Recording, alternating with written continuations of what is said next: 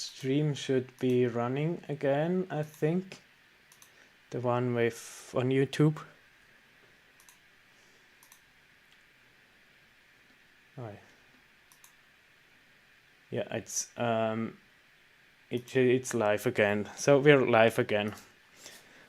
Right. Before. Yeah. Did you want to say something? I said part 2. Part 2, yes. And yeah, now I have the feedback. So I muted myself. We have one viewer, that is me.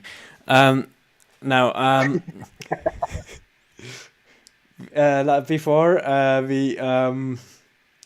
we read through the humanist. Before we first looked at a few different definitions of Christianity, and now we started looking at definitions of humanism. The first one by the American Humanist Association, and the second one by the Humanist magazine. There are a few other ones. I think it's nice. I can see all the tabs up here. That's good. Let's just go to the next one. Humanism is a democratic and ethical life stance which affirms that human beings have the right and responsibility to give meaning and shape to their own lives. It stands for the building of a more humane society through an ethics based on human and other natural values in a spirit of reason and free inquiry through human capability. It is not theistic and it does not accept supernatural views of reality. Yeah, here they just assert that their view is ethical. That's funny. And that's all you have to do. Yeah, that's like Google, who says as one of their goals, don't be bad, or don't be evil, and then they removed it. That's right, they did, didn't they? Yes. And here, I think one of the most common things that are not buzzwords is that they reject anything supernatural. And in my opinion, anybody who rejects everything supernatural can't be a lack theist. But yeah, because if you're a lack theist, that means you lack enough information to affirm the belief of theism. But if you reject theism, that's not just a lack theist, that's actually a positive claim of every observation is explainable by natural laws. And that's a very strong positive claim, not just a lack of belief. Or if you want to, I can just turn it around and say I'm a lack naturalist. I lack the belief that all human observations and experiences are explainable by natural laws. So yeah, that's just philosophical word plays.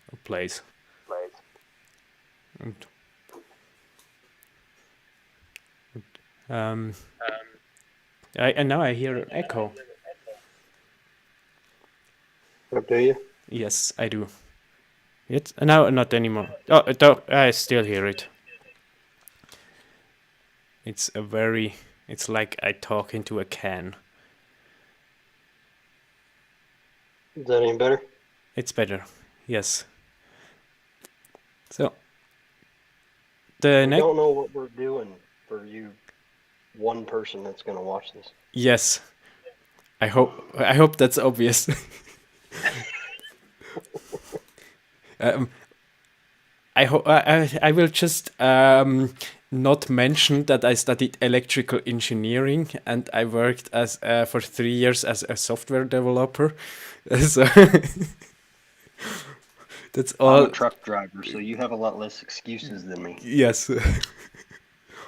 But yeah, I develop it's way lower stuff, like a way more basically embedded system stuff, not high end stuff like So I will use that as an excuse. I know how a device works, not how a computer works. Anyways, the Bristol Humanist group says humanism is an approach to life based on reason and our common humanity, recognizes that moral values are properly founded on human nature and experience alone. Yeah. Whatever that means, because that's a very diverse thing with a lot of different contradictory conclusions. Oh, I took some notes before when I prepared all of this 2 months ago. Did I say something interesting or write down?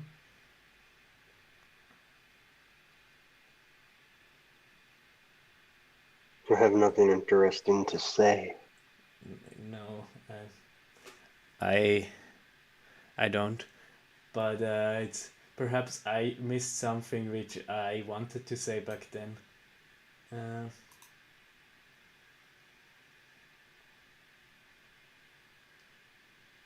You prepared notes for 2 months, but you didn't leave yourself a note of where you put your notes?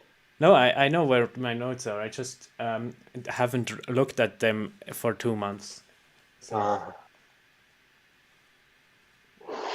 yeah, I a bit up there it says here, it does not accept supernatural views of reality, and this is basically just means I'm blind to this type of information. It's like I say, I do not accept anything that you say. You have to show it through visual body language. And then it's basically deliberately putting blinders on your model, which makes them completely unfalsifiable. Mm-hmm. That's one of the issues I have with most people who do. Does not accept. How do you have something you call a philosophy and then you just write off? I mean, you're much more accepting of supernatural miracles and stuff than I am. I'm probably much closer to an atheist when it comes to miracles happening and things like that. I don't really believe in that stuff happening in this time, but I would never say I just don't accept that it never happens, and I know. Yeah. Yeah, that's one difference between you and me. I'm much more open to miracles nowadays than you are. But even, I mean, it's not something, it's not, nowadays we are smart, and in the past they believed anything. Like, look at how the disciples reacted to Jesus coming back. Like, Thomas, I don't believe it until I lay my fingers into the holes of the hand. And everybody was critical of it. Like the disciples, they thought, yeah, Jesus is dead now, it's over, and they went back to fishing and everything. So they also didn't blindly believe everything. But the difference between not blindly believing everything and not accepting anything at all is it's quite a, like, one of it is quite a bit more fundamentalistic in their approach.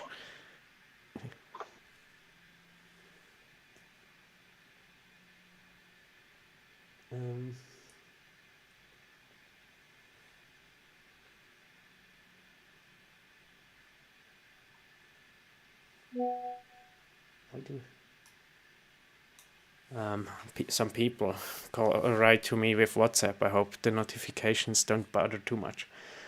Yeah, let's continue. Humanism is a joyous alternative to religious beliefs in supernatural God and life in a hereafter. In which way is this joyous?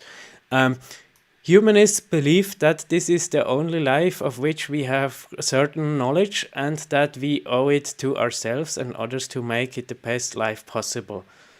for ourselves and all with whom we share this fragile planet.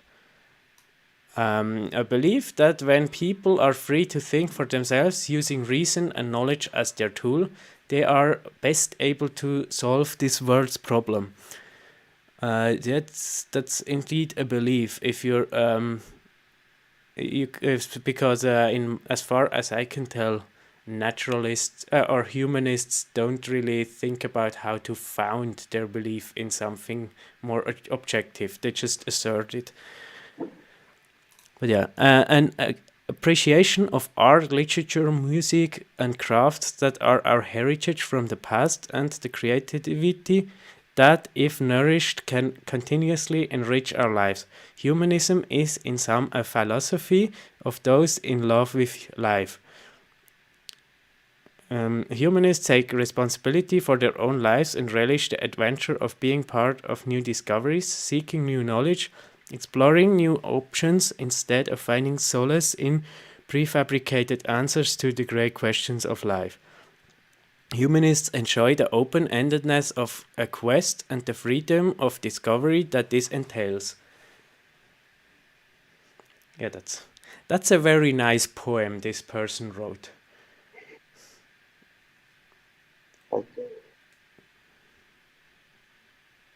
Reason, Yeah, I don't know what they how that joyous, joyous alternative, and you can bring good, air quotes, with a question mark, good to the world with reason. There's been a lot of people that I've thought were pretty smart and reasonable that did a lot of evil stuff and throughout history.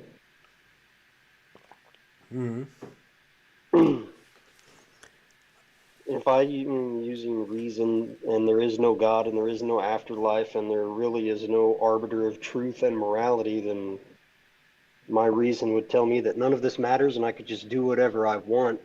And in fact, if I'm worried about preventing human suffering, then I should do whatever I can to end all existence, because existence in the world leads to suffering. So why not just cause as much chaos and destruction as possible and end it all to prevent suffering?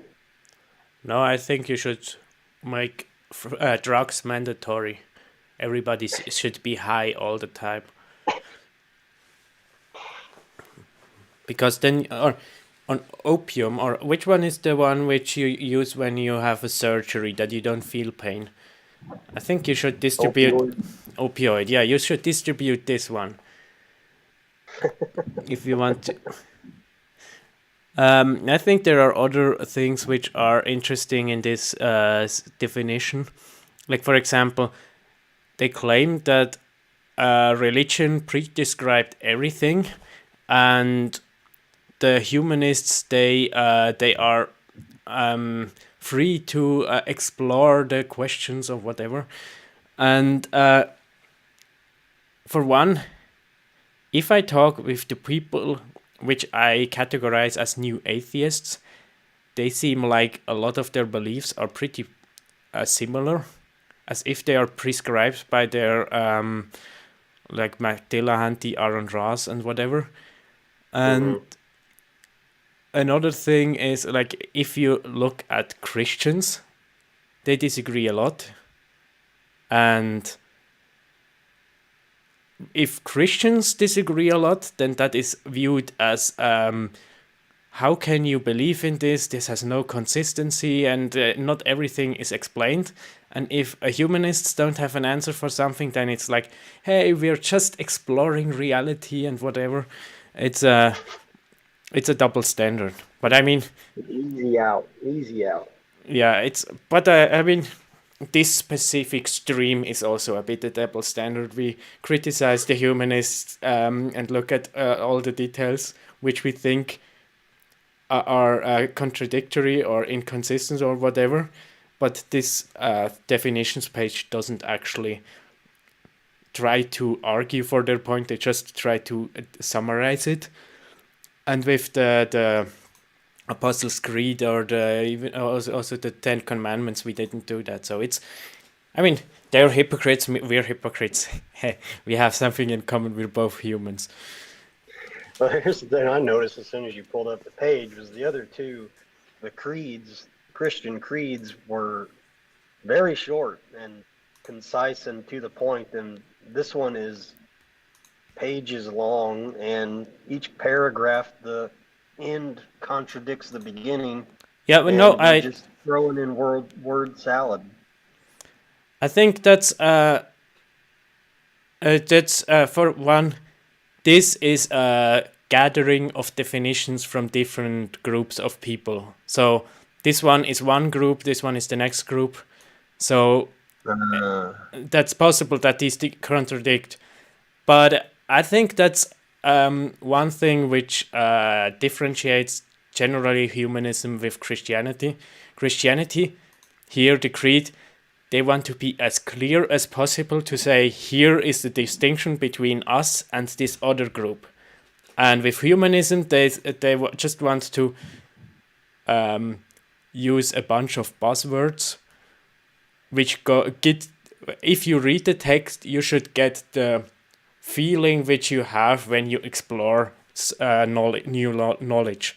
So it's less about being clear, and it's more about this diversity of opinion should be all fit into under this umbrella. And so it's more about getting the feeling of the culture correct and less about getting clear statements. So I think that's the big difference between the two. But yeah, I don't think we need to read more. But yeah, they are generally into that direction, that they that basically they try to figure out life through a human experience, but definitely not through anything supernatural or theistic, which is actually a subsection of the human experience, but they ignore that. And now I think this one is more important than the other ones. The other ones were more like to get an understanding. And this one is actually the Humanist Manifesto, the third version, because they had to they have to change it 2 times, which is fine. But then they should also, if somebody is allowed to change their manifesto, they should also accept that creeds can change over time when environment changes. So here, Humanism and its aspirations. Humanist Manifesto III, a successor to the Humanist Manifesto of 1933. Humanism is a progressive philosophy of life that, without supernaturalism, affirms our ability and responsibility to lead ethical lives of personal fulfillment that aspire to the greater good of humanity. The life stance of humanism, guided by reason, inspired by compassion, and informed by experience, encourages us to live life well and fully. It evolves through the ages and continues to develop through the efforts of thoughtful people who recognize that values and ideals, however carefully wrought, are subject to change as our knowledge and understanding advance. This document is part of an ongoing effort to manifest in clear and positive terms the conceptual boundaries of humanism, not what we must believe, but a consensus of what we do believe. It is in this sense that we affirm the following. So, the first is knowledge of the world. Knowledge of the world is derived by observation, experimentation, and rational analysis. Humanists find that science is the best method for determining this knowledge, as well as for solving problems and developing beneficial technologies. We also recognize the value of new departures in thought, the arts, and inner experience, each subject to analyze by critical intelligence. Do you have thoughts on this? Well, the definition of like manifesto is from the it comes from the some Latin words, and it's I'm gonna look it up here. Something that is manifest is easy to perceive or recognize, and a manifesto is a statement in which someone makes his or her intentions or views easy for people to ascertain. What is With all of their word salad, they should change the name from manifesto because it is not easy to ascertain their views or opinions.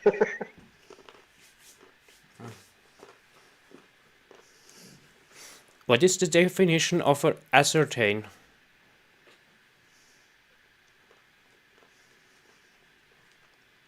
Definition of ascertain. I mean, I don't know the word. It's Obtain. so basically understand or Understand, yeah. I mean, I think these definitions were more buzzwords and convoluted. This one here is more clear. So your critique applies more to these definitions than to the manifesto, in my opinion. But yeah, in my opinion, I think the first one is pretty good. With the small caveat that, as far as I'm aware, if we just look at the natural laws, then there are deterministic processes which like X follows from Y or whatever. For example, if I push a pencil across the desk, it is always in front of my finger, like I can push it. And then there are random processes, like truly random, not just they're truly random processes. I think thermal noise is something like this. Like if you have a microphone and it's a snowstorm outside, and then it makes like this shh thing, then that's a noise. And this one is, as far as I'm aware, purely random. But then they just assume everything has to be either one of those or a combination of those two. And they assert that agents, like minds or souls or whatever you want to call, with a free will, like with the capability to decide stuff, they just assert that this can't exist. And if you just assume it doesn't exist and try to explain everything with the other two, then you will inevitably, you will basically just have certain blind spots. And this thing here is still correct. They just have certain blind spots due to their humanist lens. That's the short version of my statement.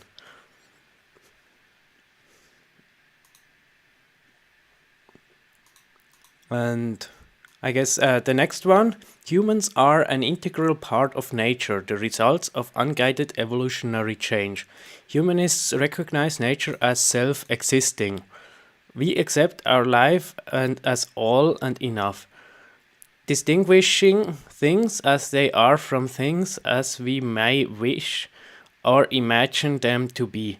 We welcome the challenges of the future and are drawn to and undaunted by the yet to be known. What is your opinion on this? Drawn to and undaunted.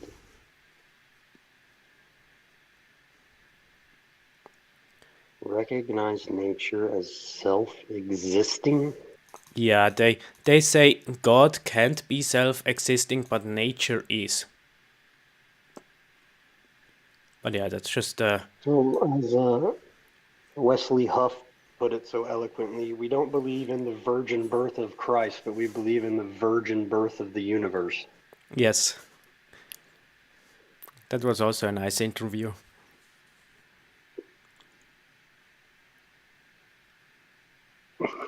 Yeah, it's a bit convoluted, but what did I say? The notes was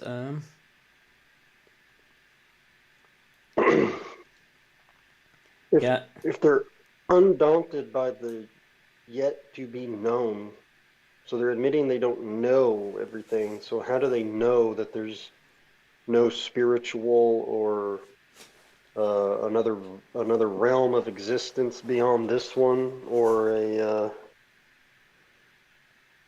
or supernatural events or miracles?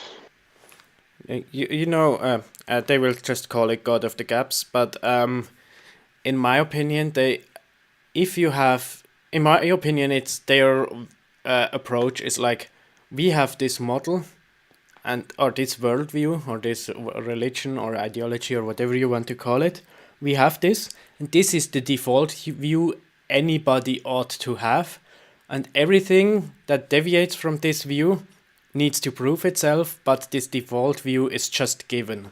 And now, if there is stuff that points into the direction that there may be something supernatural, they just say, yeah, God of the Gaps. We just have to wait and leave that question open. And at some point in the future, there will probably be a naturalistic explanation. That's their approach to it. Knowledge of the gap. Yeah, the naturalism of the gaps.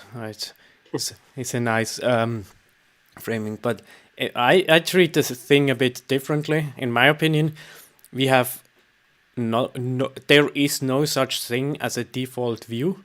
Like, for me, or let's say, if you are an atheist and you grew up in Switzerland, and in all throughout school you never heard of anybody else proposing any different view, then your default view is secular atheism, because that's the one you have, and that's the only one you're familiar with. So it's like your personal default view, but it's not a philosophical default view. And so I view it like Christianity, Islam, atheism, Hinduism, whatever. I view these as all as equal proposals to what the world is. And then we look at the individual things and see, let's look at this specific fact. Which worldview explains this specific fact best? And so it's more of an intellectual comparison between the views, and I don't just bias one thing into oblivion and the other one. I just say, yeah, it's given, we have to believe it unless huge evidence shows up that I'm false. So yeah, that's my take on this undaunted yet to be known thing.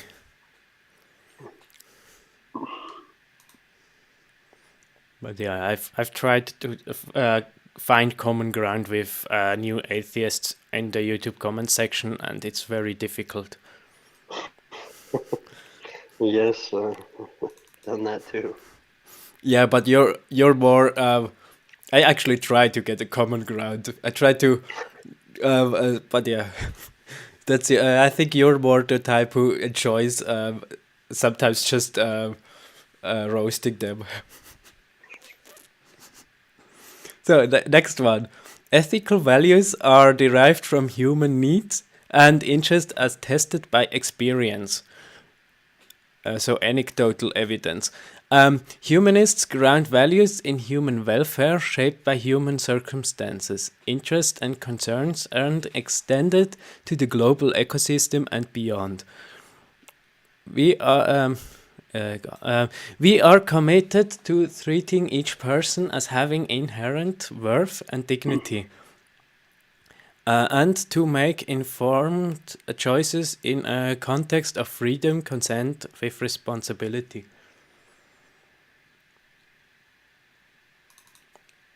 what do you think about this one? If we're all just parts of nature and evolution got us to where we are, and our ethical values are derived from human need and interest, then I think I could easily justify rape and as a way to pass on my genes and make it ethical. Yes, I think it's also that a point. I think it's it shows their philosophy, I guess. They seem to be utilitarianism, following utilitarianism. So, which basically means this is the outcome we want, which moral laws lead to that outcome. And then they just assert, or they just say, yeah, we like reduction of suffering. Therefore, now we have to find out which morals lead to reduction of suffering. So it's more of a, it's not really a moral system. It's more like, if we look at what I said before, with the difference between morals and taste, it's more like a taste system. We like this, therefore we take these moral values, because they lead to this outcome. And it's just that they also want others to live by those standards too, which turns it into a moral which is a bit unfounded, philosophically speaking.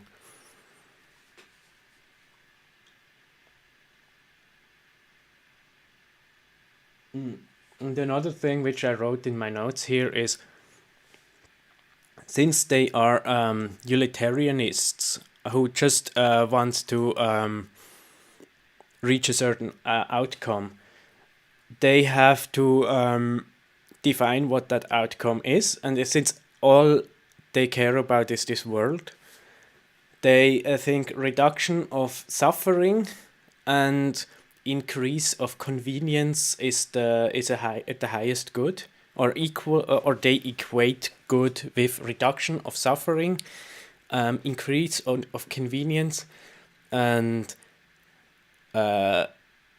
as many options as you can go everywhere without having consequences. If you can go anywhere, for example, feminism with women going to the workspace, like me as a person, I should have the capability of being a CEO, no matter if I actually have the skills or not, and no matter if what the consequences are.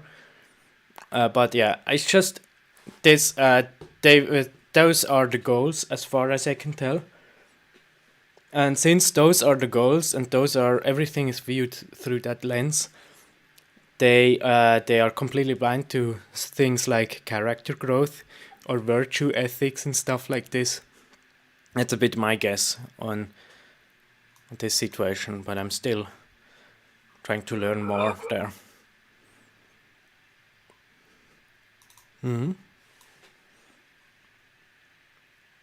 So, life's fulfillment emerges from individual participation in the service of human ideals. We aim for our fullest possible development and animate our lives with a deep sense of purpose, finding wonder and awe in the joys and beauties of human existence, its challenges and tragedies, and even in the inevitability and finality of death. Humanists rely on the rich heritage of human culture and the lifestyles of humanism to provide comfort in times of want and encouragement in times of plenty.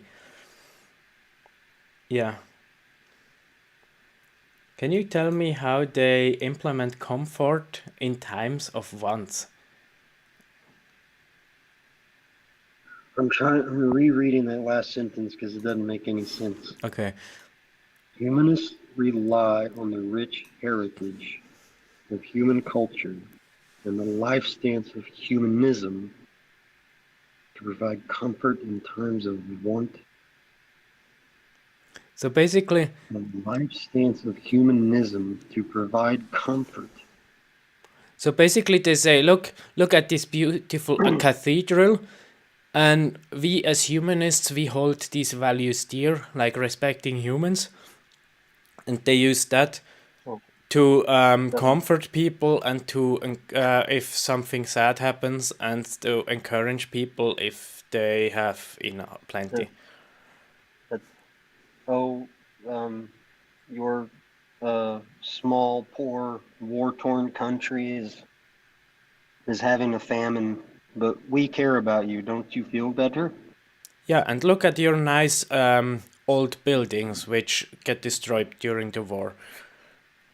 That's the rich heritage of human culture. They also use that. But these same people will complain if me or you type thoughts and prayers into a comment section. Apparently.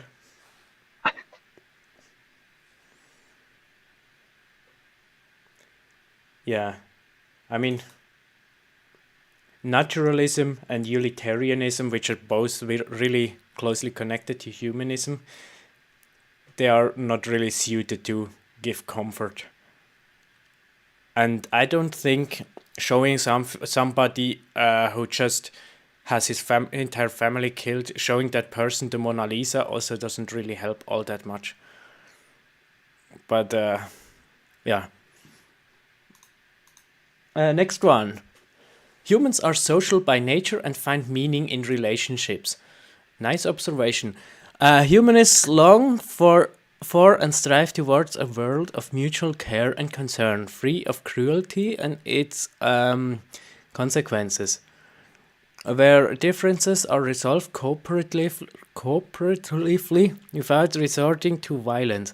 The joining of individuality with interdependence enriches our lives, encourages us to enrich the lives of others, and inspires hope and attaining peace, justice, and opportunity for all. See, they want opportunity for all without consequences. I can think of a relationship that brings you a lot of meaning. Yeah. You mean one of rather theological nature? Yeah. Yeah. Meaning from relationships. That's exactly right. And there's one relationship above all. And the funny thing with that one is it even works across different life phases. You don't have to reinvent your morals and purposes each life phase again.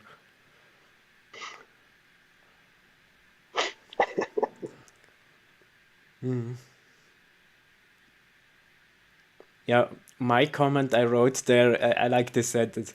I appreciate that longing you have, but I don't really see in which way you try to achieve that.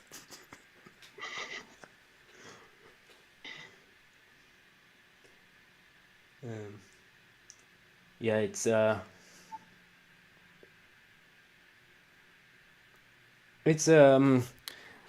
think it's like that paragraph seems to be to me like those people who say, but can't we just stop going to war? It's a very nice sentiment, but kind of shows that you are not really living in reality. Yeah. That's awfully rich coming from a Swiss complaining about people not wanting to go to war. Hey, I was in the military, you were not.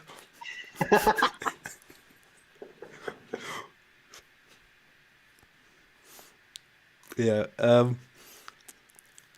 Working to benefit society maximizes individual happiness.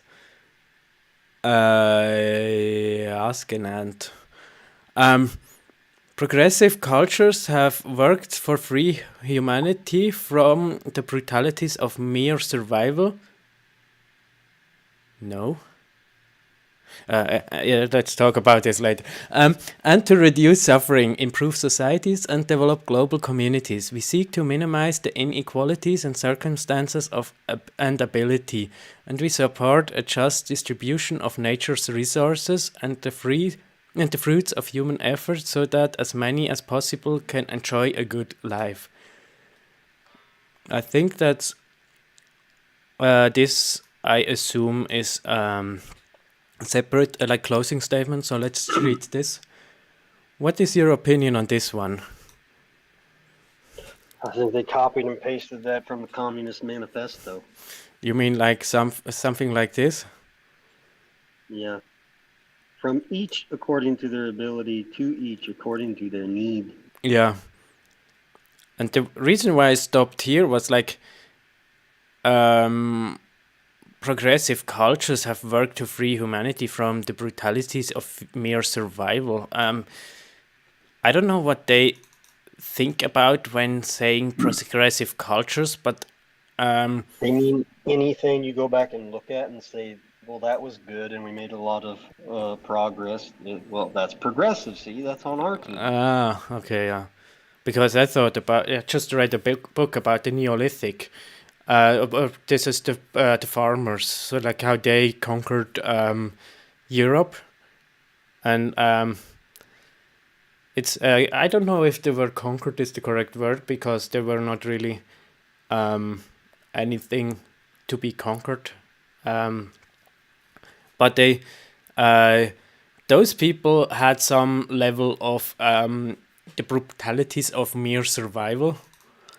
And then if we compare that to the next step, to the Bronze Age, and then the next step to the Roman, and it's always but by the time progressive culture comes into like the last few decades or so, there is very little about mere survival. I mean, the only thing which you can see that this applies would be like America and Australia and Canada going to African countries and say, look, here is some government handouts. Now suffer less. Now be less suffering. Yeah, they have what the paragraph before. The gosh dang it, somebody's calling me. I can't talk to you right now. Let's just say the joining of individuality with interdependence enriches our lives. Well, it does, yeah. Mm-hmm. Then you have in the next one, minimize the inequities of circumstance and ability, and we support a just distribution of nature's resources. Who decides what's a just distribution? Yeah. I Right. mean, yeah, it sounds like lefty communist talk where we want to lift everybody up and nobody should be poor and hungry. Also, at the same time, we don't like capitalism and Yeah. don't like the free exchange of goods and money, Yeah. which has lifted more people out of mere survival than anything else. Yeah, I think I've read somewhere before, like today with you, about some global goals or whatever, and then that basically almost screams like global communism. Yeah. I hear global community, and just distribution. It's like UdSSR, basically, just bigger and more successful. And oh yeah, this one is also a note which I took, which is very interesting. We seek to minimize the inequities of ability. Inequities. So they try to minimize the difference in abilities that humans have. What does that mean? Do they want to genetically modify everybody, that everybody is equally stupid? Or like that's sounds to me like a very evil thing. And the just distribution of human effort. It was Yeah, slavery. You're going to be in charge of all the human effort and decide who gets what from my efforts? yeah. I think that's a here in the first one. I said I basically agree. I just think you should you have certain blind spots, and here I think like that's morally reprehensive. Is that the correct word? Mm-hmm. Yeah, that's what I mean. Reprehensible. Yeah, Yeah, that they had some that could be accepted at the beginning, and we got worse and worse. And this last one is just yeah, disgusting.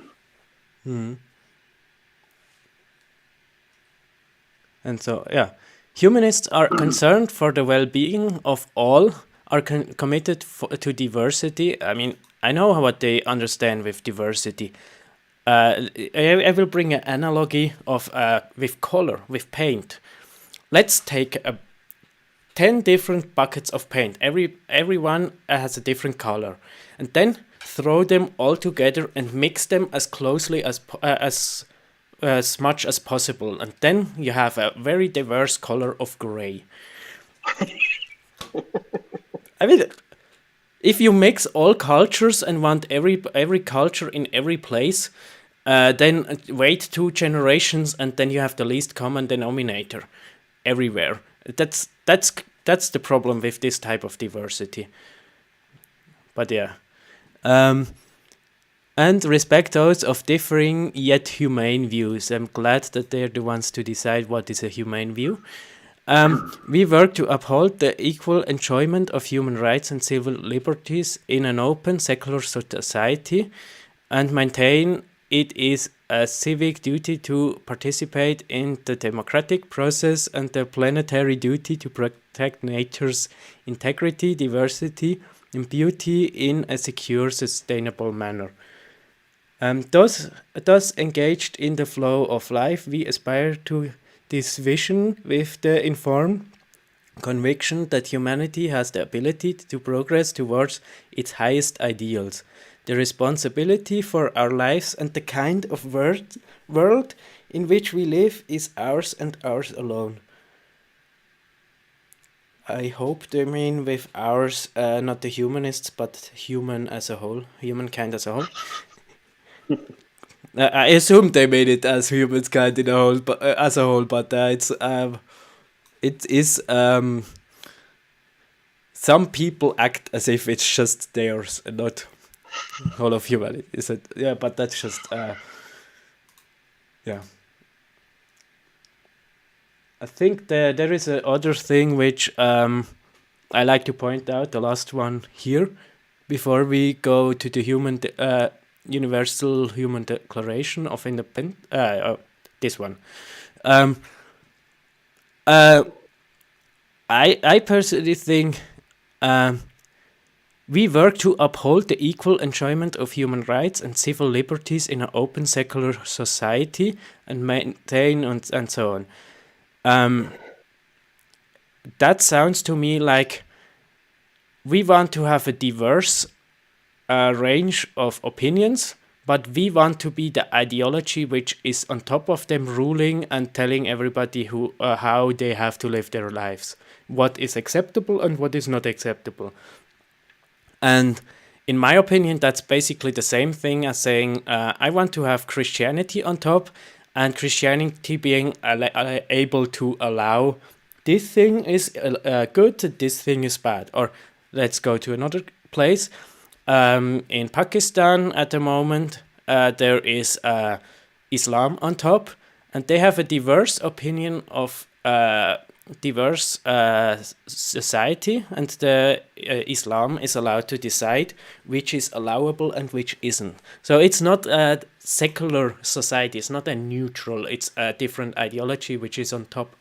And they have to show that they are actually better for humanity than alternatives like Christianity. And this is the point then of this actual debate. What is your opinion on these last two paragraphs? It was really hard to to listen to it after the paragraph before. Yeah, yeah, that's true. Equal enjoyment of human rights. Where do you get your rights from? You're just a monkey that decided to climb out of the tree and start farming. Why do you have rights? I mean, the whole idea of this thing, like this and this, the whole thing is we define these things as good, and now we try to build a moral system around it so that this is the outcome. So it's a subjective morality, anyways, in the first place. So I don't think that's a new critique. That's Well, they take rights, which comes from the American Constitution, which is from the Declaration of Independence, which says men are endowed by their creator with certain inalienable rights. no, they say it's about human experience, and not about whatever else they. Well, if you just take a human and drop them in the woods, their experience is they're hungry and they're cold. And they broke their leg because you dropped there with the.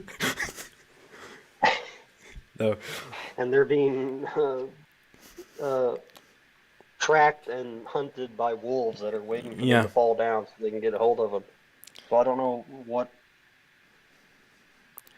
Yeah, problem with this is you can't have an unbiased human view because all of human experience is shaped by their history and by their environment, social environment. So it's impossible to do precise science on what the default human view is.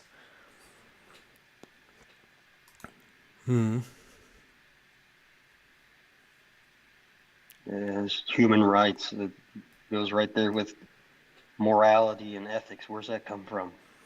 How do you get, if you just take out anything supernatural or anything theistic, where do you get human rights? What about the world, observing the world, makes you think that humans have any rights? They rely on the rich heritage of human culture. And they pick and choose whichever thing they like best in each culture they have any access to.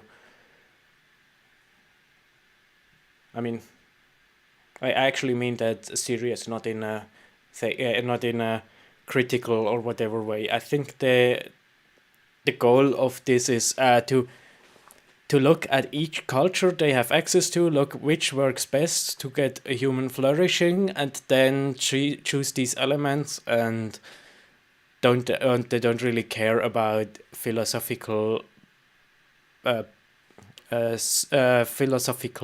reasoning on how to get there.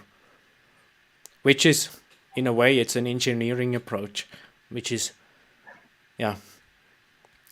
As an engineer, I can understand that somebody wants to do that in this way. But yeah, it's philosophically speaking or theologically speaking, that's just building your house on sand.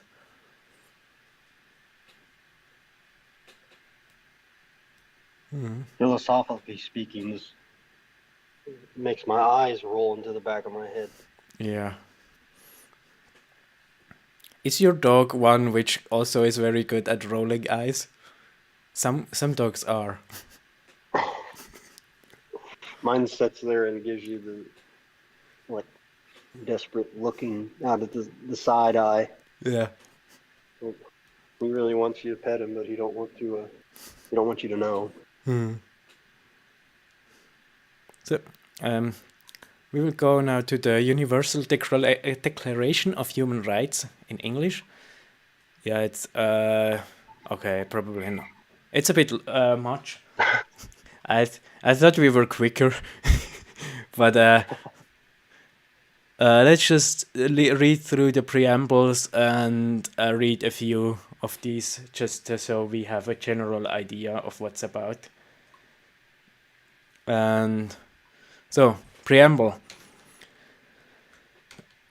Is it preamble? Yeah, it is. Whereas recognition of the inherent dignity and of the equal and inalienable rights of all members of the human family is the foundation of freedom, justice, and peace in the world.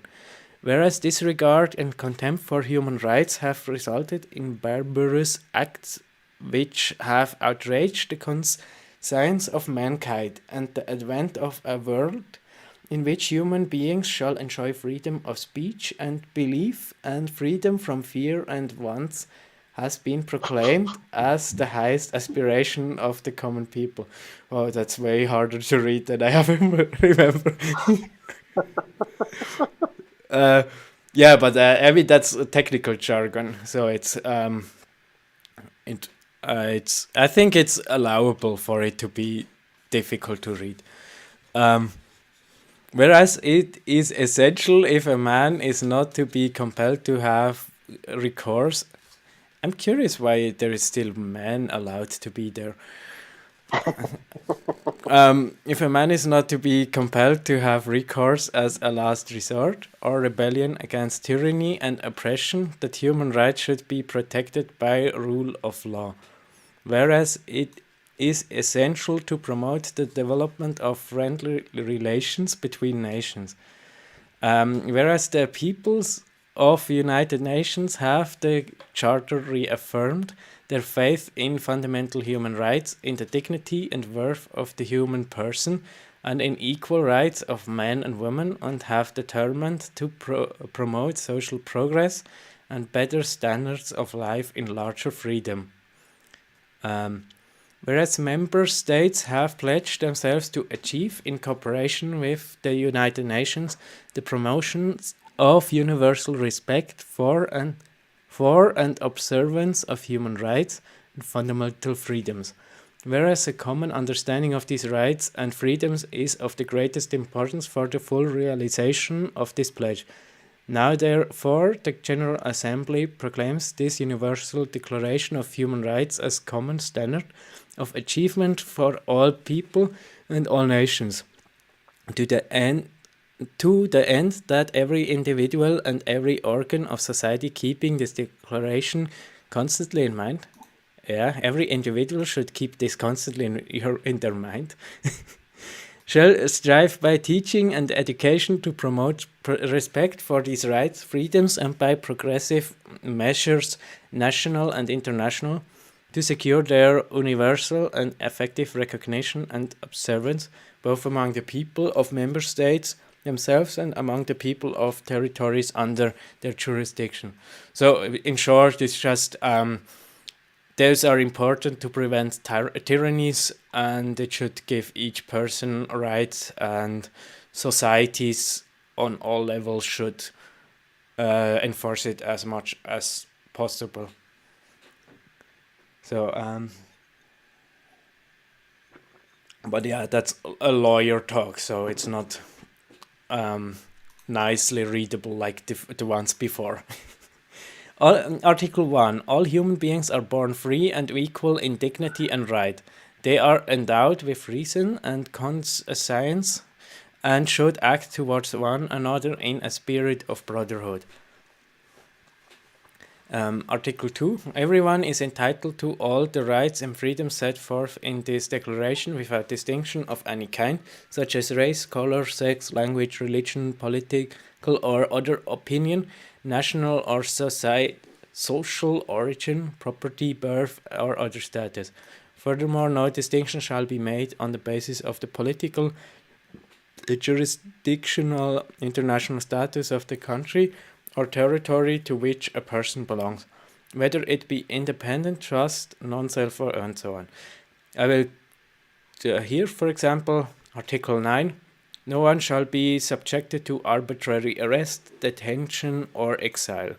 And then everybody is entitled in full equality to a fair and public hearing by an independent and impartial tribunal in the determination of his rights and obligations of any criminal charge against him. Yeah, I think this is a short version of a legal document which goes much closer into the direction of like Apostles' Creed, but this is more in the sense of how should law be formed, or what fundamental assumptions should go into laws. And here it's more like what fundamental assumptions should go into theology. So they are a bit different, but this one is much closer to biblical definitions of what is a Christian and what ought one to do. And obviously, to a significant part, it also builds on the Christian worldview. For example, the English people were forcing Africa to stop slave trade and stuff like this. This is something which didn't come from Africa or Arabia or whatever. But as far as I'm aware, humanism or secular thought or the Enlightenment also had an influence on this entire document. So yeah. Do you have a thought on this, or do you want to look a bit closer into it? My thoughts, they scramble my thoughts. Yeah. Yeah, it's when I was reading, I was also just focusing on reading without trying to also understand what I was reading. But yeah, it's a legal document. I could sit here and go through every little line of this for like 5 hours and find all kinds of things to point out. Yeah, but I think this one is probably more in alignment with our views than the humanist document stuff. Probably. I mean, there are certain technicalities which I would say, is it really something which should be declared universal or not? But I mean, as a baseline, it's probably pretty good. But I haven't read it. Or at least not fully. So, now let's go to the debate. The original idea. But I think, yeah, but I think it was nice to go into the debate with a clear understanding what actually the basis of the two views are, and I wanted to be a bit more the humanist part. I wanted to discuss a bit more, for one because it's fun, but also because I think both of us have a better understanding of what Christianity is about. And when it comes to humanism and stuff like this, if you talk to the people, they are often pretty elusive. So you have to, they want to avoid any statement and any proof, any burden of proof. They want to, basically, those people often like to be only on the attack, so it's nice to actually know what they build their view on.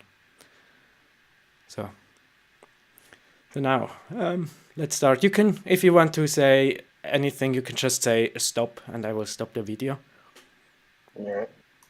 And religion is a perennial divider of humanity. It increases tribalism. It increases in-group, out-group thinking. It increases us versus them orientations. Christianity helps spread democracy, helps sustain it, helps lower corruption. Secularism cannot produce progress that can last for generations if it's just slowly replaced by other cultures because of higher birth rates. I can't tell you how many Christians I've talked to who said we are worthless, we are disgusting sinners, and we need Jesus to save us. This doctrine of depravity. What a horrible basis for a civilization. The place places where there's the less suffering, the least homeless, the least poverty, is in societies that have moved beyond literal Christianity. I'd say a post-Christian society is like a beautiful rose that's been plucked. You put it in a vase for a few days, but it's eventually going to die. But let's see what's going to happen in 3 or 4 or 5 generations. Let's wait till secular atheists are raised by secular atheists who had grandparents who were secular atheists. Let's see the society they produced. Hello and welcome to the debate, Christianity or Secularism, which is better for humanity? To debate this topic, I'm joined by Phil Zuckerman and Michael Jones. Phil is a professor of sociology I hope you and don't secular mind. studies, and he's also the author of several, including Society Without God, Living the Secular Life, and What It Means to Be Moral. Phil will be arguing in favor of secularism. Michael, on the other hand, is a Christian apologetic who has a master in philosophy from the University of Arizona. Moreover, he also runs the YouTube channel Inspiring Philosophy with over 400,000 subscribers. And Michael will be arguing in favor of Christianity. And we will start off with you, Michael, for your opening statement. Take it away. Yeah, thanks, Neil. Thanks for having me. I'm really excited to discuss this with Professor Zuckerman, something I've been looking forward to for a long time, even before the offer was made, so I'm really happy to be here. Although there's a lot we disagree on, I have a lot of respect for Professor Zuckerman. We have a good conversation, and I enjoy reading some of his books, even though, again, there's a lot we disagree on. So, which is better for humanity, secularism or Christianity? I'll go. By the way, he says he has a lot of respect. I think he had a lot of more respect before the debate than after. I mean, I've heard him talk about this debate afterwards, and it sounded like he read the book, and the book was well done. And then he went into the debate, and then he was incredibly disappointed. Through these slides here.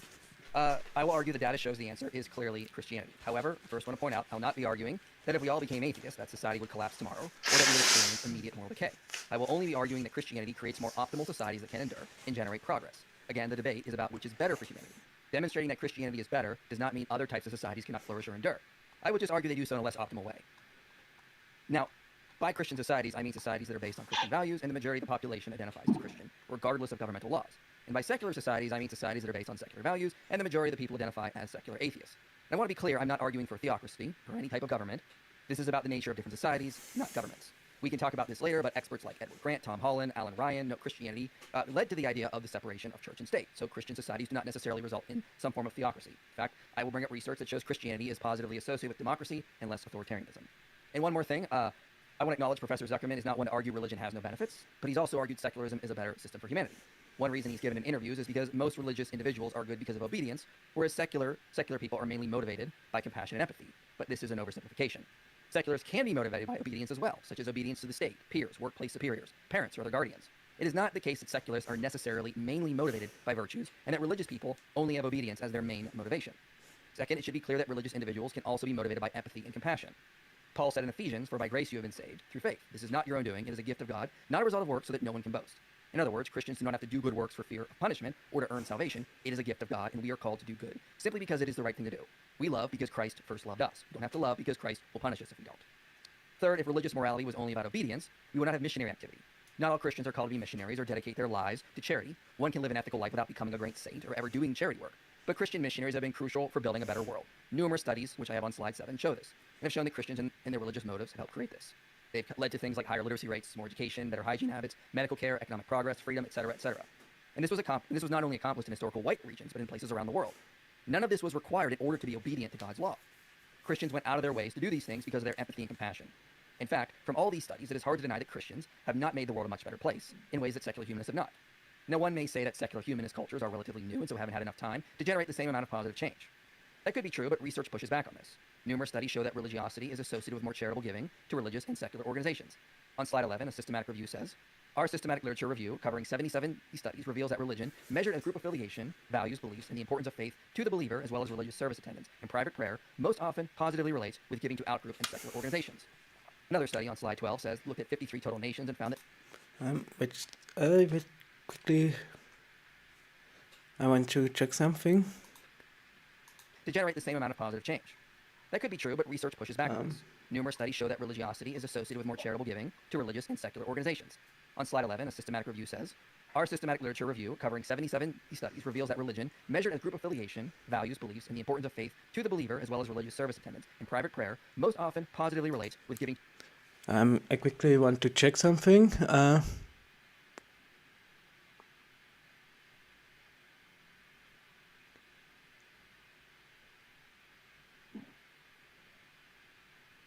Okay. The point why they listed all these things, like for example, um, religious service attendance and private prayers and stuff like this, is because um, there are certain, like the IP or Michael Jones often, when he talks about this topic, often differentiates between external, extrinsically or intrinsically religious. And extrinsically means, like, for example, if you're in Italy and the whole every relative you have is Christian, like Catholic, and it's just expected of you to behave in all those Catholic culture things, then you may not. That is extrinsically Christian, and intrinsically Christian means if you don't actually have to attend church service, but you do anyways, and or this private prayer, or certain beliefs which are not really required in this specific culture, but you still hold them anyways. So um, it's he often argues that there is a huge difference between cultures which are extrinsically Christian and intrinsically Christian. And he also argues that if you're intrinsically Christian, then you have a lot more positive aspects. Or like it's much more much better for society. And if you're extrinsically Christian, then chances are high that you're actually even more radical than, but not in a good way. It's like, for example, one study he showed in another video is he said that people who are extrinsically Christian, they were much more likely to vote for the neo-Nazis, and people who are intrinsically Christian, not neo-Nazis, the actual Nazis, sorry, and people who were intrinsically Christian, they were much less likely. So, but if you just look at the group of Christians, they were just average compared to the non-Christians. So that's why he often distinguishes, differentiates between intrinsic and extrinsic Christianity or religiosity. So I wanted to point that out because it's important for his to outgroup argument. organizations. Another study on slide 12 says, looked at 53 total nations and found that frequent churchgoers or more active in volunteer work and that a devout national context has an additional positive effect. So when a nation is religiously Christian, volunteer work is increased across the board.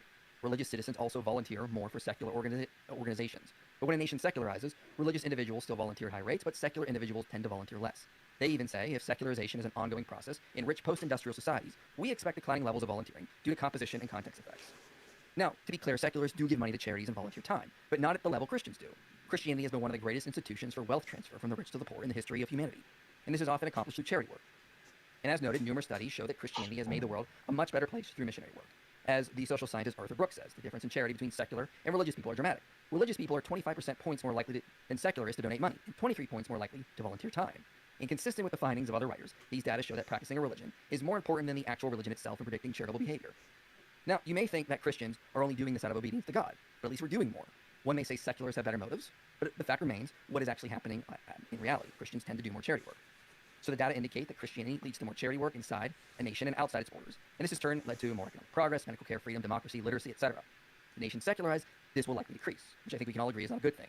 On this issue, Christian societies clearly outperform secular societies. As one famous sociologist, Phil Zuckerman, said in his book, religiously involved individuals also exhibit greater manifestations of prosociality than do those who are not religiously involved.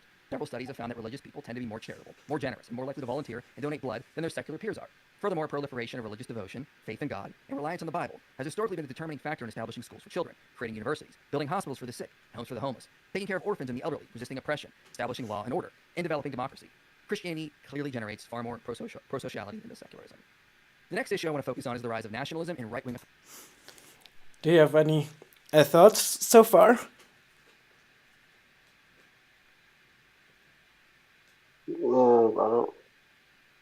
I wouldn't put creating democracy in the good column. I'm aware.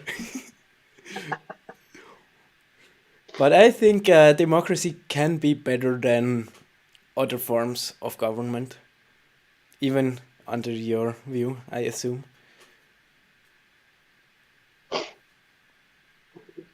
Yeah, I think most can be either good or bad. Yeah.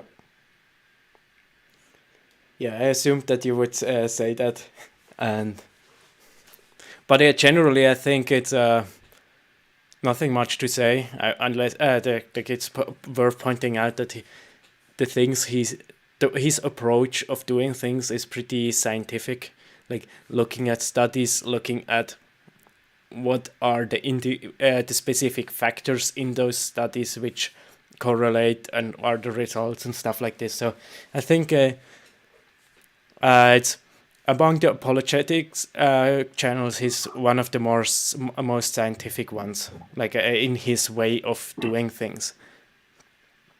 The when he's mentioned like charity and stuff, Mm-hmm. that's usually Christian people like give to charity and want to help in whatever way they see fit. When I have conversations with any of the atheists or people that would describe themselves as humanists, they're always advocating government somewhere take from people and give to other people. They're never giving of themselves. They want to pass that burden on to somebody else. These people should have food and water and access to internet. So we should take from these people and give to other people. I think there is one. I agree with you, but just to play defense for them for a short moment. If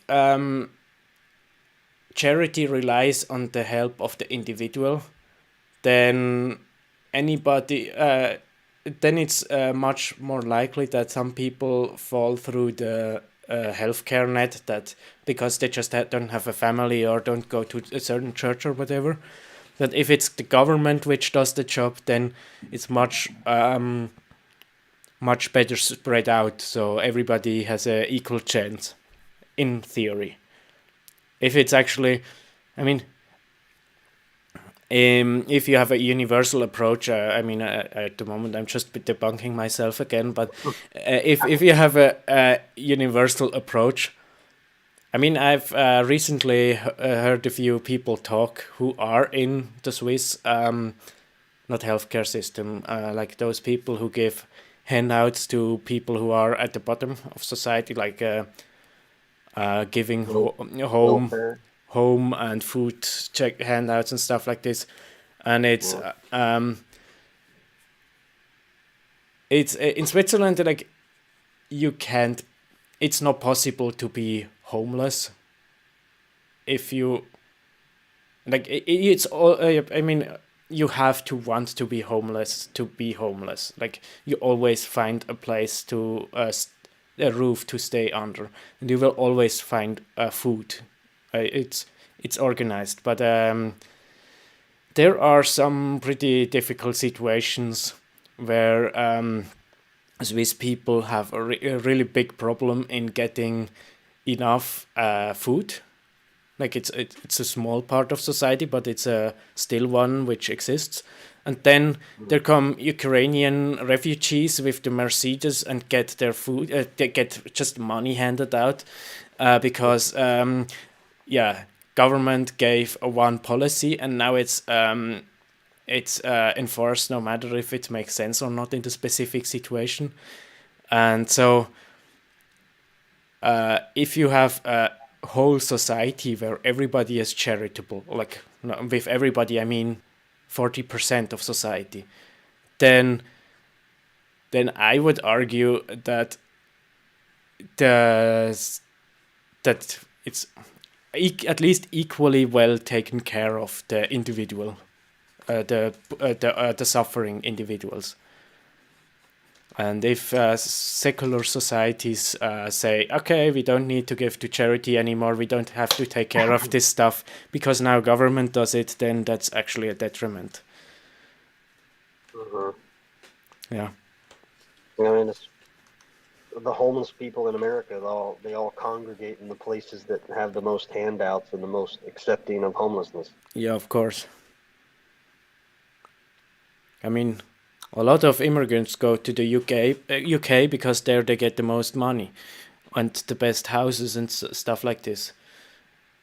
And in Switzerland, there are more immigrants from the surrounding countries because we have a stable society, but we demand work at least to some point, not ideally, but more than our surrounding countries.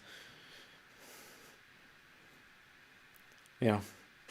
Yeah, but those are very difficult topics, and you actually have to look at it in a very scientific-minded way to actually get some realistic and accurate statements out of it. But yeah. We will see if Phil Zuckerman will be capable of doing that. With the recent rise of Christian nationalism, many people are worried about the effects of Christianity. But they might be surprised to find out that research has found that Christian nationalism seems to be more motivating among the least churched individuals on the right. A study from 2021 found that among politically right individuals, Christian nationalism was found among the least religious or churched. To quote, "We find no evidence that Christian nationalism mobilized church-based support in the election. This is demonstrated by the fact that in our results, Christian nationalism is only strongly associated with Trump support for voters who do not attend religious services. Among religious attenders, the effect of Christian nationalism on Trump voting is not only weak, it is also not statistically different from zero. White nationalist groups in the United States explicitly use Christian nationalist rhetoric, but those who identify with such movements tend not to be strongly involved in mainstream Christian congregations. Similar results were found in Europe, for example. One study found that although popular identity and value, nationalist... Yeah. Here, I think this... I don't know if... Yeah, it's a 2016 study. I'm curious what the 2025 study would say. But I think here it's also, I mean, it's just like the traditional churches are often left-leaning, and that's why they don't vote Trump.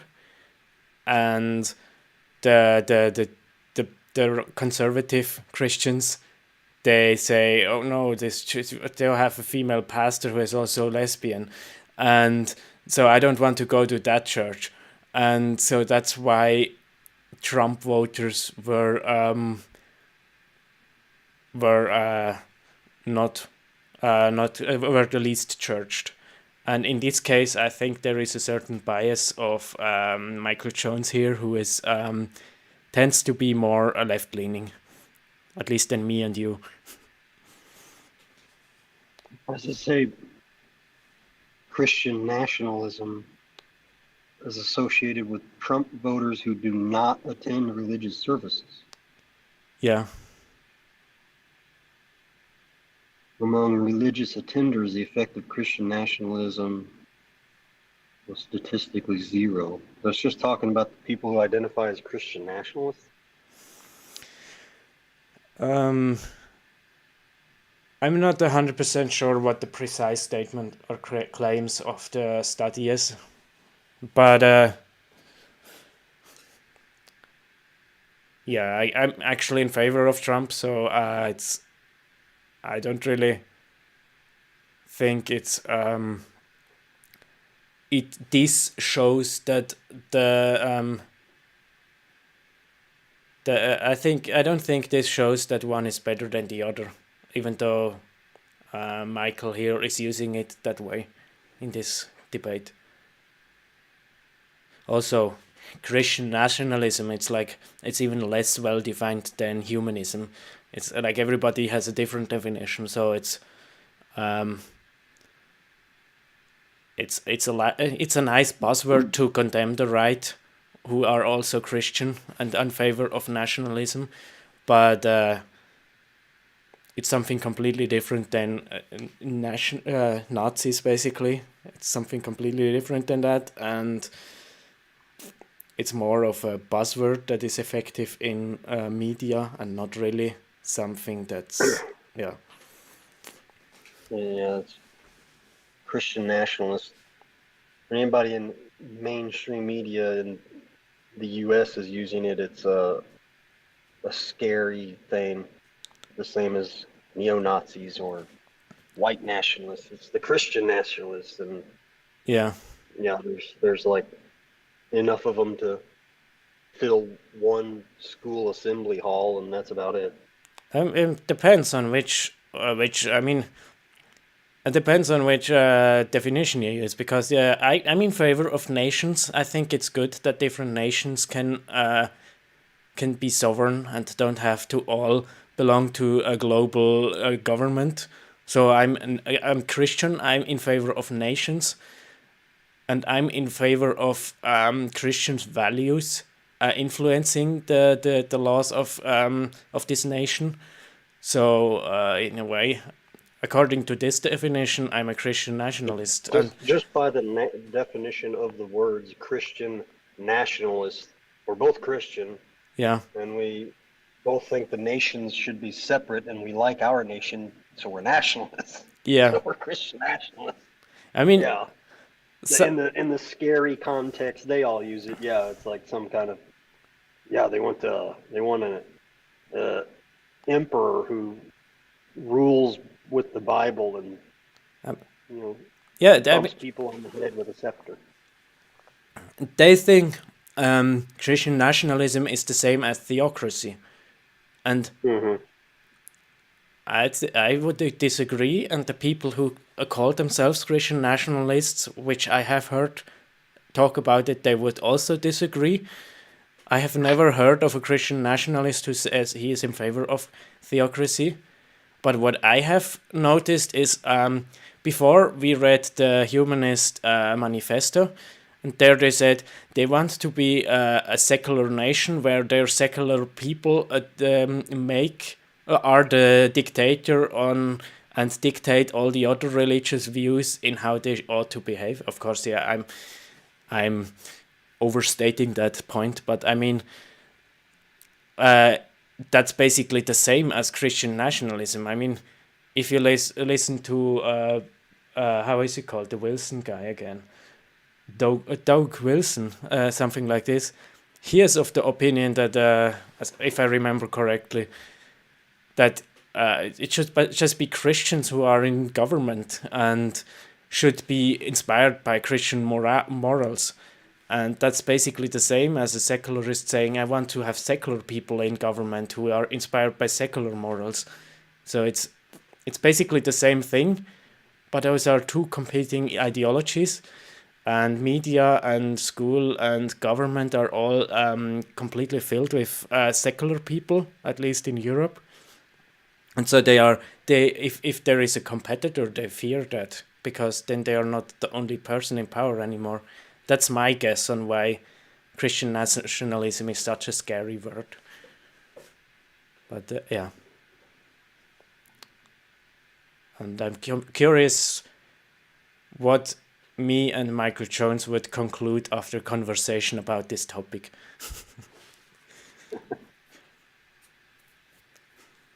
But I think it's better than that Michael Jones, who is a left-leaning Christian, debated Phil Zuckerman than me, who is a right-leaning Christian, because I think they have more...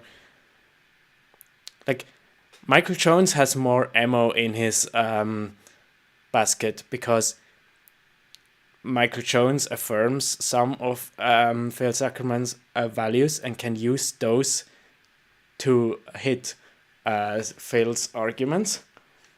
And I couldn't do that because I don't affirm them, and I would have to talk about why I differ there in opinion, and so it would be an even more difficult conversation. So I'm in favor that Michael is doing this debate, even though I disagree with him.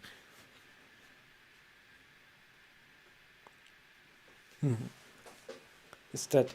Do you have something to say, or is it? Have you said? Nope. Continue. Groups in the United States explicitly use Christian nationalist rhetoric, but those who identify with such movements tend not to be strongly involved in mainstream Christian congregations. Similar results were found in Europe, for example. One study found that although populist radical right parties tend to advertise themselves as defending Christian identity and values, they don't attract many religious voters. PRR parties tend to take pains to show that they are defenders of Christian identity and values, and yet they do not widely attract religious Christian voters. Our analysis confirms this paradox. As religiosity increases, the odds of voting for a populist radical right party instead of a mainstream right party decline.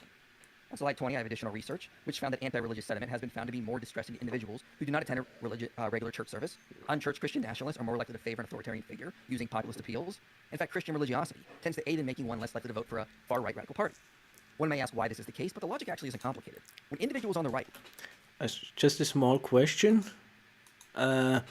If unchurched Christian nationalists are more likely to favor an authoritarian figure using populist appeal, that means that churches have not appealed to the general populace. So basically churches are just not interesting for most people, besides the left-leaning ones. So yeah, that's my conclusion of this title here. And yeah. One may ask why this is the case, but the logic actually isn't complicated. When individuals on the right leave traditional Christian religiosity behind, they tend to keep a lot of the symbols and cultural heritage and then reinterpret them in political ways, therefore creating political religions that have repurposed Christian symbols. As Philip Gorski said, loose from its religious moorings, religious nationalism floats free of the ethical tether of Christian ethics and drifts even further in the direction of secular messianism and political authoritarianism. Roger Brubaker said, "It is precisely the ongoing erosion of Christianity as doctrine, organization, and ritual that makes it easy to invoke Christianity as a cultural and civilizational identity, characterized by punitively shared values that have little or nothing to do with religious belief and practice." On slide 23, we see similar results with attitudes towards immigration. One study looked at acceptance of refugees at the individual, regional, and national level. It found on the individual level that Christians, with the exception of Catholic Christians, and the unaffiliated, are relatively similar in their policy preference regarding the admittance of refugees. Religious service attendance is associated with more generous policy preferences, but at national and regional levels, percent unaffiliated is associated with more restrictive preferences. 2017 study looked at anti-Muslim sentiment in Western Europe from before the European immigration issue and found that, although more secularized countries are on average more tolerant towards Muslims and Islam, the strongest anti-Muslim attitudes are nonetheless found among the non-religious in these countries. So basically, I think that here it's important to say that this was before the big Islam immigration. And so that's during a time where Muslims weren't causing that many problems. And then the Christians or religious people were more tolerant towards Islam as a different view. And now that all those problems arise, this is of course a completely different issue. But I think that here is important to say what IP mentioned, that it was before the large Muslim immigration. And yeah. Atheists or non-religious were the most xenophobic people of them all. Additional studies have found that greater religiosity was linked to support for inclusive immigration policy. So it seems that traditional Christianity works as a suppressor of political religiosity. Without it, this will increase as secularization increases, and this leads to authoritarian ideologies and the erosion of freedom and civil liberties. This should not be surprising, because as on slide 26, we see that research has found that Christianity is associated with citizen empowerment, voice and accountability, democratic values, human rights, etc., lower levels of corruption, these kinds of things. Humans tend to be naturally religious, even though a small minority can refrain from this. Removing Christianity means man's natural religious inclinations are harnessed elsewhere. In an increasingly secularizing world, they will be manifested into political religions, which often result in more authoritarianism, erosion of rights, and other things. So keeping a society Christian seems to be better long term. Not only will we see more charity work, which results in multiple positive effects, but we'll also have more freedom and less political religions and authoritarianism. Finally, I want to look at a pretty damning issue for secularism. Secular culture could create high levels of well-being and satisfaction, but it would not be good for humanity if it could not sustain itself for multiple generations, because it would die out and possibly be replaced by less optimal cultures. So any given culture must be able to sustain it.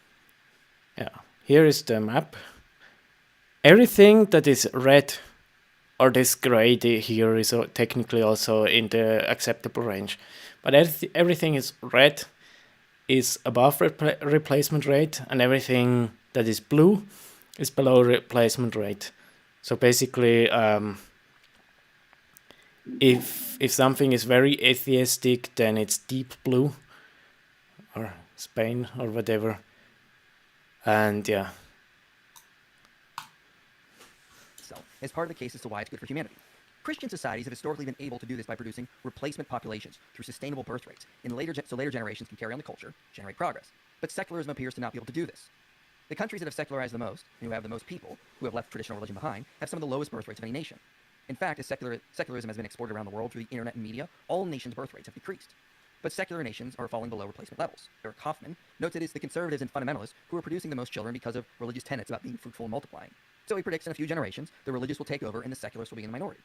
Similarly, evolutionary biologist Michael Bloom argues religiosity has been selected for its evolutionary advantages because it results in more offspring. On slide 32, this study conducted a multivariable analysis looking at 58 countries and found that secularism, even in small amounts, is associated with population stagnation or even decline absent substantial immigration, whereas highly religious countries have higher fertility rates that promote population growth. Many of the modern secular nations have to rely on immigration to deal with their aging and declining populations. But that means importing people from other cultures that tend to be more religious, who will go on to have more children, and over time increase in population and replace the declining secularists. And also, Kaufman notes if pious children simply assimilate into the secular mainstream, the radical effect of religious fertility quickly dissipates. So secularism doesn't seem to be something that could endure multiple generations. It has to rely on immigration from other cultures to keep its population level sustained. But this opens it up to being taken over by harmful cultures, like Salafi Islam, where rights and freedom will be removed, especially for women. Even if it is eventually replaced by a more optimal culture like Christianity, the point is still that secularism is unsustainable. It cannot produce long-lasting progress, well-being, if it slowly diminishes and is replaced by something else. Christianity, on the other hand, is able to produce sustainable cultures that endure and have historically led to a ton of human progress, thereby making the world a better place. Secularism cannot do this and therefore is not as good as Christianity has been. Here I have to say this is the point where I disagree with IP. I think he frames it as if secularism is the thing that causes non-replacement levels and Christianity wouldn't. But I would say it is a variable which may be statistically significant, which means if you have a society that is Christian and a society that is equal in everything else, but it's not Christian and instead secular, then I would assume that there would be a difference in population replacement numbers, but it wouldn't be as big as the difference wouldn't be as big as Michael Jones here claims. I think it has something to do with luxury and comfort and stuff like this, and less. Those are, in my opinion, much bigger contributing factors.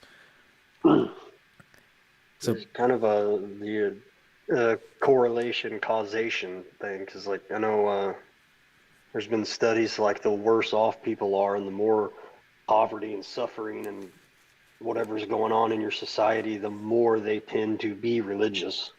yes. So the more comfortable you are, the more people start leaning towards secularism because we're nice and comfy and happy here in our little lives. I think there are not just it's not just if you're poor you require belief to stay sane. That's probably the way that many people want to frame it. I think there is also the more urban a society is, the less you're in contact with nature, and because you're basically you can abstract reality to only those things which you like, and then it's much easier to be atheist than if you are actually confronted with reality in your daily life. I think that's also contributes to why city people or urban people are more secular than rural people. And so or also academy or politicians, media, at least in the modern day, they tend to be left-leaning and dependent on states and stuff like this, big government and all those things. And the left-leaning people tend to also be more secular.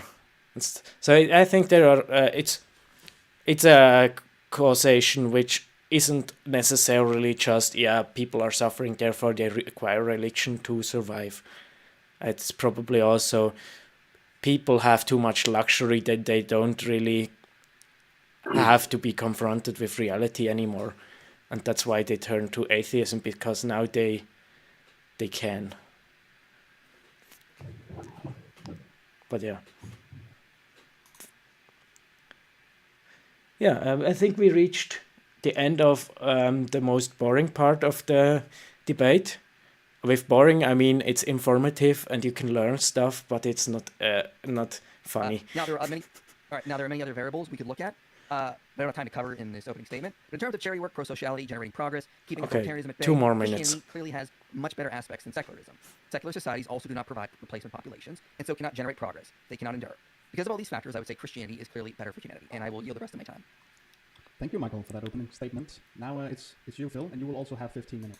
And another point I want to raise, in the end, average birth rates of a society is important value, but usually you have small groups of high fertility and then a large group which is low fertility, and those high fertility groups are much more likely to be religious. So those are actually the important ones and not the average person.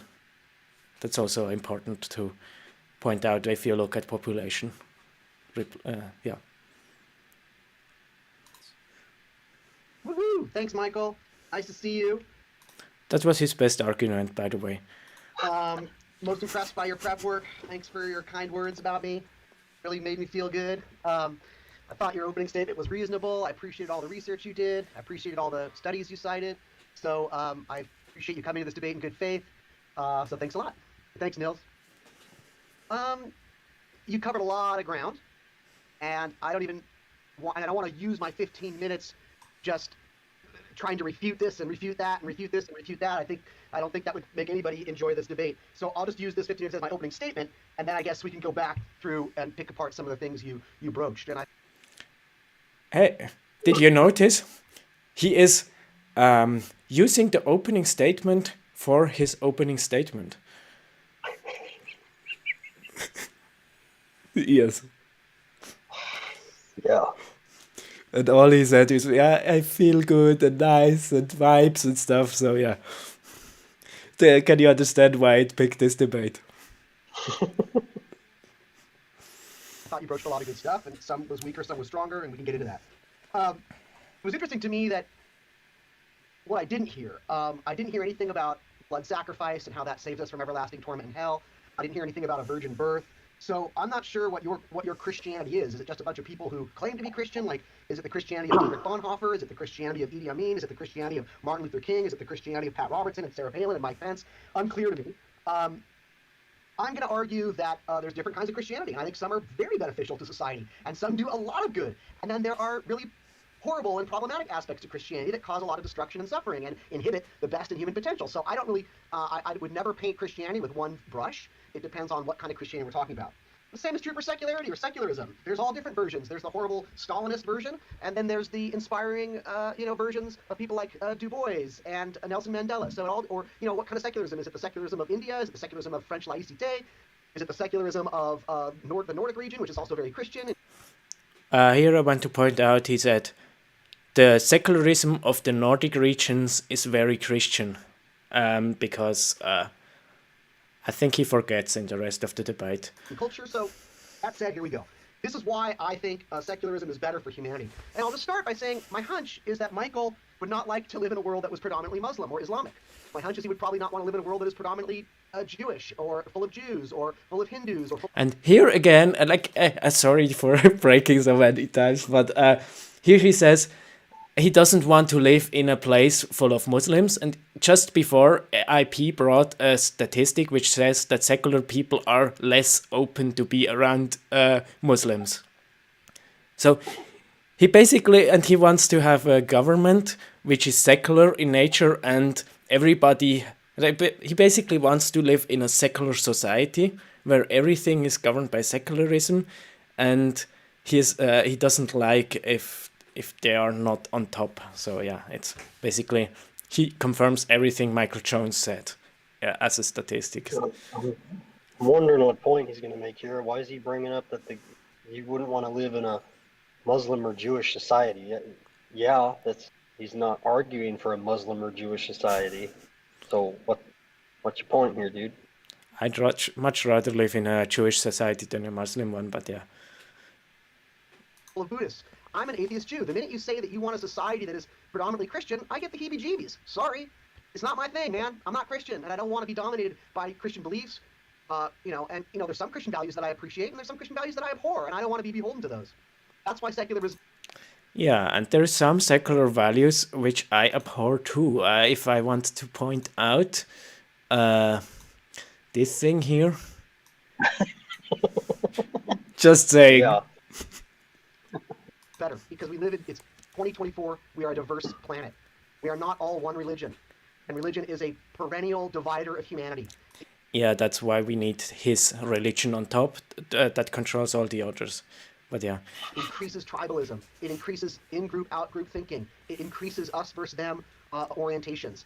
And it has been a source of suffering for a long time. And yes, you can point to good things Christianity has done. You can also look at the history of Europe, which was a history of bloody warfare, century after century after century. Protestants and Catholics killing each other. Both Protestants and Catholics killing minority sects and heretics. Both Protestants and Catholics killing Jews. Like, it's been bloody. And that's why the framers of the U.S. No, hold Constitution. on. yes. Hey, yes, there was warfare and different sects of Christians and the Crusades and Muslims attacking people and Christians fighting back and all that. There has been no greater amount of bloodshed than the 20th century when secular governments went to war with each other.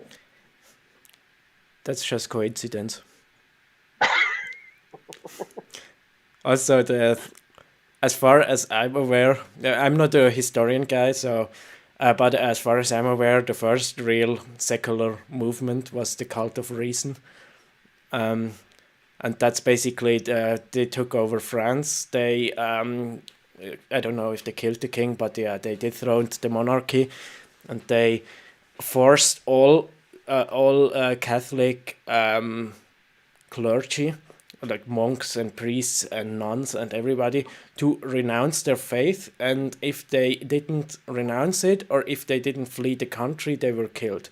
So I mean, that's the first. That's basically the first impression of secularism to the world, in my opinion. But I mean, I'm not a historian, so that might be pretty faulty view.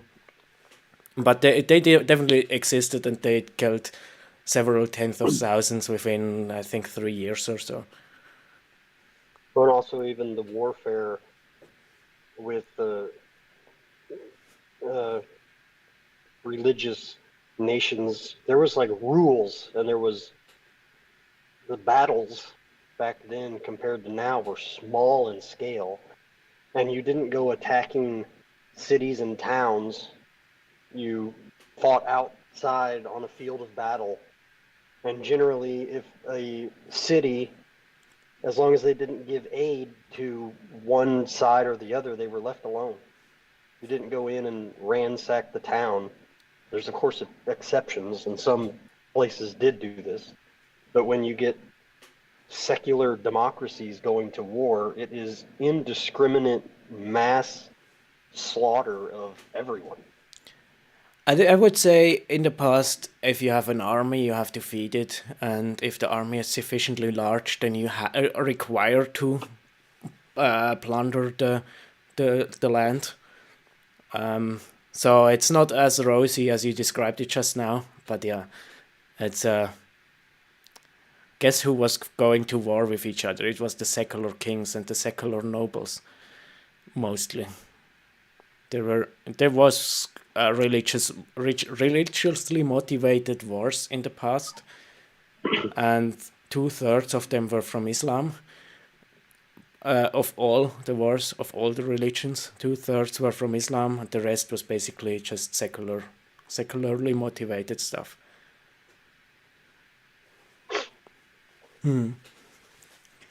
Yeah, this guy is a happy feeling human. And he doesn't want reality to get into his way. I mean, I can relate. Reality can be quite exhausting at times, and always trying to find truth is difficult. But yeah. I just noticed that was the First Amendment of the American Constitution, so I'm wondering, I'm assuming he's going to make the same stupid point and get it backwards that most atheists try to use it for. What do you predict? That he'll say they wanted to get away from religion, so they put in the separation of church and state, which isn't actually in there.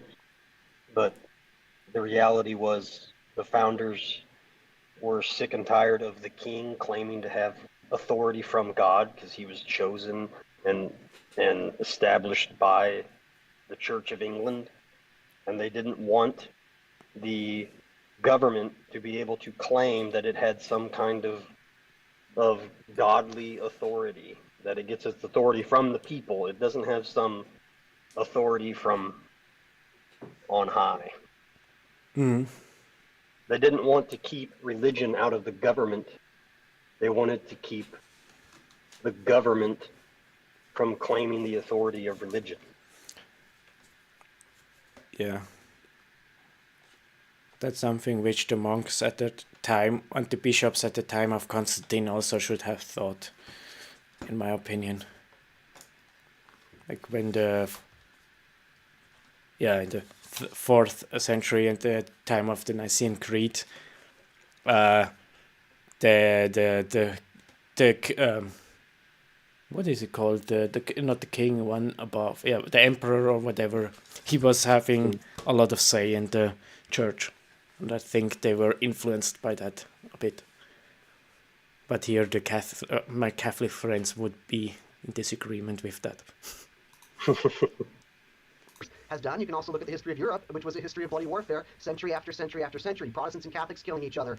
Both Protestants and Catholics killing minority sects and heretics. Both Protestants and Catholics killing Jews. Like, it's been bloody. And that's why the framers of the U.S. Constitution said in the first sentence of the First Amendment, Congress shall make no law respecting an establishment of religion or prohibiting the free exercise thereof. Brilliant. Brilliant. So secularism is not about denying people their ability to be religious. You can still be Christian in a secular world. You just can't dominate everybody else with your Christianity.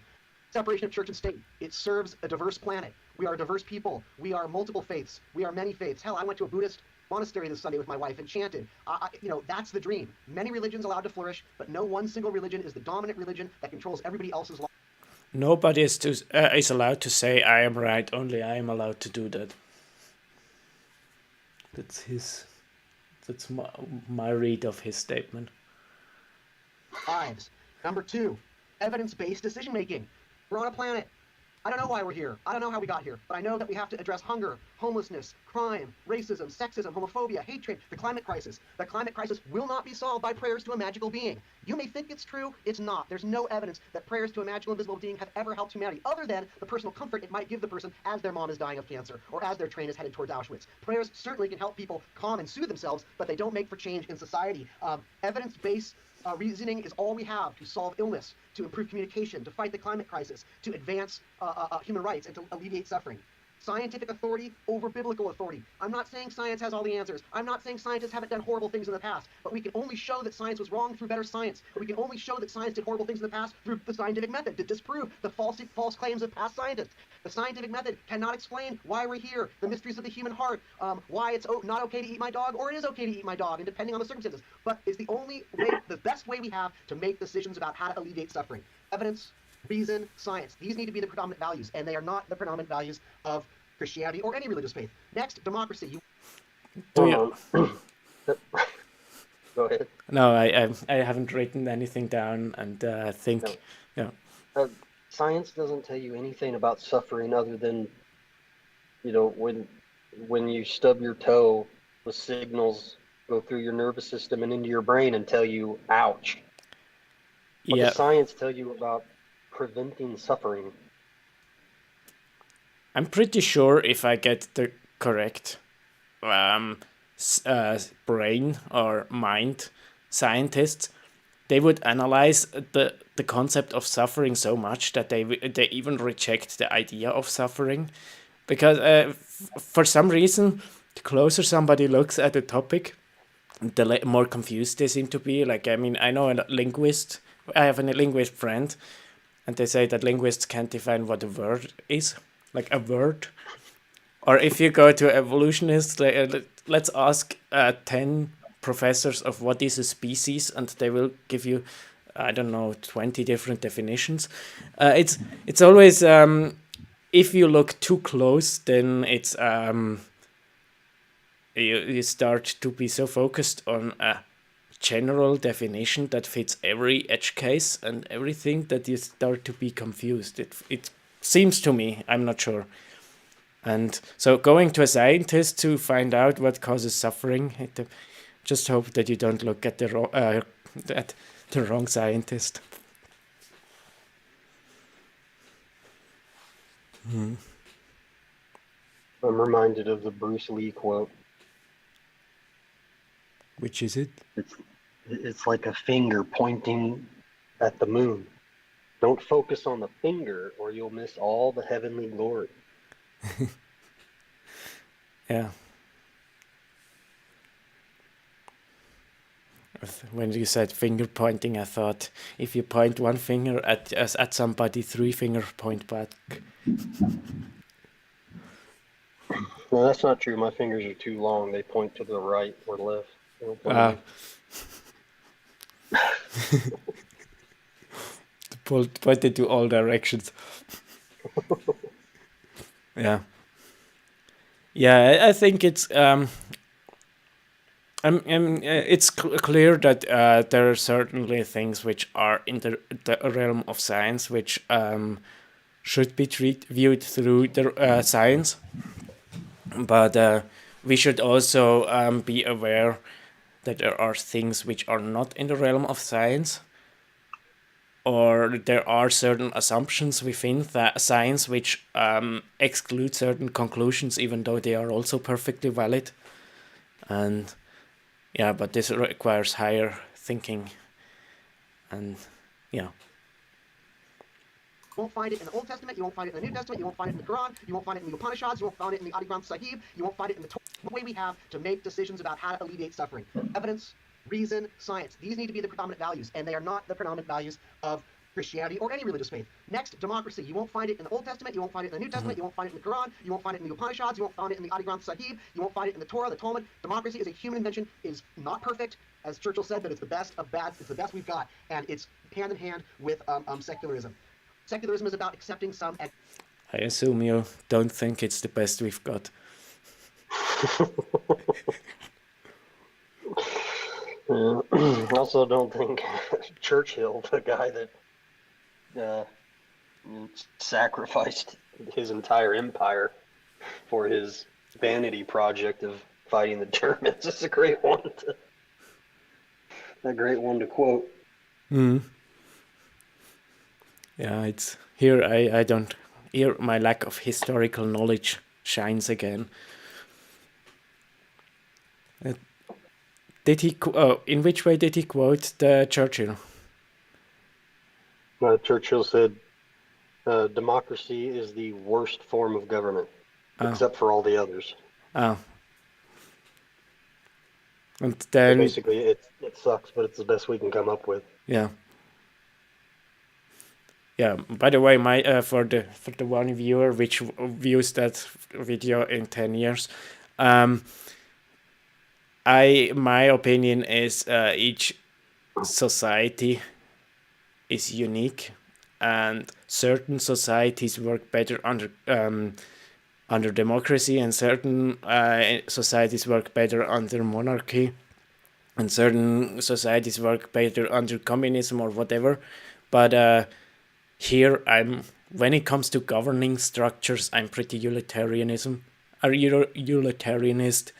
If something works with a society, then we should use that, and that's it. And in my opinion, the best way to figure out what works with a society is look at what did it do in the past.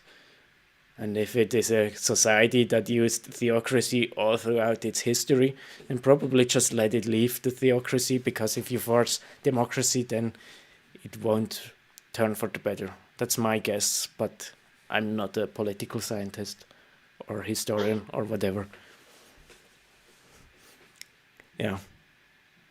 Existential mystery. We will never know the ultimate. We may never know the ultimate deep questions. Why are we here? How ought we to live? And religion often gets hung up on those deep existential questions at the expense of the immediate concerns of the here and now. Charlotte Perkins Gilman made this point very strongly. She said that Christianity, Islam, these are death-obsessed religions, that the ultimate primary concern is what's going to happen to you after you die. Secularism is a this-worldly orientation where the ultimate concern is what can we do for the baby that was just born.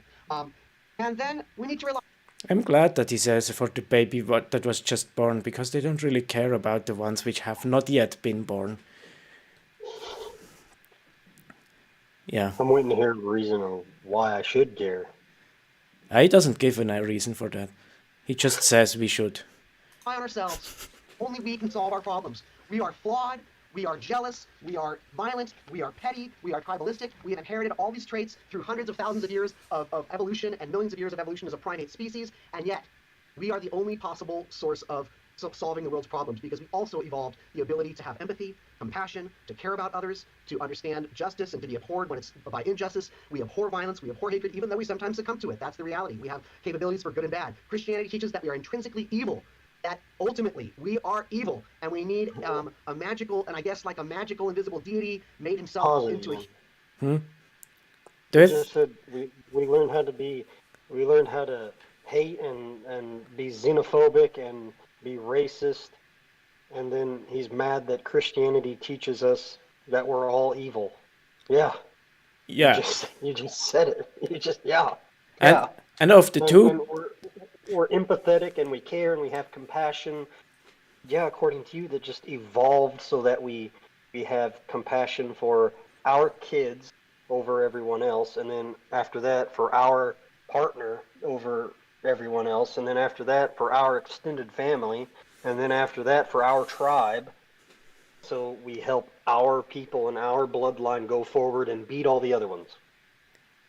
yeah, and he said that he would hate it to be live under a Jewish or Islamic or Christian nation. He wants his nation to be governed by his like-minded people.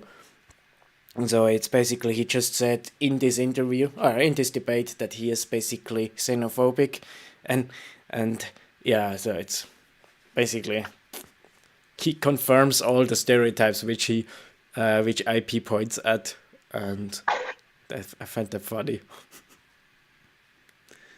And yeah, in the beginning, IP was respecting him because he read the book. Now in the debate, like, have you heard him say anything besides claims and feelings and No. strawmans? Strawmans he also mentioned a few. Human who then had himself killed through some preordained fantasy prophecy, and because this god who then was also human came from a virgin vagina and then killed himself, that blood somehow allows us to get out of hell and go to heaven. It is all insane. There's no evidence for it. It's just the crazy imaginings of people thousands of years ago. That's no basis for solving our problems in the here and now. Christianity is obsessed with what happens after you die. Secularism is obsessed with how can we make the world a better place in the here and now. This is all there is, folks. There's no afterlife. There's no heaven. There's no hell. This is it. And that is a much more sober orientation. It's not the most comforting. Hell, You just made a claim, now you have burden of proof, just saying. if you're suffering right now, if you're in a poor society and it's a corrupt society and there's violence and there's terror, yeah, it's nicer to think you're going to go to heaven afterwards. I get that. And I would never go up to somebody who is in those circumstances and say, well, guess what? This is all there is. Ha ha ha. Make the best of it. But I have to step back as a rational person and say, those societies that have made the most advances in alleviating suffering did it not through faith in a self-sacrificing Messiah. They did who's it the through offspring of capitalism. a man whose rib made a woman. No. Those societies today that have alleviated the suffering the most did so through using their reason, evidence-based decision-making, the scientific method with all its flaws. And yes, religion can help. It can have many good benefits, singing songs and having life cycle rituals, increasing charitable works and charitable giving. You bet. So I don't see it as black and white, which is why in secularism, you can still have your Christianity. You can still gather as Christians. You can still pray to your God and beg not to be sent to hell. And Muslims can worship, and Hindus can worship, and Jews can worship. And we have a diverse situation where, as the First Amendment says, there should be no prohibiting the free exercise of religion. But the notion that we should choose one particular religion as the basis for society, how horrible, how terrifying, how anti-democratic, how intolerant, and the results will not be pretty, as we've already seen. We've seen what happens when Christianity is the dominant, enforced situation. It's not, yeah, maybe it's good for some people. It's not as good as democracy. And so that's my main argument. I think secularism allows for Christianity. Christians can believe what they want, worship how they want, raise their kids how they want. It's all good. Secularism allows that, and it allows their neighbors to be Mormon and their neighbors to be Hindu. I made notes before. And the question of the debate is, which is better for humanity, Christianity or secularism? IP, in his opening statement, said, if we look at these statistics, then Christians do more for society, are more charitable, are more open-minded and stuff like this. And Phil Zuckerman says here, there is basically a king of the ladder type situation here, and it's a question of who is the king of the ladder, and it turns out unless it's secularism, any other option is theocracy, and so he basically completely misunderstands even the debate question. He is which is I don't know why he goes on about democracy so much. But Christianity invented democracy. no, wasn't it the Greeks? And it depends on how you define it. It spread democracy. Yeah, it spread it, definitely. And I mean, if you want to look at it, the Norse people, like the Vikings, I think they also had this council of elders which decided on law and stuff like this. So different versions of democracy existed all the time, but Christianity was definitely spreading democracy. But yeah, he thinks either secularism or a theocracy. So that's his view. And yeah. They're enabled to be Buddhist. But the big decisions, like how are we going to alleviate suffering, that in a secular society, in a secular culture, is going to be done by rational inquiry, evidence-based decision-making, the scientific method when appropriate, not through prayers and supplications to some invisible magic deity who... I also have a question. If he is thinking that everything is predetermined, where does rationality come into play here? Because if he is predetermined to have the thought he now thinks, and everything he says is predetermined, how much is there a rational process in the end?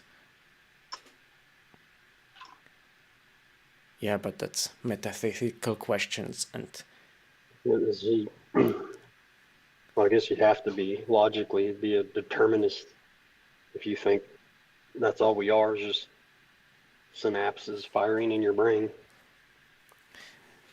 as far as I can tell, yes. Stimuli. What did you say? No. In reaction to stimuli. Yeah, I am.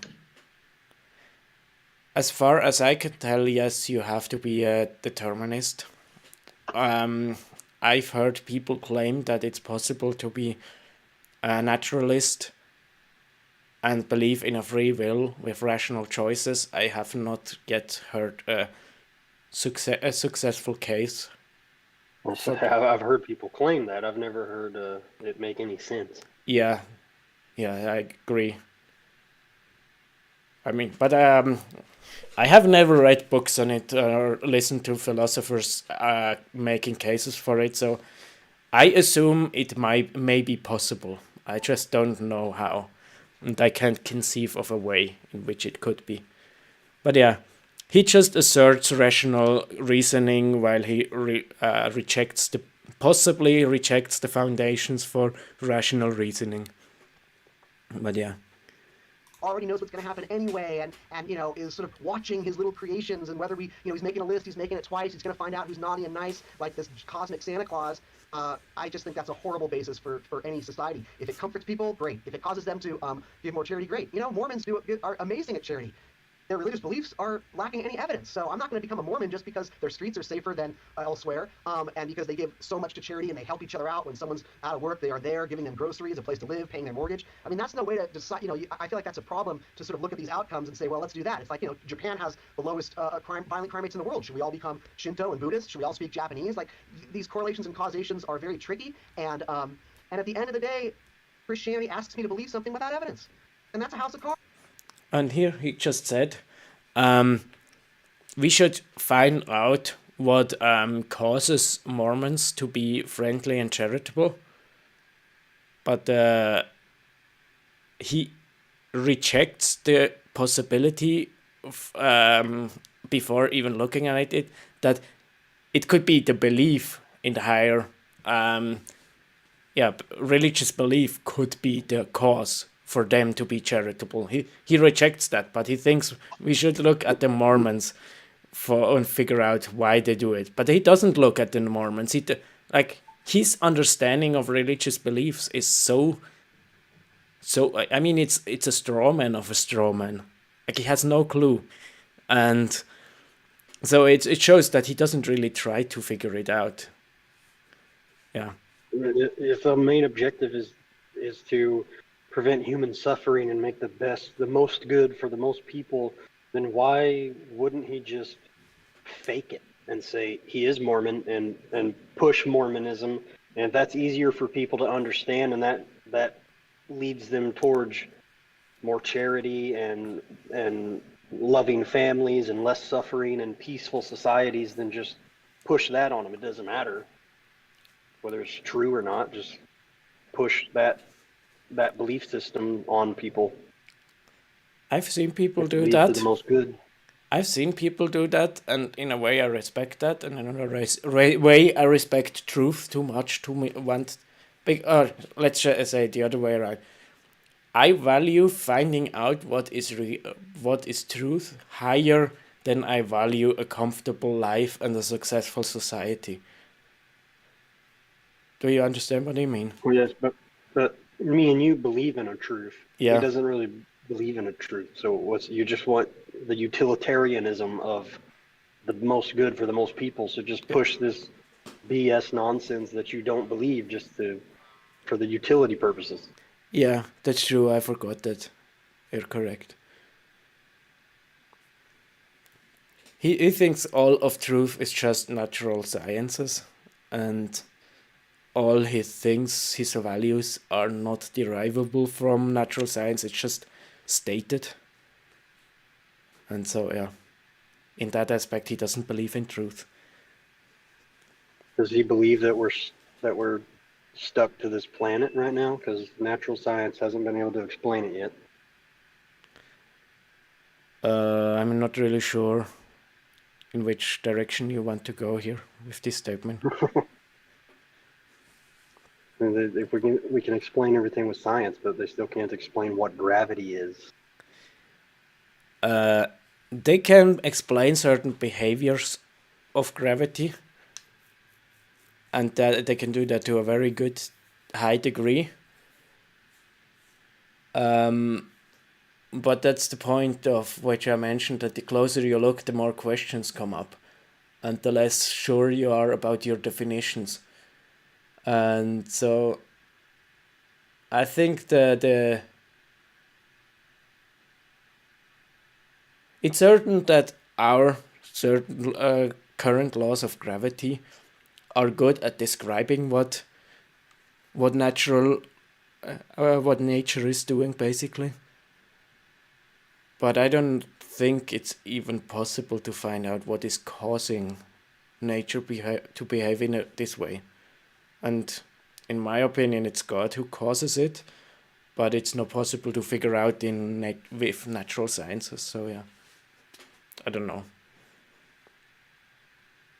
That's leaning way out of sight of my field of knowledge. But it's fun to speculate. So it's already 3 hours, and we're it asks, and not just Christianity, most religions. Now, again, if you're talking the sort of watered down, humane Christianity of some of my Quaker friends, or, all right, you might have a stronger case, but I'm going by what I read in the Bible. And what I read in the Bible is evidenceless, baseless, often immoral, often corrupt, often dangerous and deranged. And to me, that's a very, very scary basis for a society. And when I lived in Scandinavia, which is a very Christian culture, nobody believed that stuff anymore. So if anything, you can make the case that like a post-Christian society might be ideal, one that had Christianity in the past for a while, but has grown up and no longer believes that, we're all sinners in need of salvation, and no longer believes that these ancient stories are actually true, but are rather just metaphors and allegories and containing some wisdom, but it's from human culture. So I guess I'll end there. One question I have for him is, he says he reads the Bible and it's not evidence. Like, it's just evidenceless, or whatever he said. A Bible is a historical document that describes certain things and has poetry in it and has other things like this in it. What is evidence in your opinion when it comes to historical texts? Like, do you want a repeatable experiment that if you throw a bunch of monkeys into a tube, then the Bible comes out, and if you do it 10 times in a row, then it's evidence for it? Or what do you expect when you don't accept historical documents as evidence? That's something which I also struggle with the new atheists. I don't really know what they mean with evidence, because all they look at is physics and then say, look, everything has to be physics, and they reject most of fields of science, they reject that way. And then if I point it out, then they say, yeah, but there it's still natural and still whatever. And as long as any conclusion is still in the naturalistic realm, then they allow it. But from anything that comes to conclusions outside of natural realm, they expect deterministic experiments of the highest degree, which is, I think this is very confusing with these new atheists.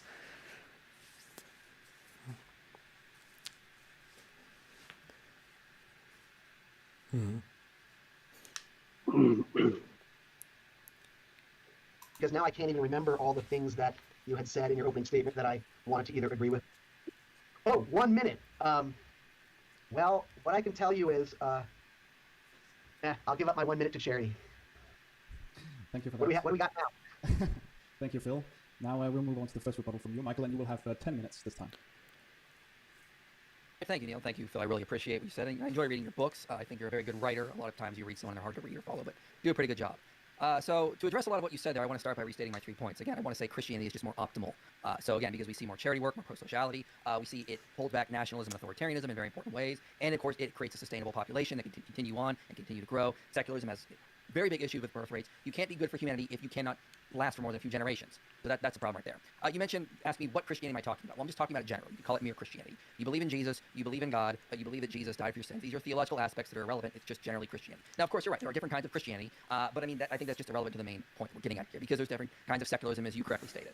You mentioned I wouldn't want to live in a predominantly Muslim country. Absolutely, I wouldn't. I don't know about other religions like Sikh or, for example, Judaism. I think I'd be fine with those. Islam with the Sharia, I think, is problematic, though. But you talked about Christianity having problems for like enforcing Christian values on people. Well, again, research shows Christianity is created separation of church and state. So Tom Holland says in his book Dominion, the separation of church from state was an upheaval manifest across the whole of Christendom. He says this in his book Dominion on page 235. Alan Ryan, on his book On Augustine, states that Augustine starts to develop this idea, and then it starts to flourish in the Protestant Reformation. You should read Article 28 of the Augsburg Confession. I bet you would really like it. Daniel Treisman's paper, The Cause of Corruption Across National Study, notes that Protestantism plays a role in monitoring and denouncing state officials, is associated with lower corruption, and helps establish a pronounced distinction between church and state. In the book Culture Matters, they say on page 120, Protestantism reduces corruption in part because of its association with individualistic, non-familialistic relations. So I don't think you'd have to worry about this in a Christian society. You can be secular in a Christian society. You can be Muslim. We have the separation of church and state. It comes out of the Christian history. It comes out of Christian heritage. You mentioned that Christianity increases tribalism. I'd like to see the research on it. If you want to talk about the 2010 meta-analysis on racism that you've cited a lot, I'd be more than happy to talk about it, because I got a lot of questions about how you use that. You mentioned increases violence. Well, I would argue against that. David Brown's study, The Influence of Religion on Interstate Armed Conflict, looked at Christianity, Buddhism, and Islam. Islam was positively associated with more war and conflict. Buddhism was non-significant. Christianity was negatively associated with more interstate armed conflict. So it was even better than Buddhism in that regard. Also, check out William Cavanaugh's book, The Myth of Religious Violence. He just notes it's impossible to separate religious from political, economic aspects when it comes in this, and just to sort of blame religion on violence in the past is an oversimplification. You mentioned the climate crisis, and I agree that is an issue. What research shows, is, especially when it comes to right-leaning individuals, I would think you'd want them to be religious. So studies like political conservatism, religion, and the environmental consumption in the United States, in that study, they say we can assert that there is no evidence that in any of our measures that religiosity intensifies the negative political conservatism effect. We provide evidence that the strongest negative conservatism effects are found among those who are the least religious. Another study, does religion promote pro-environmental behavior across cultural investigation? They said the results of this study show that religion induces pro-environmental behavior. Religion promotes individuals' willingness to contribute money and dampens individuals' protest against contributing for environmental protection. Similarly, religion has a positive effect on ecological donations and participation in the environmental demonstration. And they looked at over 200,000 individuals across 91 countries between 1989 and 2014, and they had 120 regression specifications for that. So I think that's important. You mentioned that in secularism, scientific authority is over biblical authority. Well, you're in luck, because again, in Christian societies, it's very much responsible for the rise of modern science. I recommend Toby Huff's book. Basically, what they argue, him and others like Edward Grant, note that because Christianity developed something known as the separation of church and state, it allowed for modern science to develop as its own institution. This is Edward Grant. Check out his book, The Foundation of Modern Science.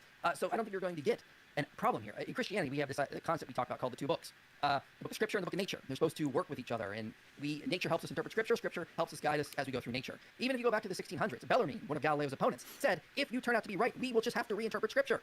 They weren't willing to just say, no, Scripture no matter what. Bellarmine said, I will reinterpret Scripture in the 1616 injunction. So that wasn't an issue there as well, and we can go more into that if you want to. And again, missionary activity has been shown in numerous studies to alleviate suffering. People were motivated by the idea of the Great Commission to go around and spread the gospel. So the studies I cited, did a whole video last year called How Christianity Changed the World, and I go over these studies. And missionaries went around, and in order to spread the gospel, they teach people. I like that he finally realized that he is actually in a debate and starts taking notes. Only at the rebuttal did he notice that. To read, so they can read the Bible. So they spread literacy and education. They built hospitals, orphanage. They generated economic progress, and these studies have shown this. Check out research, like for example, like Robert Woodbury or others who put forward studies on this stuff.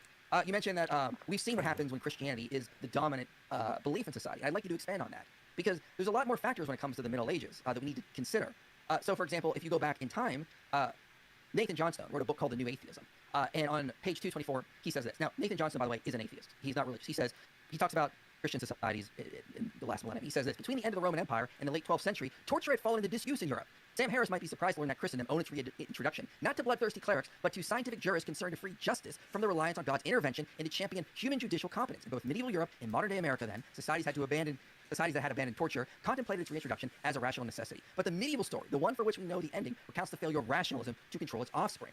So this idea, if you're going to say that, when Christianity was dominant, we had all these horrible effects, I would argue that's one variable among many. How do we know it wasn't other variables? Johnstone argues it was actually the reintroduction of rationalism in its early formations before it developed into more, I would say, civilized forms, had these horrible offsprings coming out of it. So we just can't go medieval Christianity, look how bad it was, therefore Christianity was the cause. There are other variables at play. You brought up Mormonism, and I just want to say, I'm not going to convert to Mormonism just because Mormons are really nice, but these are different questions. Something can be true and not beneficial, and something can be beneficial and not true. I'm not saying you should convert to Christianity because it's beneficial. I'm just arguing that Christianity produces more optimal societies. You said, you mentioned would a post-Christian society be better? Well, I would respond to that with saying, well, no, because then again, as Eric Kaufman notes in his book, Shall the Religious Inherit the Earth, you get declining birth rates, so you eventually just revert back to religious society. It's unsustainable, is what I would say. And again, you're going to have decreased effects in a post-Christian society. I'd say a post-Christian society is like a beautiful rose that's been plucked. You put it in a vase for a few days, but it's eventually going to die. Here, I like that. It's a really nice analogy, and it makes more sense than IP actually shows, because I wrote this one here in my notes. Rose is a nice analogy. You let it grow until a flower blossoms. Then the atheist comes, cuts it off the stem, puts it in a vase of water, and claims all the beauty for himself. They even condemn the rose bush for its thorns and say that their rose is so much more lovely without any suffering. Meanwhile, they Meanwhile, they invite their own destruction, like by cutting it off. So I really like this analogy. Dennis Prager came up with the same thing. He calls it the cut flower principle. Like you give your ancestors or your descendants this beautiful rose bush, and then they come and just worry about the flower, and they cut it off and stare at it, and wow, it's beautiful, and it withers and dies. Yeah, and I think it's also like the rose bush is even better because it has the bush has these thorns. And if you touch it, it hurts. It's not all nice and shiny, but the rose, just the flower itself, it's without this type of suffering, and so it's I like this analogy. And even a rose bush, most of the time, most of the year, there are no flowers. It's just a bush that sticks you and makes you bleed if you touch it and get in it. Yeah. When it comes to post-Christian societies, they could be great for now, but let's see what's going to happen in 3 or 4 or 5 generations. Let's wait till secular atheists are raised by secular atheists who had grandparents who were secular atheists. I don't think we have to wait that long. I think 2 generations is enough. And yes, I see the faces he makes. Let's see the society they produce. Tom Holland in his book Dominion notes Christianity was like a depth charge. It took a while to influence and take over and create Christian societies. It took hundreds of years, if not thousands. So I don't think we should just judge based on what post-Christian societies look like right now. So I think those are important aspects that need to be covered. And also with regards to this idea of empathy and ethics, and these are just human values.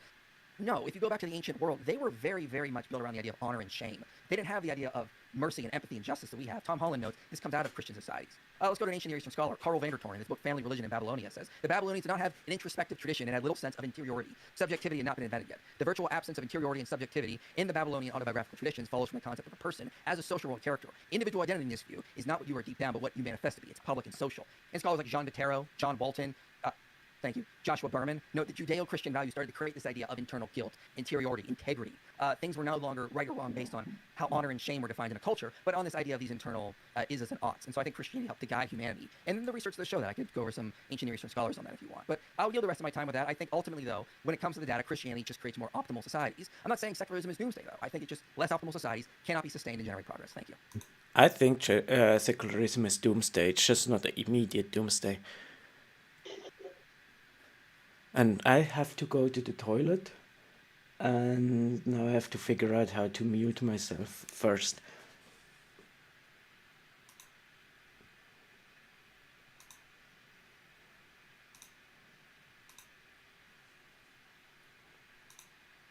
Can you hear me? Okay. I muted the desktop, which is already muted.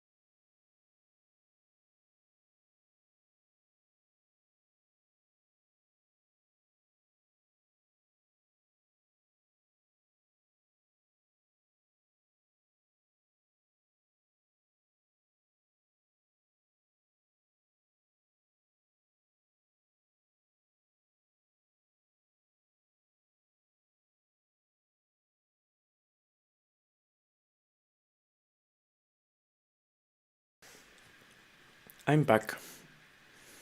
It has returned. Yes, entertainment has returned. Phil Zuckerman has the mic.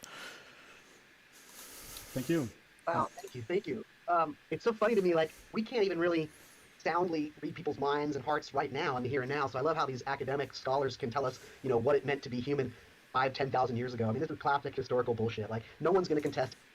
Yeah, he just claims secular science should listen to rationalism and objective reason and stuff like this, and then he rejects entire fields of science, like historical science, anthropology, psychology. All of that is bullshit, says the secularist who says we should get our conclusion through reason. That's such a... yeah. And yeah, it shows in his reasoning skills, not just in these statements.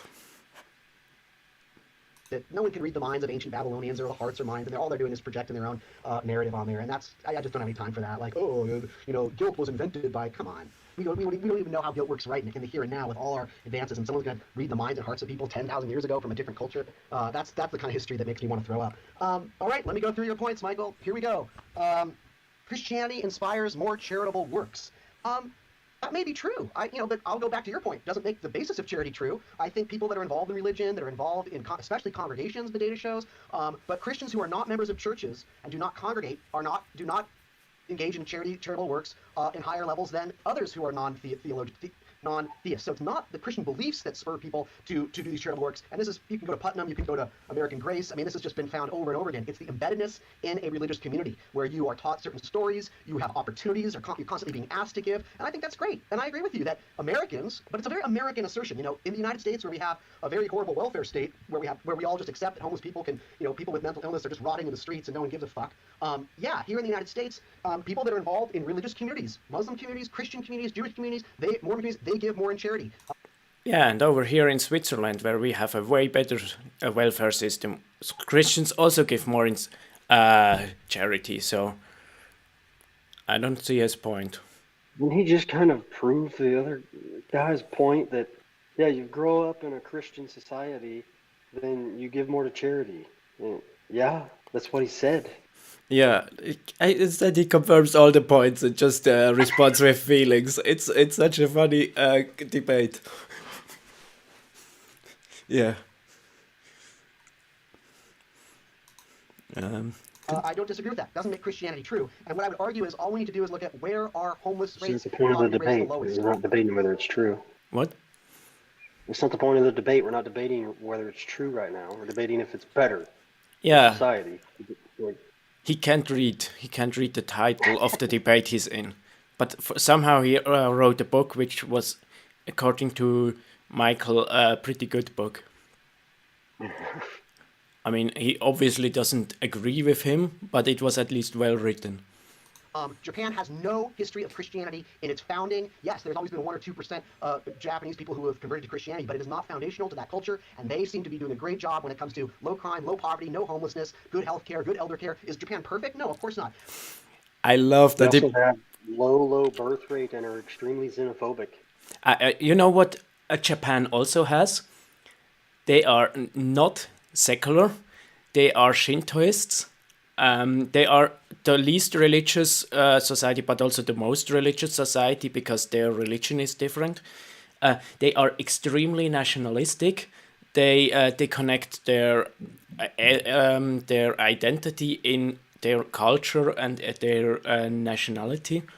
So it's the least one of the least secular states out there, and he wants to show that.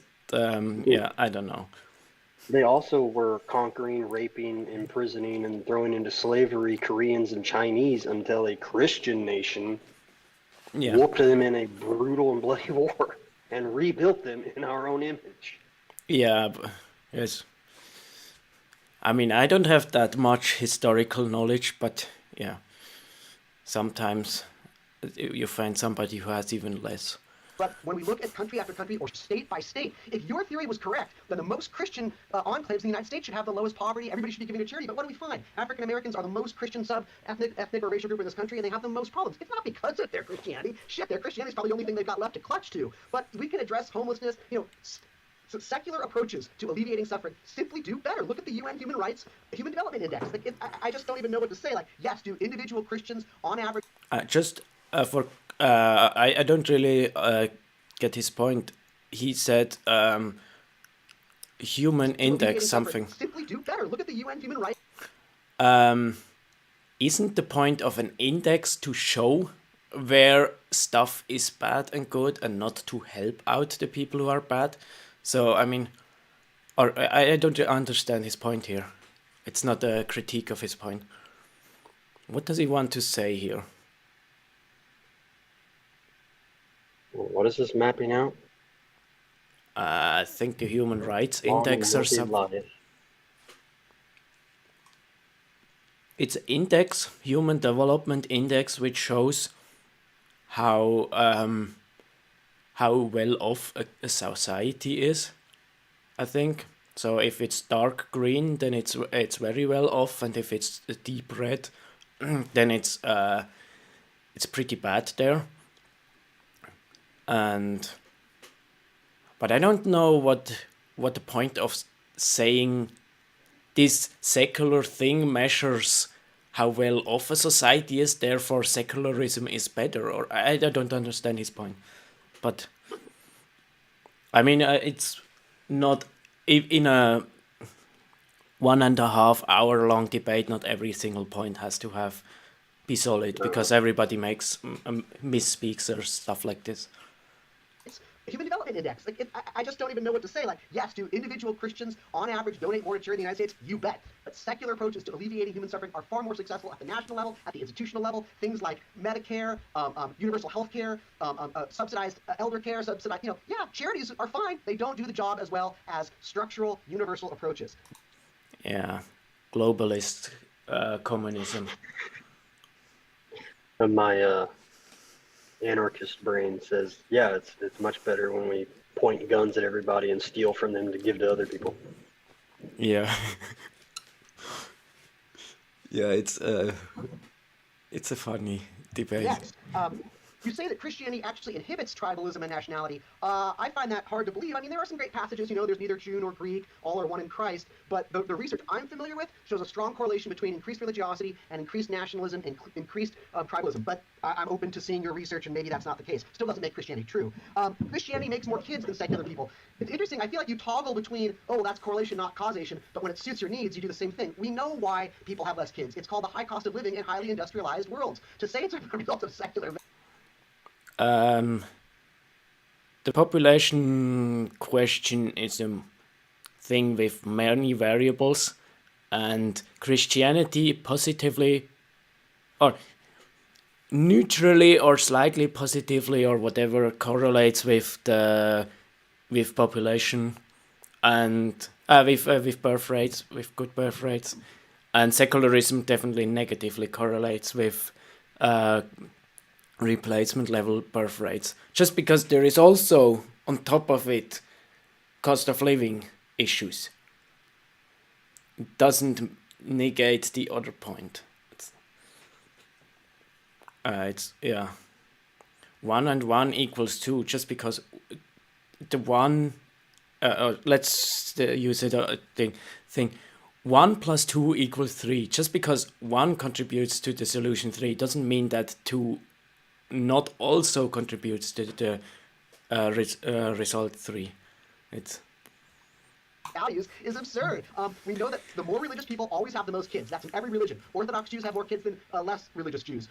Deeply religious Christians have more kids than less religious Christians. Muslims, you name it. So are you saying that the most extreme versions of all these religions are somehow better for the world because they produce more kids? Fertility rates does not tell us anything about the truth or faults of secular values or Christian values. All we know is that with industrialization, with a higher cost of living, children, which used to be an advantage, the more kids you have, the better the better likelihood your farm was going to succeed. Today, kids are a burden. They cost more, especially in societies where you have to pay for all this stuff. So the notion that it's Christianity that gives us high fertility and secularism that's going to end in the death of of humanity, I think that's a bridge too far for me. And also, I agree with him. That was Michael Jones' weakest point. Mm-hmm. But I don't agree with his statement because he just confirmed that secularism causes reduced fertility, which makes this ideology self-destruct. So he just confirmed IP's point, even though it was IP's weakest point. So it's again, I don't know. It's you also selectively choose your examples. Like when I look at the largest, as far as I know, I could be wrong, but the largest body of Christianity is Catholicism. Catholicism has done many good things, built hospitals, universities, but they also oversee the largest pedophile ring in human history. Like, so where's the fault here? You say that Christianity is more peaceful. Yeah, the largest pedophile ring in human history is public school. I mean, in Switzerland, I'm a fan of public school to some degree, but still, I mean, the largest pedophile ring is the one which has the most professions which are related to children, because that's just where pedophiles go. And if you add on top of it a very liberal ideology, which tries to enable all sexual liberties, as many sexual liberties as possible, then you just give them steroids, these professions. And yeah, so public school are much worse than Catholic Church. That's my take on it. And I agree. Yeah. I think sometimes that's true and sometimes it's not. I guess it just... Yeah, and you homeschool your children, so of course you agree with my claim. Yeah. How we're reading history, like the samples you cited, are they talking about in the last 50 years, the last 1,000 years? How is it being measured? I'd have to look and see. Now, this is where I'm going to say, I feel like you and I are reading history differently. You seem to think that anything that comes out of Christendom is because of Christianity. I would argue that most humans were Christian in the West for a long time, and then things developed within that context, not because of Christianity, but either for some other reason or in spite of Christianity. Let me explain what I mean. So, for thousands of years, Christianity was the dominant cultural, political, and religious framework. It was a sacred canopy, to use Peter Berger's version. It's all there was. Everybody just took for granted that there was the Christian way was the way. Within that, people made great architecture. Is that because of Christianity? Of course not. Architectural development occurred simultaneously within Christianity, but it's not because there's nothing in the Gospels which gets us to great architecture. That's like saying, hey, well, I don't. No, there is nothing in the Gospels, but there is something in the book of Samuel, I think, where David says, God, you have always lived in a tent. I want to build a temple for you. So I just disproved his point. And also, the biggest buildings in medieval Europe were like probably cathedrals and then castles, and in late medieval times it was like palaces. But churches were always at the forefront of architecture. So yeah, I don't see his point. Well, it also kind of goes towards the having kids, increasing population point too. That the people that built them churches, the ones that started it, didn't ever get to see it finished. It took generations to build those cathedrals, so they were building something that future generations would get to see that they'd never get to see finished themselves. Mm-hmm. Secularists don't usually care. I want it now. Give it to me. Yeah. I agree. With his overall, let's wait 20 seconds. I have a timestamp there. I want to get into metaphors now because it just gets too. It's like saying, oh, algebra developed in the Islamic world, so Islam created algebra. Of course not. There's nothing in the Quran that produces algebra. It just so happens that the truths of algebra were discovered within a Muslim civilization. That's how it works, right? So when you say that the separation of church and state comes from Christianity, he has a completely off view on this topic. Every society and every culture has their geniuses and their engineers, and engineering principles always existed. That's something which every society has, and the question is, can this society turn it into something like aspirational, like people want to be that, and can they take those inventions and actually implement them in a way that the next generation still uses it, or is it just a one-off, like the steam engines of the ancient Greek people? They had steam engines, they just didn't see a use for it, and only in England or wherever that was, they invented the steam engine again, but this time they connected it to factories, and they suddenly had a use, and and also in Islam they had. At some point, they also were pretty good at thinking of stuff and philosophy and algebra and stuff like this. But at some point, they said, as long as it doesn't contradict the Quran, we allow it, and otherwise we suppress it. And in Christianity, that was probably partially true to some degree, but to a lesser degree. And also now in secular society, try to publish a paper which advocates for intelligent design.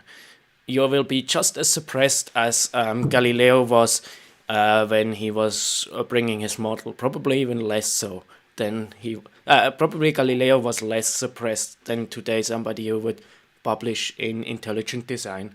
And so that's something which is somewhat going to his point, but then there is also the problem. Engineering principles, they are basically just you try stuff out, and if it works, then you use it, and as long as it doesn't get forgotten, then it gets ingrained into the culture or whatever. That's the nice thing with engineering principle. It's like just practical, yeah, you try out stuff. But science is something different, because science, you expect natural laws. And so you try to figure out what those laws are. And for that, you have to actually believe in some laws. And not all cultures had that belief. I mean, if you look at the Greeks, they thought that there were no natural laws. You have to appease the gods. And in Christianity, we actually have this law. And the law giver is God. And he not only gave laws, he gave us a mind, and he gave us Bible verses like glory is to God who hides things, and glory to the kings who seek it out, or something like this. I don't remember it by heart anymore, but like there are multiple Bible verses which says like, yeah, you should seek it out, and God's glory is written in the stars. And there have been many scientists who said their motivation for doing research is to understand God's artwork better. And so there is actually a positive correlation between Christian faith and doing research. Did I actually talk about what I wrote down?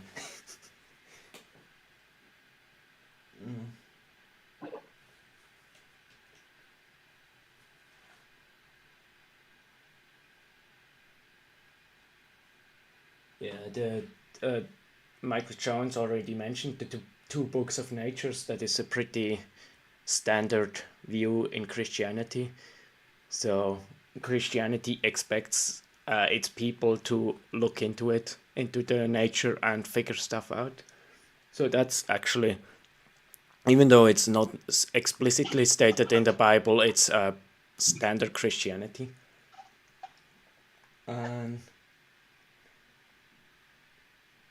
Yeah, and in Islam, the main point of science is to spread Islam. So, or anything in an Islamic society, like in a traditional Islamic society, anything should serve the purpose of spreading Islam. And if science helps spread Islam, then they affirm it. And at those places where it doesn't help the spread of Islam, there they stop supporting it. So in this way, the Christianity and Islam are different. I don't know about Hinduism or Buddhism or stuff like this. I'm not knowledgeable enough in those fields. Cool. Yeah. But yeah, he just says, if a Christian does something, it is is not connected to Christianity, and if a secular person does something, it's because of his secularism. So that's his point. You're making a terrible mistake, and I don't know if you're degrees in history or not, but what you're doing is you're saying, well, the separate ideas about the separation of church and state emerged in a society that was largely Christian, but not because of Christianity. Jesus never talks about the separation of church and state with possibly the exception of, render unto Caesar's what is Caesar's and render unto God's what is God. Yay! Has you ever heard of reading behind the lines? But the real people who and author's intention? developed the separation of church and state did so against Christian orthodoxy, not because of Christian orthodoxy. And you talk about modern science coming from Christianity. Oh my goodness, like this is again the same fallacy. Just because scientific reasoning, just because Bendel happened to be Christian and also looked at peas, that doesn't mean his scientific empiricism came from his Christianity. They just developed simultaneously. Just because, Jesus did not explain anything about, hey, if you want to cure illness, there's bacteria. And even though we can't see it with our eyes, this is how you deal with bacteria, right? No, Jesus said, like, put mud in your fucking eyes and that'll make you see. Like, so I guess you're saying Christianity, and when I think of Christianity, I think of Jesus and the Gospels and the Scriptures. I don't think of just Christians who happen to discover scientific things. And so I would argue that to say that modern science comes out of Christianity is just, I think, flagrantly false. He has the advantage that secularism came around when the scientific method was already invented, and then they put it into their statements and stuff like this. Here they write like, yeah, we love reasonable thinking, and then they say, look, secularism is built on scientific progress, and when a secularist does stuff, I can refer to the secular manifesto to say, look, he does it because of this manifesto. And since Christianity was the founder of scientific thinking, it obviously can't be in the founding text of Christianity. So yeah, that's my thoughts on it. Do you agree? Yep. That's not to say that Christians weren't at the forefront of it, but they were Christians who happened to be interested in science and understanding science. It wasn't their Christianity that prodded them to suddenly understand the scientific method. The fact that you and I are communicating right now, I think Nils is in Denmark, Michael, I don't know where you are. None of that is because of Christianity. There's nothing in the Christian scriptures that tells us how to create simultaneous broadcasts and podcasts and videos. Everything we're doing right now was the result of empiricism, rational observation, the scientific method, and in terms of missionaries doing great things in the world, again, that's a subjective reading. Do I think? By the way, here when he said like with the with the internet cables and stuff like this, he said empiricism, rational observation, the scientific method, and then I wrote, I bet he wants to claim those as exclusively secular traits, but can't because a moment ago he said ideology is not the reason why people with that ideology did stuff. Also, those things are older than secularism itself. So, I think he has a few contradictory ideas, and if they are too close to each other, then he can't say them both. But yeah. Missionaries did a lot of good, you bet. They also did a lot of harm. That's the nature of human activity. It's never black or white. And I think that a strong case could be made that it was the strong Christian defense of slavery that resulted in centuries of human suffering here in the United States. Christianity supports slavery. It does not denounce slavery. Paul supported slavery. It is embedded there. And yeah, just technical difference. Telling how to act within a system doesn't mean you support that system. That's my comment. Slaves were just completely and absolutely somebody's property, and you could do whatever you wanted to them. And the old law gave slaves rights. Yeah.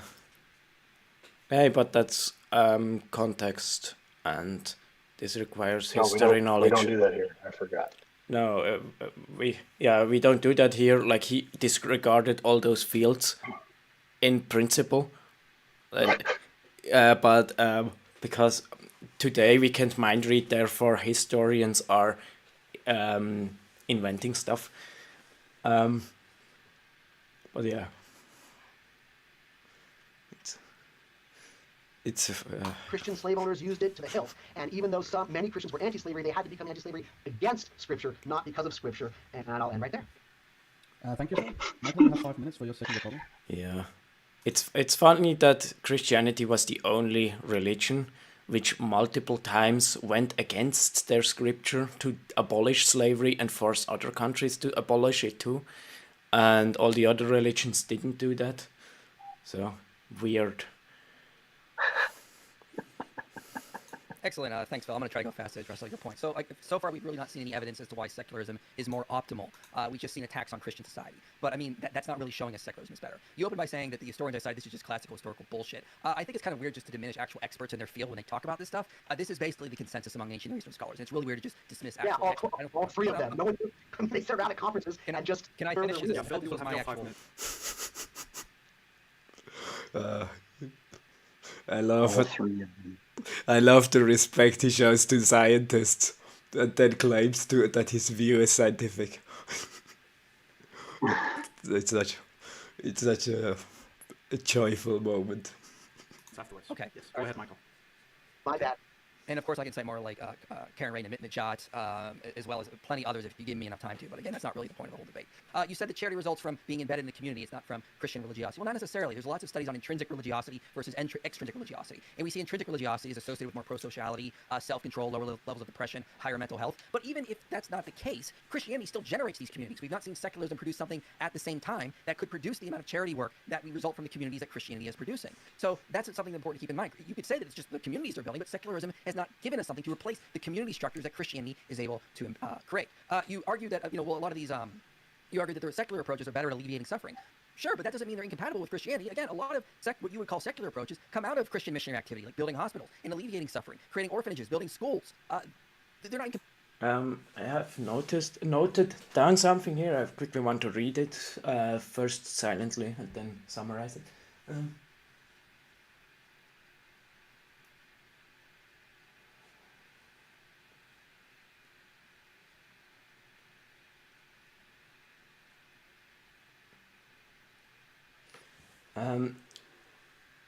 What I wrote here is I will just read it. It's easiest. Phil wants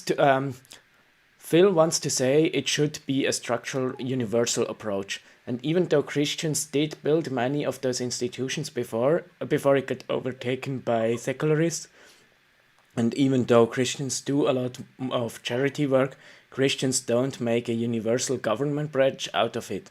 So IP understood Phil's argument wrongly. Also, Phil thinks if Christians do something good, it's a good individual who happen to be Christian. If governments do something good, it's because of secularism. I think here IP may have misunderstood argument of Phil, but yeah, he's not making. Phil's arguments aren't all that great, so it's sometimes easy to miss. Compatible with Christianity. So I find it weird that you brought that up. You mentioned secularism and birth rates, and you said, well, this might just be correlation, not causation. I will remind people of the study I cited, Secularism and Fertility Worldwide. They calculate this thing. They did a multivariate analysis, and they said secularism, even in small amounts, is associated with population stagnation, even decline. They say immigration could counteract population stagnation or decline to high secular societies, but it's important to term demographic limitations and secularization. Immigrants tend to be more religious than native-born population in secular society. So they calculated this stuff, and they're still finding a positive association there. So secularism does seem to lead to population stagnation and absolute decline. And I think you even talked about this a little bit in your book, Society Without God, that this is a problem in secular societies with these birth rates going on. You said the Catholic Church has the largest pedophile ring. I would refer you to a great article by Dr. Thomas Plant, who wrote for Psychology Today, separating facts about clergy and abuse from fiction. Notice you're far more kids have been abused in public school systems than by clergy. So should we get rid of the public school system or say they're running a ring? No, let's look at the actual numbers and statistics here. And I would refer people to that article if they want to see the actual numbers that he runs. So let's not just, again, correlation, not causation. Are there any studies that show that Christianity leads to child sexual abuse? No. In fact, if you read John Martin's work, John Martin's it points out that early Christians invented new language to deal with the fact that the Greeks and Romans constantly sexually abused young boys and girls. They were on the forefront of ending that in the ancient world. And why it has been ended around the world. Again, we can see missionary activity doing similar things. And I cited that in my video, How Christianity Changed the World. Actual research that shows Christians went around and they saw other cultures abusing boys and girls, and they put a stop to it.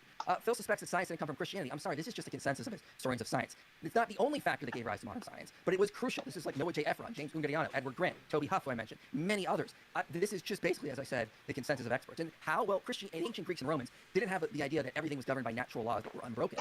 Christianity gave us that idea. This idea there was a creator that governs the laws, and these laws are discoverable in the world, and we can learn about them and use them for advantage. You talk about the doctrine of total depravity, but Noah J. Ephron and James Ungariano note that the doctrine of total depravity led to the scientific method, because humans are depraved and we can't trust our intuitions per se, so we have to keep doing constant experimentation to verify results. Read Noah J. Ephron's chapter in the book Galileo Goes to Jail and Other Myths. He will tell you the doctrine of depravity led to and helped to develop the scientific method. Again, this isn't coming from me. This is coming from the actual experts. You mentioned missionaries going around doing good work. Well, again, I just refer people to the studies I cited.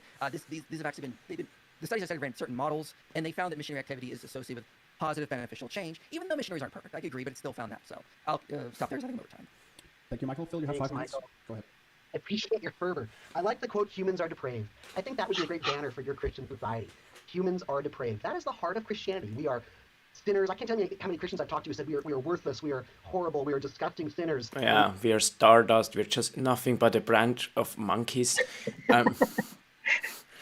I don't want to be under a Muslim society. I want, yeah.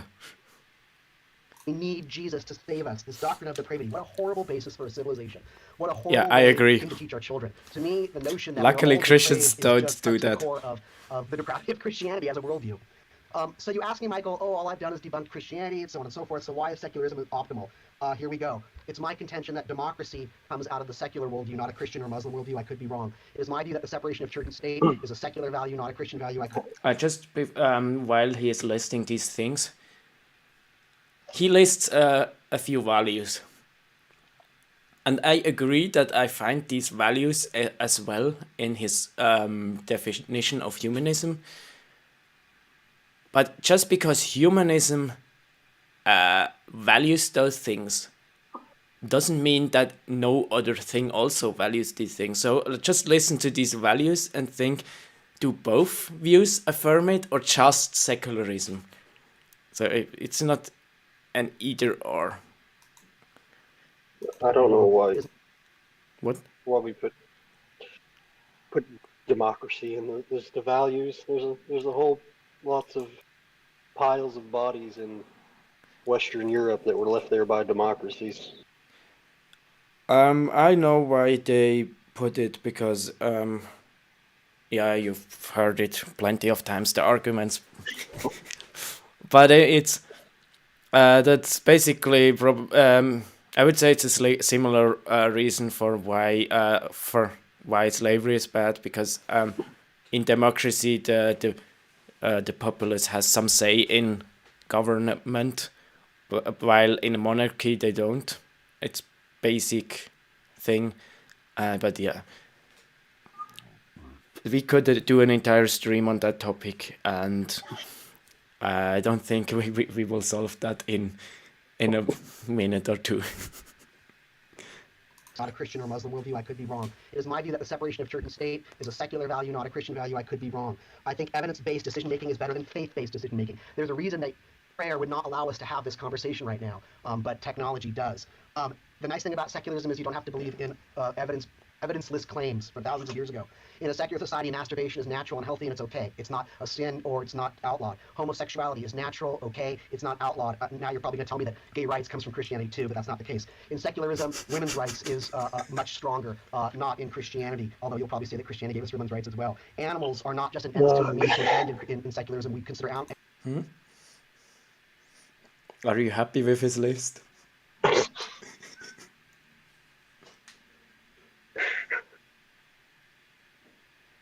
Oh gosh, I don't know where to start. Continue. Okay. Yeah.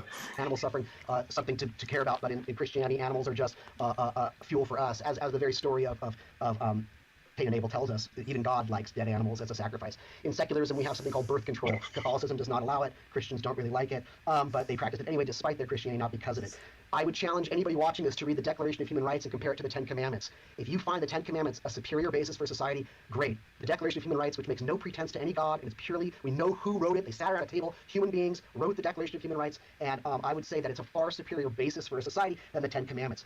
Secularism is really strong on not hitting your children. The strongest laws against hitting your children come from secular governments. Christianity says you should hit your kids, it's a good way to raise them, and we know that child abuse is highly correlated with high religiosity. In secularism, we appeal to ourselves to solve problems, not a magical invisible deity who had to sacrifice himself in order to somehow save us. And this gets us back to depravity. The thing is that the notion, I would argue that most of the things we enjoy today, this conversation we couldn't have had when Christianity was in charge. Thomas Aikenhead was killed. All the early freethinkers were imprisoned. They had their tongues cut out. They were murdered. They were slaughtered by the Christian rulers of the day. So the very fact that we can debate religion is a result of secular values, not Christian values, not Jewish values, not Muslim values. If by that we mean the scripturally based religions. That's not to say there aren't individual Christians that love freedom of speech and debate. Of course there are. Just like there's some Muslims that are extremely open to debate and discussion. My point is that the human rights we enjoy, the freedoms in the... Quickly go back. He said that Thomas Aikenhead was his tongue cut out or whatever. I looked into it, and I just wrote down my thoughts on it. I wrote, I would argue that this guy has no clue about history. To give a bit of historical context to the only person he mentioned, Thomas Aikenhead was a young student who blasphemed God and got executed for it. His punishment was stronger than it should have been according to the law, and was the last death penalty for blasphemy in Great Britain. Now this is from the German Wikipedia. I will... Because I took the German one because the English one was less clear. Let's quickly... let's go to DeepL. DeepL is always a good source for translation, because I don't want to do live translation. I could, but it's annoying. DeepL.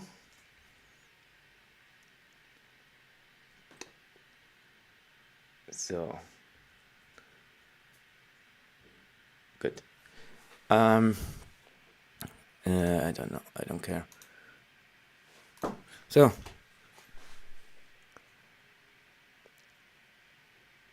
Why is it taking so long?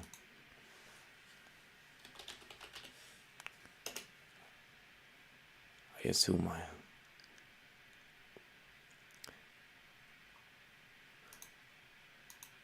Hello? Usually it works. Try again. That's the thing.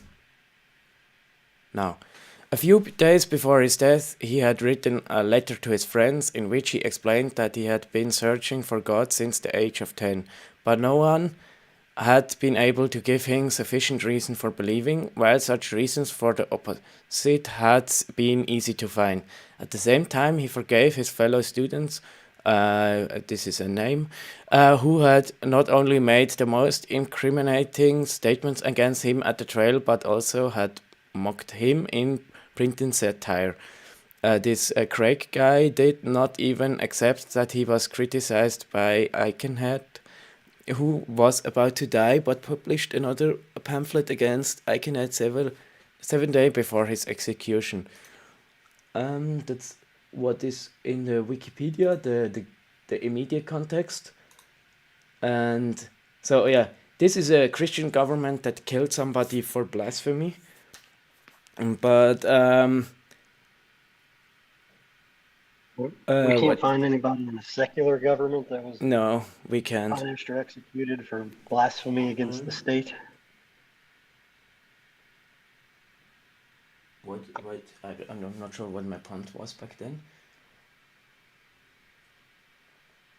Yeah, it's basically an overreach and of politicians, as far as I can tell, and not. Of course, the Christian government, which had a blasphemy law, which was bad, but it's in the end it was basically just lawyers and politicians which were doing applying a law in a way which it wasn't even intended. Like the penalty was larger than it should have been, and yeah. I don't know. I don't remember what my point was. I just wrote down a lot and thought it was important, but apparently I forgot my point from back then. Yeah. Why is the Bill of Rights so different from the Ten Commandments? Now, I'm going to argue is because humans developed, they matured ethically, intellectually, and the people that wrote the Bill of Rights were more advanced in their thinking about human progress than the ancient Christians. But Michael could tell us that, the Bill of Rights comes right out of Jesus' mouth. It does. I would argue that the point of the why the Ten Commandments is shorter or is because they serve as a guideline for the following laws, which are more specific, and even I mean, as far as I'm aware, it's pretty much consensus in ancient history. Like with the Leviticus, like the laws from the Bible, they were also like model laws which Jews should take to then interpret the specific situation. So they were not meant as this is the way it has to be done 1-to-1. As far as I'm aware, it was meant like this is the worst punishment you should hand out. And yeah, so he is comparing apples to oranges, or like implementations to templates, and then says, oh look, they're different, therefore yeah. The Ten Commandments is about how to have a relationship with God. The Constitution is about what the government is not allowed to do to you. Yeah, that's not apples and oranges. What do they have to do with each other? Yeah, that's you're certainly right. You're much more knowledgeable in that field as well. So yeah, I love the faces of the people who are not speaking here on screen. It's always like the person speaking, of course, is animated, but the other person is always funny to observe.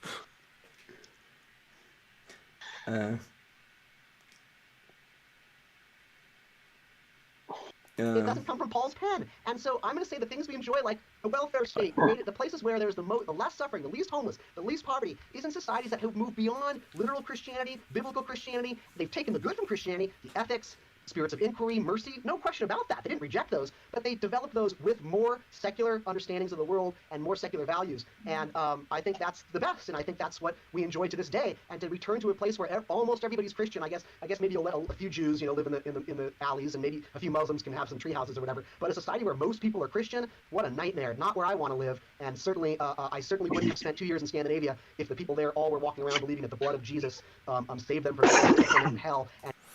You know what all those people in Scandinavia had in common back then when he was there? They were all white Scandinavians. Yeah, they were an ethically homogeneous country.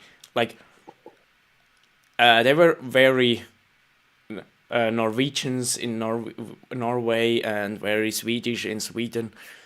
They were not diverse back then. And so perhaps he is in favor of ethnically homogeneous high trust societies. But the problem is they invite in foreigners who are not that way, and then suddenly you have diversity problems. And a bit before he also said that he claims the fact that we can debate religion is a result of secular values and not Christian values. So he makes the claim that there is an exclusive causal link from secularism to interfaith dialogue. I'm curious if he ever feels the need to justify such a strong claim. I mean, yeah, I know you shouldn't hold atheists to their claims. That's not something they do. They always try to avoid having burden of proof or falsifying their statements. But yeah, sometimes I'm tempted to ask. Yeah. It was the Jews that killed their beloved Christ. I live in Scandinavia because the people there have moved beyond such fairy tales, and they've taken the best of Christianity and they've institutionalized it. So they have great health care, medical care, child care, elder care, and they don't want to see homeless people. Those are rooted in Christian values, but not Christian faith. Yeah, you gave it to us. Oh yeah, look how much he feels himself. Thank you, Phil. Okay, that is it for the rebuttal. That was a victory for you? Yes, it was. He could show that living among pure white societies is the best you can be. Yeah, it's always funny. Now we will move on to the cross-examination. So you will have 10 minutes Oh each. shit, I thought we were done. Oh, no. we'll do 10 minutes Oh, we were each done. questioning and cross-examining each other's viewpoints. That is, one of you asks questions and the other one provides answers. And we will start off with you, Michael, as the interrogator. Phil, are you a naturalist? You gotta define that for me. Do you believe that only the natural world exists? No, I'm agnostic on that. There's things I can't fathom. Okay. Do you believe that there is evidence of anything that's supernatural, though? Not that I've seen yet. Okay. So what would be the point of humanity, or the purpose of humanity, on evolutionary naturalistic account? There is no one point. That's a subjective question. Meaning and point are purely subjective. I don't know what it is. Well, why would species exist then? I don't know. Richard Dawkins talks about this. Like, do you believe that the point of species is to propagate genes? I don't know. Agnostic. So you're agnostic on it. Okay. So if that's the case, if the point in our biology is to keep making more genes and spreading genes, wouldn't we want a system that has higher birth rates? I think quality might be better than quantity. If you told me, do I want a society where everybody lives freely and without suffering, but there's not that many of them, or a society with millions of people that are all eating each other, I'd probably take the former. So to me, there's quality and quantity that we have to take into account. I agree, but don't you think that actual birth rates have to be important for sustaining that? I mean, I'm saying it's just a factor. I'm not saying it's the only factor, but don't you agree that it has to be important for a civilization? They have to have sustainable birth rates to continue the human culture on. Of course, if you don't have kids, then you die out. Okay, so then if secularism in studies has been shown to correlate with lower birth rates, how can it be good for humanity long term? Whatever the solution to that problem is going to come through human thought, reflection, and decisions, not through appealing to magical fairies or gods. So if we see societies with declining birth rates, I think they're going to die out. And and that may be how things work. I mean, that's certainly what happens with other species. If they don't reproduce, they die out. I think I read somewhere that 99% of all species that have ever lived on Earth no longer exist. So if what you're saying to me is like, because secular societies have declining birth rates, we all need to, ask Jesus into our hearts, it's just a non sequitur. Which is better for humanity, Christianity or secularism? He's fine with dying out and he doesn't care. that it's better, or that, yeah, it's not relevant if it's better for humanity if humanity dies out. And another thing is, yeah, humans will figure it out. Yeah, in recent few years, many governments noticed that decline in birth rates is a huge problem, and as far as I'm aware, there has not been a single example where they could force it top down. Like it just doesn't work. Like it's yeah. So dying out is probably the way he chooses, and it's better for humanity to die out. And also, I think he doesn't know that luxuries like civilization, not just our civilization, like even the Neolithic, were trading across several thousand kilometers or miles.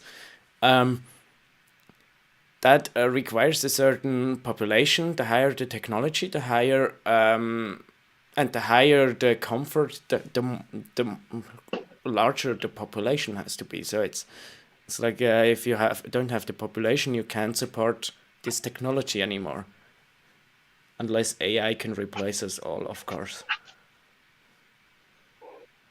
To me, I don't see these things as like I can't believe in something without evidence just because I see that secular societies have declining birth rates. Like, yeah, that's too bad. That sucks. Okay, but again, the debate is not about if Christianity or secularism is true. It's about which is better for humanity. And given this, wouldn't this be a better aspect of Christianity? Because we can have sustainable birth rates, culture can continue on, we can generate progress, versus secularism, when we have declining birth rates, and wouldn't that not be an issue? I'm not, let me see if I understand your argument. Your argument is that highly secular societies have the lowest birth rates, and highly religious societies have the highest birth rates, hence the latter are better? Is that your argument? I'm trying to understand what you're arguing. I'm not saying higher birth rate is necessarily better. What I'm saying is you need at least a sustainable birth rate. And secular societies produce cultures that have below replacement levels. That's a problem for secularism because they cannot go on for multiple generations to produce progress. But Christian societies can do that. Okay, I would accept that. Same with Mormons. I want to point it, I know it's obvious, but just want to point it, like, here, I like MS Paint. Let's take this one. Here, this axis says it's important, and this is the birth rate. So if you have, and here is the cutoff point of sustainability. I mean, this is important here. So here, if you have low birth rate, it's an important topic, and if you have a higher birth rate, it sinks in importance. So if you have, and Christianity is somewhere here, so it's fine, but secularism is somewhere here, so birth rate level is way more important. I'm not sure if that actually helps or not. It might cause confusion for some, but for me it's obvious. Like, the lower your birth rate is below the replacement level, the more important it is for your society. Because yeah, if you just die out, then it's important. Societies, same with any society. Poor societies have higher birth rates than rich societies. So is poverty, the poorest nations on earth have the highest birth rates. The wealthiest nations on earth have the lowest birth rates. So are you advocating for poverty? No, it only is important if you're below replacement level. If you're above it, it's not important, or not as important. I'm saying you need at least a sustainable birth rate to ensure your culture goes on. If you don't have that, you can't go around. So if that sustainable birth rate is only in highly poor nations, would you say that's good for humanity?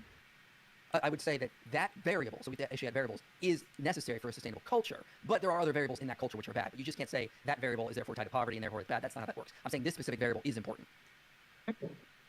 Let's move on. You mentioned that Christianity leads to more racism, and you've often cited this meta-analysis from 2010, why we don't practice what we preach. Where in this study does it show that religious people are more racist than seculars?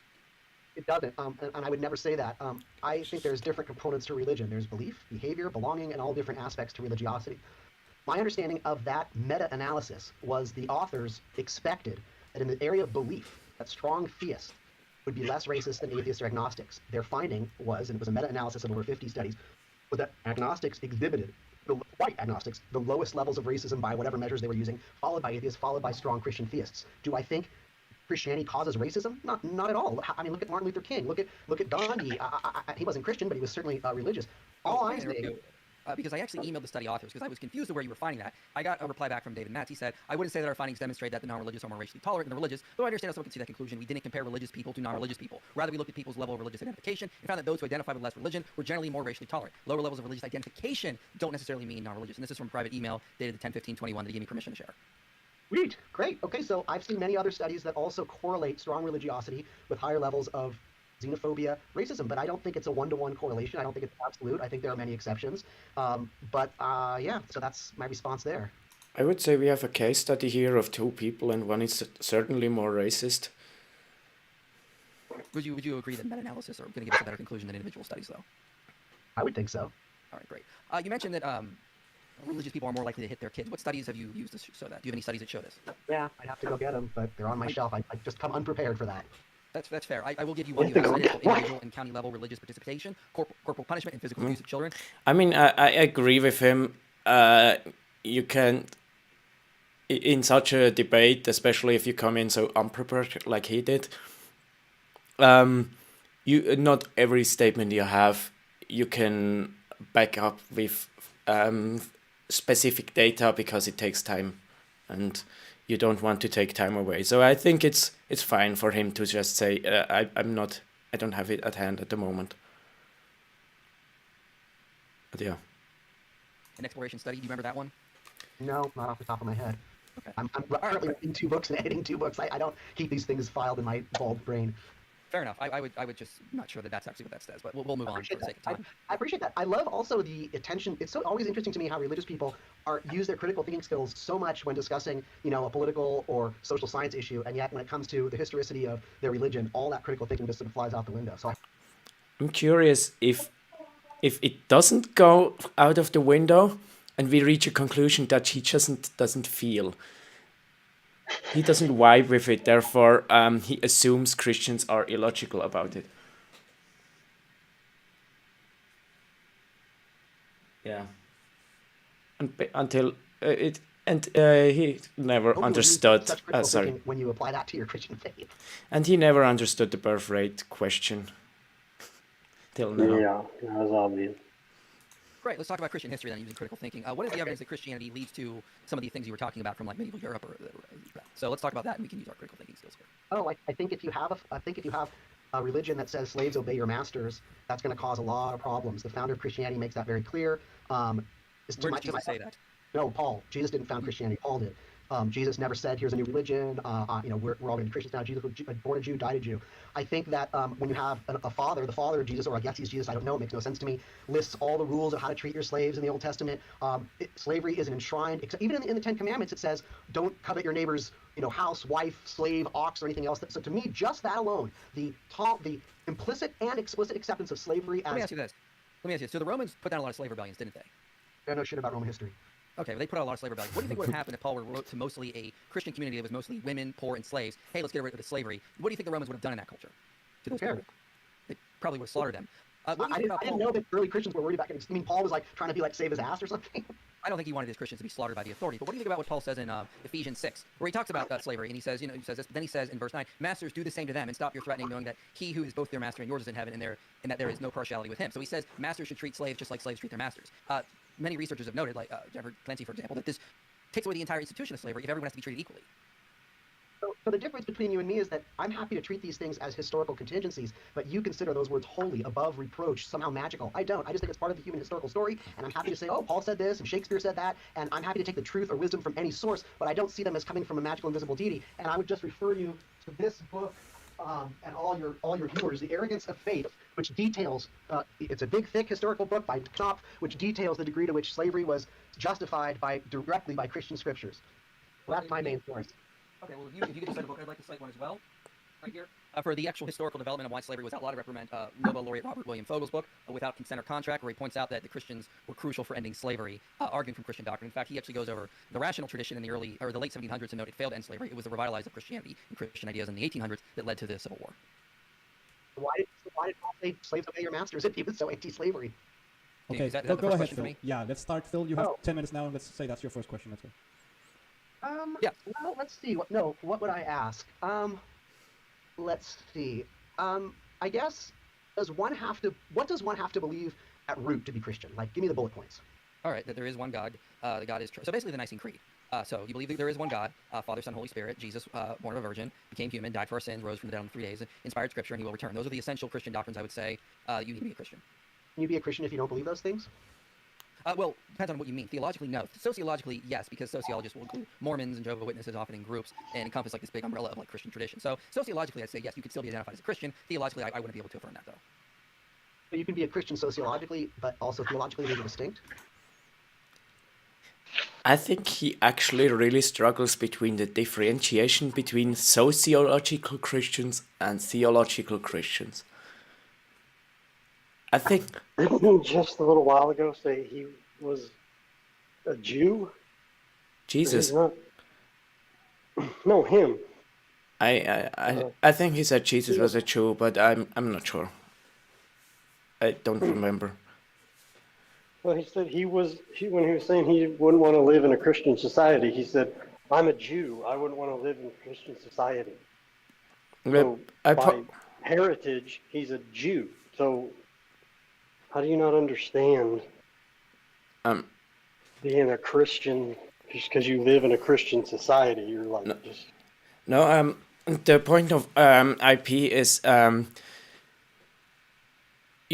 Mormons behave like Christians because they like 95% of their doctrines are the same as Christianity, and like all the things which are about daily life in Mormonism are the same, or most of them, but theologically, like when it comes to the core of the faith, they differ. Therefore, they are theologically different, but socially the same. So it's not about ethnicity. It's more about how is the behavior in a society versus what do they believe in theological terms. And so that concept, Phil doesn't understand.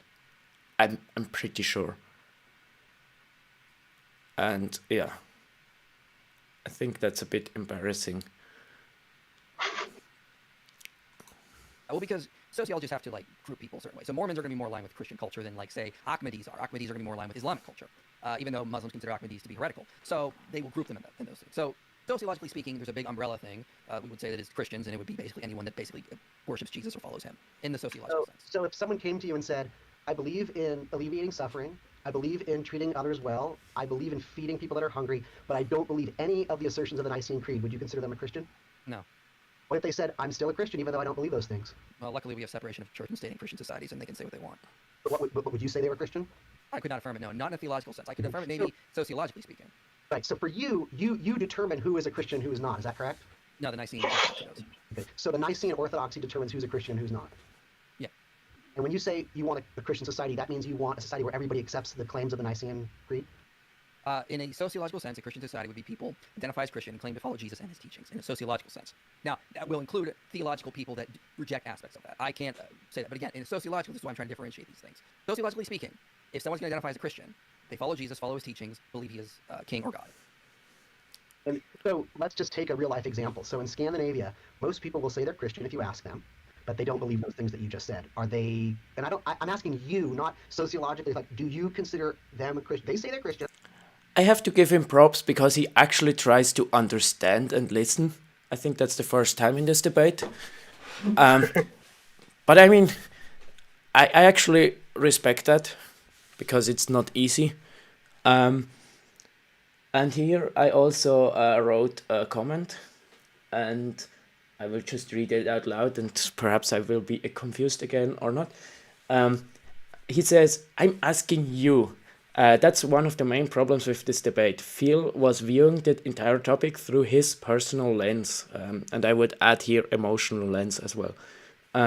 He is basically in Aristotle's time, where philosophers thought of how things ought to be based on their philosophical assumptions, and they never went to check them. IP, on the other hand, doesn't really care how he defines himself, what a Christian is, because he has to use the definition that sociologists and historians use. In other words, he listens to the experts and the studies they do, while he tries to represent the expert in this debate as fairly as possible.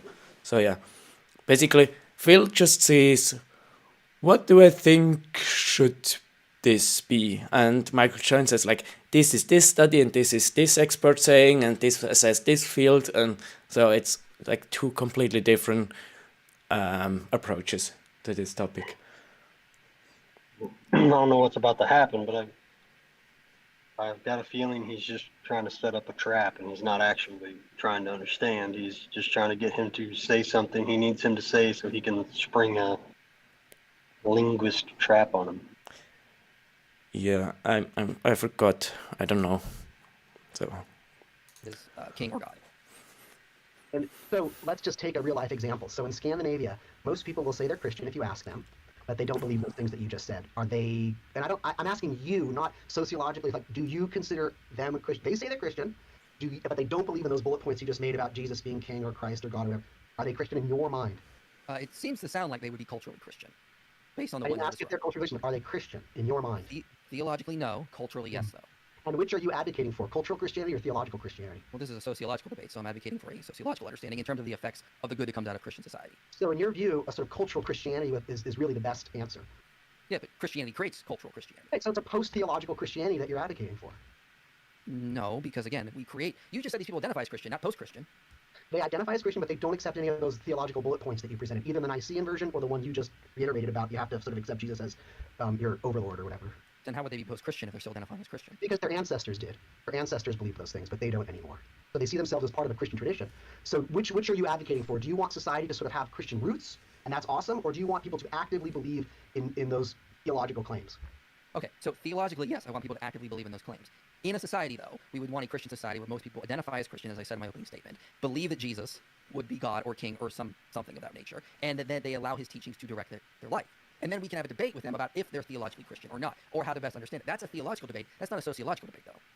So would you argue sociologically that we see the best societal outcomes of well-being? Lowest crime rates, best health care, best elder care, best women's rights, best gay rights, best environmental policies, best animal rights, lowest levels of child abuse and assault. yeah, we see that mostly in white homogeneous societies.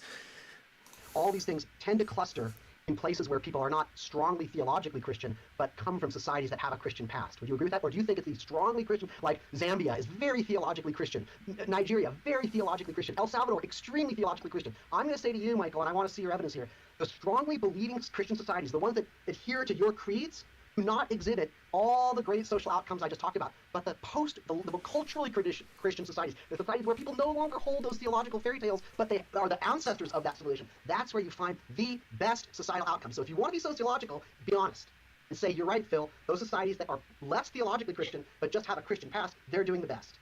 If you're going to argue that you've got to have that theology, then stand by El Salvador, stand by Nicaragua, stand by Senegal, stand by these highly, highly, highly Christian societies where people believe everything literally and they pray and they adhere, be honest sociologically.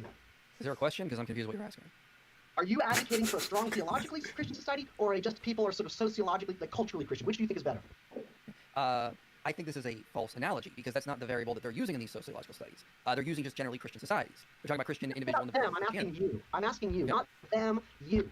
When you list all the countries that adhere to a strong Christian theology, and you compare them to all the countries that are culturally Christian but don't adhere to those, which is faring better? Okay, first of all, I just want to point out this is a bivariate analysis. We're just looking at two variables, and we could easily fall to what I would call. You were correct. And by the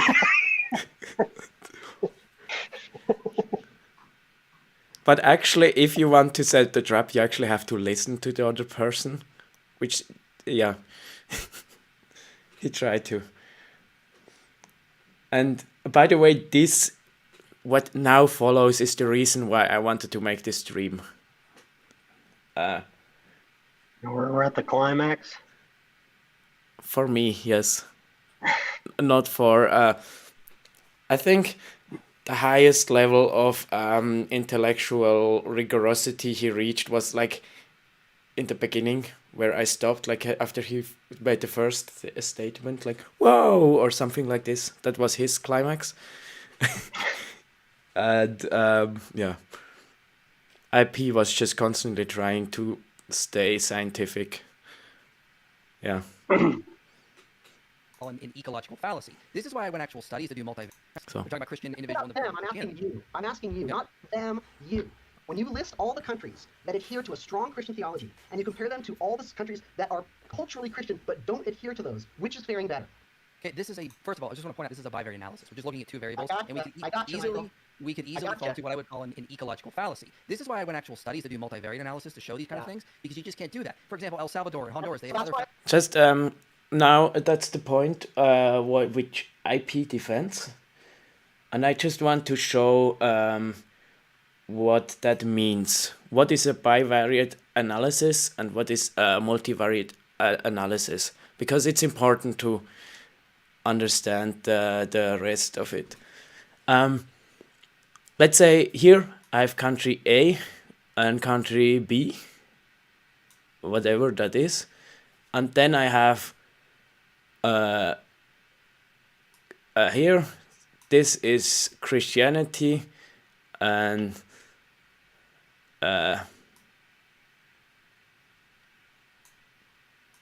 this here is atheism, and then we look at this here. See, this is the number. Let's say 1 and 2, and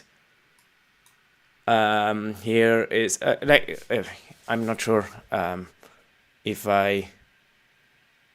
no, these numbers are not thing. What Phil is doing here is he says, I look, is this country Christian? Yes, it is. Is this country atheist? Yes, it is. So this is the atheistic country here. And yes, I'm drawing a skull with my mouse. And then he looks at, this is one variable, the religion, and then he looks at the other variable. Here is money. Like here, this one has a lot of money. Oh, it's too bright. This one has a lot of money. That's a pile of gold. This one has only very little money. So we have one variable, two variables. So that's why bivariable. You compare two variables with each other. I think it might be a bit too small. So now it's bigger. So we have two variables and we compare these two variables together. And then perhaps we have a third country. No, not this one. I wanted to have the black one again. And we have a third country, which is like this shape, whatever. And then see, okay, this one is also Christian and also poor. Therefore, Christianity means poor and atheism means rich. That's bivariable analysis. You just have two variables in your entire study, nothing else, just these two variables. And you just try to find a correlation between these two and nothing else. You ignore everything else. You just want to compare these two variables. That's a bivariable analysis. Now, a multivariable analysis says, I have here, let's take this one again. Here is a bucket full of countries. Yeah, I know you can get countries in buckets. Here there are a lot of countries. And here you have a bucket full of variables. And these variables can be religion, or they can be money, or they can be pigs, or whatever. Like whatever, like how much pork they eat, or whatever. Like you have a bunch of variables here, a bunch of countries here. And then you want to find out how much is each of these variables present in each of these countries. And then you have a huge list. Sorry, it's the mouse wheel which is too fast now. Then you have a huge list of like, so I will, something like this, and here are all the countries, and here are all the variables. And then you look at how much does this variable correlate with this, and how much does the next variable correlate with each other. And then you can see, for example, now in the case of Christianity, we notice Christianity may be in all the poorer countries, but in every country where Christianity shows up, it tends to improve society. Like it's an arrow pointing upwards. It causes improvement. And atheism may be in all the richer societies, but it tends to make societies worse. And like you can see then some positive and negative correlations. And then we can compare this.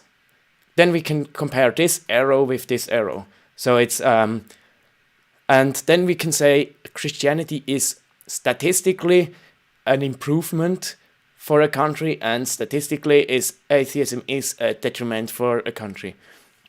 And so it's we still compare two variables, but we compare it in the context of the whole ecosystem.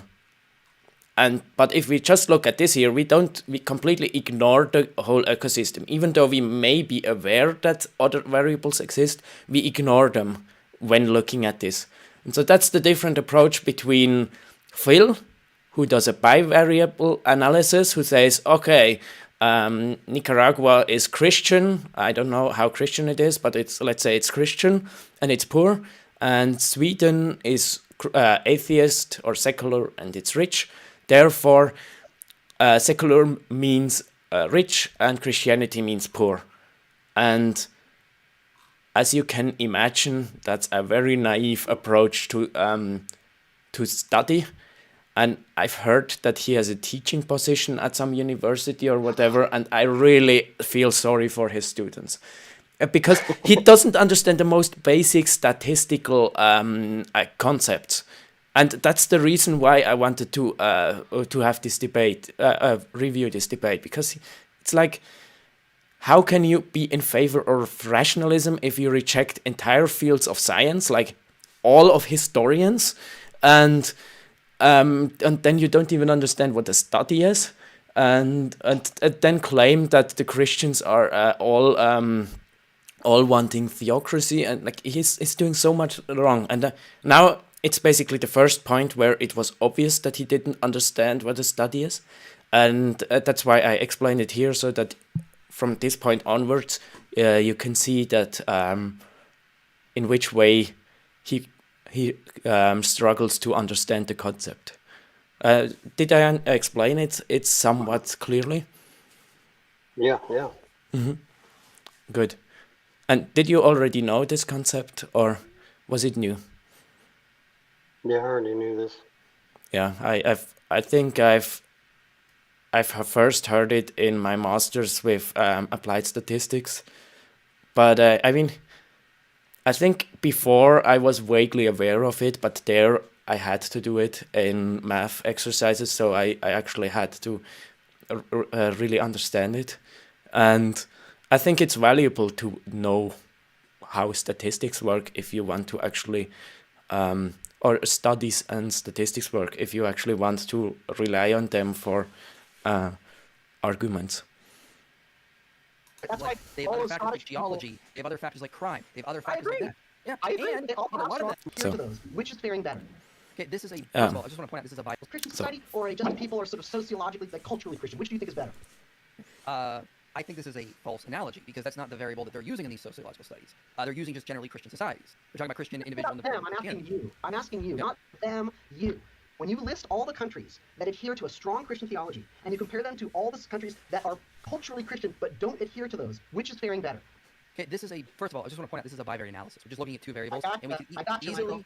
we could easily fall into what I would call an ecological fallacy. This is why I went actual studies to do multivariate analysis to show these kind of things, because you just can't do that. For example, El Salvador, Honduras, they have That's other why- factors that's why like they have all other those factors like Scottish people- geology, they have other factors like crime, they have other I factors like agree. that.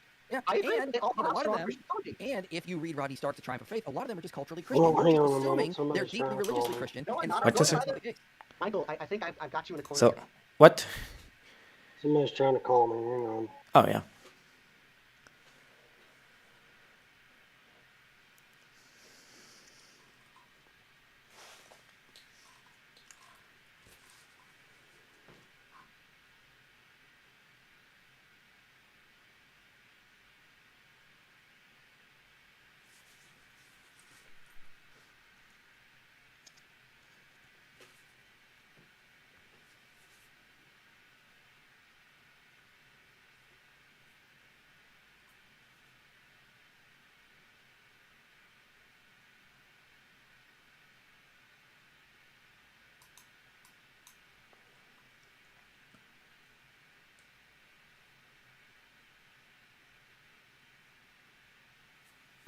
I have returned.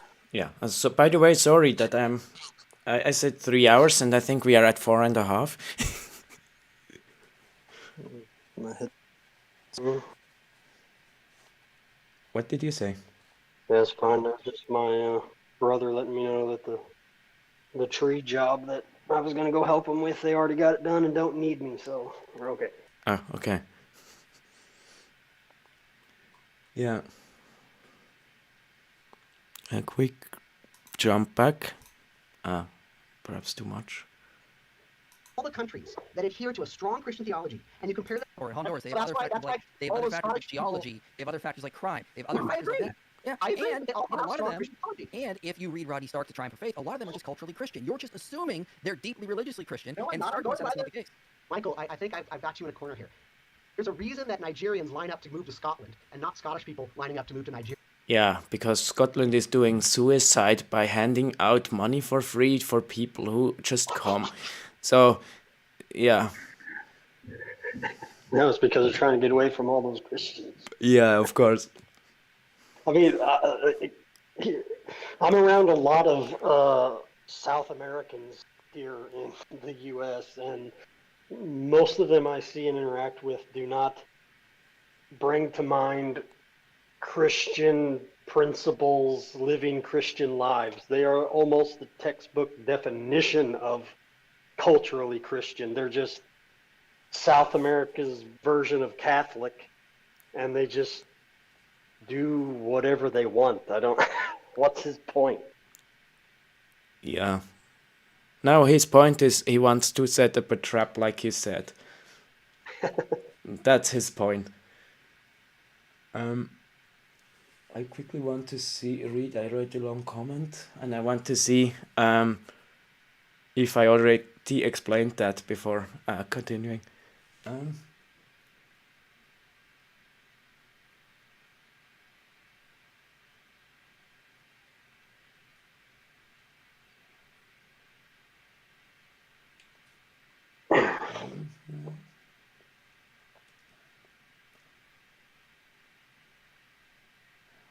One thing which I hinted at before is like Christianity tends to slowly improve a country, and secularism tends to slowly saw the branch on which it's sitting. And so Christianity tends to spread in poor countries, and secularism tends to spread in rich countries. So if you have like, do I still have this here? Yes. It's like you have a curve like this here, and this is Christianity, and this is secularism. And if you take the average of secularism is here, and the average of Christian is here. And then Phil comes and says, look, on average, secularism is much better off than Christianity. That's the entire problem which he has. He doesn't understand anything. Sorry. Yeah. Will those doodles be in the final exam? Should I make a final exam? I will make an oral final exam, and you have to be able to recreate them. Yeah. I don't know where I heard that he is a teacher, at the very beginning or at the very end, but I forgot. Today, I don't remember hearing it today. But he is, I think, a teacher. And I hope he's not a science teacher or history teacher, or I hope he teaches English or something like this. Cooking. Of course, there's What? Twerking? Cooking. He teaches home ec. Yeah, no, I thought you said he teaches twerking. Maybe too. Yeah, too. But yeah, I've based on IP's criteria of his book, he's capable of writing good books. So I think his English skills are, and he also is good at formulating sentence. So I think English would be a good topic for him to teach. Political Right. But my point is that Scotland is one of the least theistic societies the world has ever known, but they used to be very theological, very theistic. Not anymore. Nigeria, all you have to do is ask people about their beliefs. Do they believe the Nicene Creed? Yeah, just compare levels of Christian theology between Nigerians and Scottish, or between Nicaraguans and Danes. It's all there. You can deny it all you want. By analysis. So? You can easily suffer from an ecological fallacy or an association fallacy. You can actually do a I agree. multivariate analysis. So then, But why then don't we just look at that? Why don't we actually look at the studies that look at actual individuals and run tests? Your Run something claim- like this group trial. Because your claim is that theological Christianity has all these benefits and results. And I'm saying to you, you can't show that. And that the fact, what I can show is, for whatever other reason. Like what IP says is this has a 0.1% decrease effect on this, and this has a 0.15% effect on it, and this one has a 0. Like in multivariate analysis, all the effects are tiny, but since they go across so many different countries, they seem to be inherent to this. Like, yeah, I deliberately said they seem to be inherent to this variable. So since Christianity over all these different countries seem to always be positive, Christianity seems to be positive for a country. And it's like, it's slight improvements. And what Phil is doing is like, this is very rich and atheistic, and this is very poor and Christian. Therefore, the effect of Christianity is that the country is very poor. And the effect of secularism is that the country is very rich. It's, yeah, sorry, I'm annoyed by this, his rationale. And also, I'm a bit, like I said, my, it's not a running, it's a sore throat I have a bit. That's why I also sound a bit different. Yeah, but the viewers won't know because I don't have that many videos anyways. Oh, dietary, linguistic, you name it. All of it is not theology. It's other things that have to do with this world, this life, this planet. And theology does not cause these great outcomes you're talking about. Other things do that are this worldly. And that's why secularism is the answer, not believing that Jesus is your master. It's not going to solve any. Then why have studies found extreme positive benefits with intrinsic religiosity and not just extrinsic religiosity? Like, for example, personal religious orientation and I prejudice. thought you didn't like bivariate analysis. Now you use These are bivariate not. when you want These to. are meta-analyses. The religious just said orientation external field, doing versus meta-analysis. You just said external versus intrinsic versus extrinsic. Yeah. IP said, I compare this line here with this line here. And then Phil said, look, you do this thing with this thing. It's like, oh no, this thing with this thing. It's just completely different concepts, and he has no clue. Like, he has no clue about statistics at all. And yeah. That's a bivariate. Yeah, and they are put into multivariate analyses. Like, for example, the religious orientation scale. It's not bivariant. It's two variables in a multivariable analysis. That's not the same. Review and meta-analysis of social desirability effects. They took those factors along with other factors and compared them with various things like mental health, altruism, religious commitment, these kinds of things. So no, they weren't just comparing intrinsic and intrinsic. Extrinsic and extrinsic versus intrinsic religiosity is a bivariate. It's binary. But they're not comparing. So, for example, the religious they're comparing intrinsic to other variables, and they compare extrinsic to these other variables. They're not just I'm comparing highly theological Christian societies with less theological Christian societies, and then looking at a host of other things. Like, you can't Then why do hide the studies from contradict that? They don't. Yes, they do. You're telling me that El Salvador has better societal outcomes than Norway? No, I'm saying intrinsic religiosity leads to benefits, and the studies actually show that when you factor in all the variables in places like El Salvador. You dismissed my analysis by saying, oh, it's bivariate, and then you proceeded to use bivariate analysis yourself. And I'm saying, No, you can't that's have not it what I both ways. No, pointing out there are different scales, there's different orientations, and when you look at them and compare them to like the 5 big personality traits, prosociality, self-control, you're comparing self-control, and then you're comparing these, but you're also going to factor in race, education, very geographical aspects as well, and then they factor them out to see if the intrinsic or extrinsic is still correlating with the positive benefit. You can do the same Yeah, thing. and if like IP, look here, if you have 50 variables, and then you see that Christianity correlates with 4%, that means probably it's like the third most important correlating factor, even though it's only 4%. But it's like all the other factors are way less. And so it's, yeah, it's... can you understand why I'm annoyed by this guy? It's... So there's nations that are poor that have crime, and because most people there would profess to be Christian. Christianity's bad. Yeah. But all of the nations he points to as being better or more desirable place to be all once were Christian and strongly Christian, but now since they've moved away from it, now that means that not being Christian makes your country better, even though they were built on Christianity as the foundation. Yeah, and before they were Christian, they were barely capable of building cities. I was just mentioning. They lived in mud huts and Yeah. died throughout the winter. By the way, I was referring to Scotland, which didn't build mud huts. But yeah, but it also applies to Africa as well. So Well, I was thinking of Scandinavia, where they built their little hobbit holes in the ground, Yeah. rocks. yeah, I mean yeah. World is complex, and you can be a fundamentalist, secular person too, who has no clue about anything. And here I actually mean the derogatory term of fundamentalist, not the one I usually prefer. Yeah. Yeah. But now I Well, and think also, what? it looks like all of these now secular nations that he loves so much and uses as an example are nearly falling apart since they've got away from Christianity and have imported a bunch of people who don't share their beliefs and have no moral foundation anymore. Yeah. I mean, I recently looked that up for a YouTube comment I wrote. I will quickly see if I find it again. Zerland.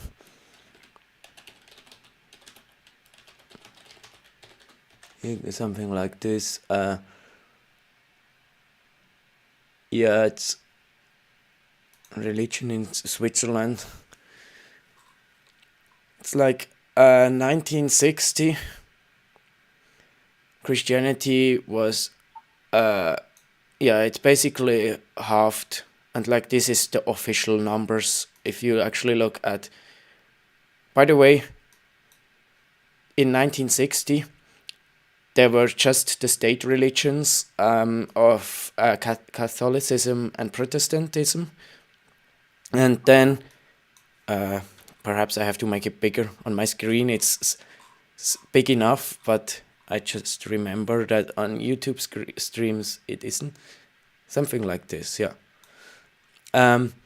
This is Christianity total in Switzerland in 1960. Almost everybody was at least officially speaking Christian, and now it's only 60%, so almost half.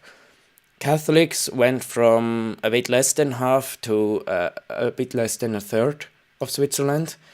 But that's because we have Italian immigrants, which obviously are Catholics. And then the Protestants went from a bit above the half of the Swiss population to 20%. And in 1960, free churches started to emerge. A free church is basically a church that is not supported by government or something like this. And technically, Mormon would also be here in this category of other Christians, but almost all of the other Christians are, I think the American equivalent would be in the direction of non-denominational Christianity. And yeah, that rose, in the last 60 years, that rose by quite a bit. The sad thing is, this is Islam. And yeah. By the way, here is also worth mentioning, this is only conversion of Swiss people and perhaps some immigration of German people. That this number is not lower is because of Italian and Portuguese and Spanish immigrants. And this is what the Catholics would look like if there were no immigration, because the Protestants didn't profit at all from immigration. And yeah, this is exclusively immigration, I think. the Muslims.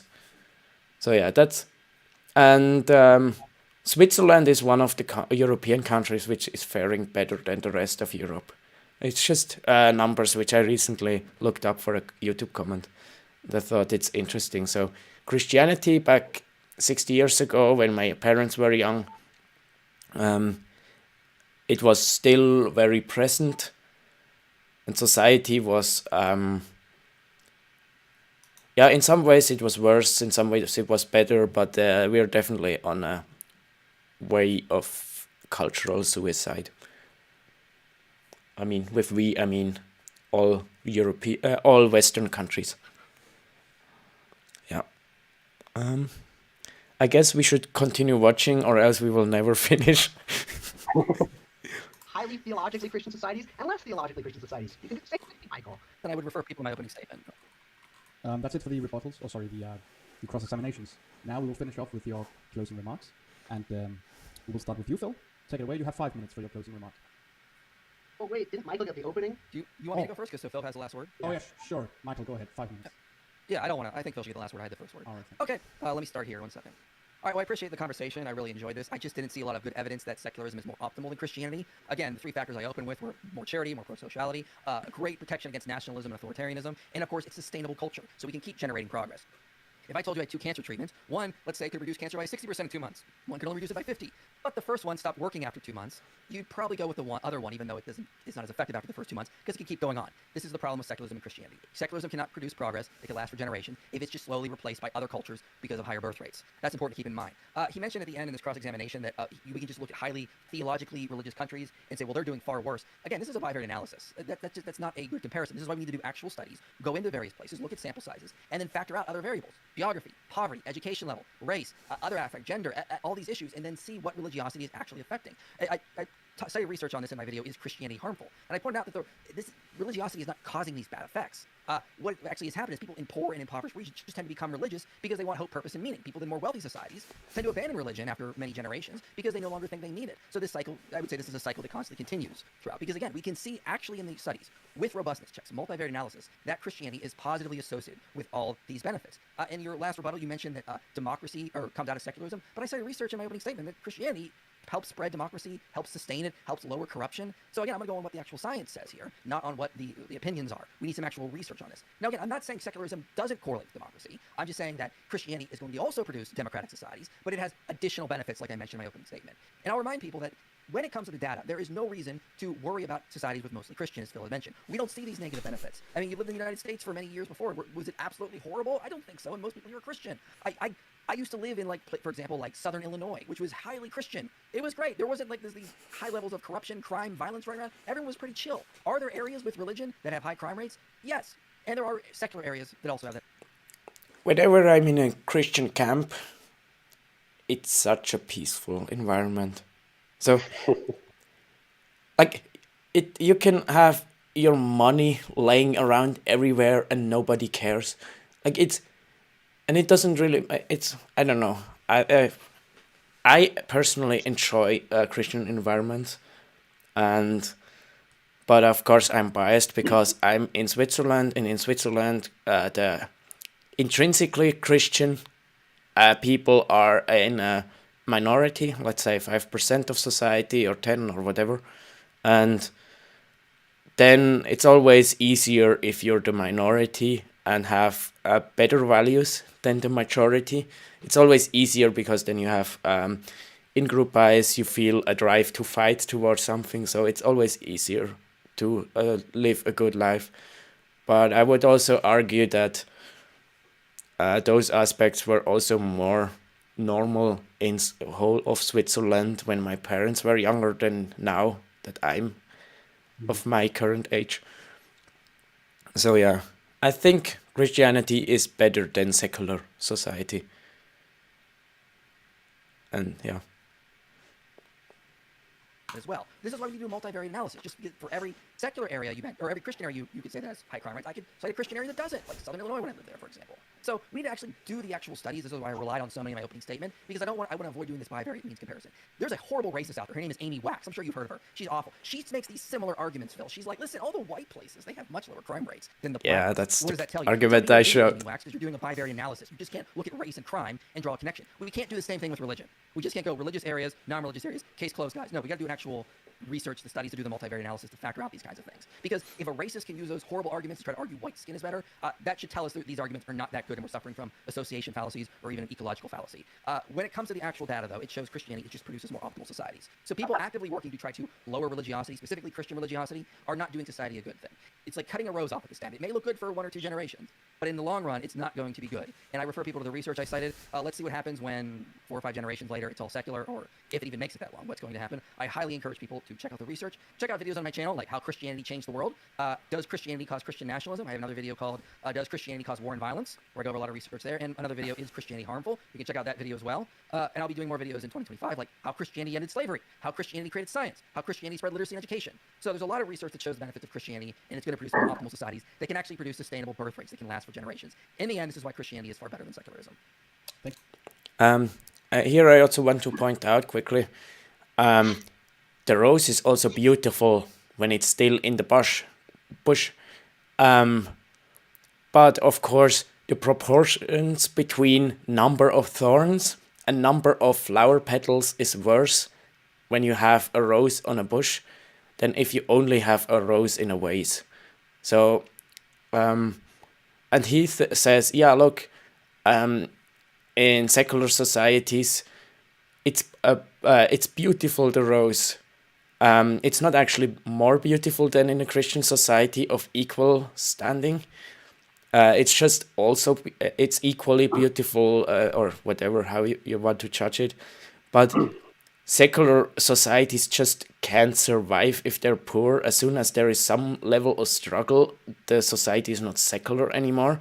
And so you can't point to a Western secular society that is poor, because nobody is secular atheist in the Western way when they're poor, because it's not a fulfilling ideology.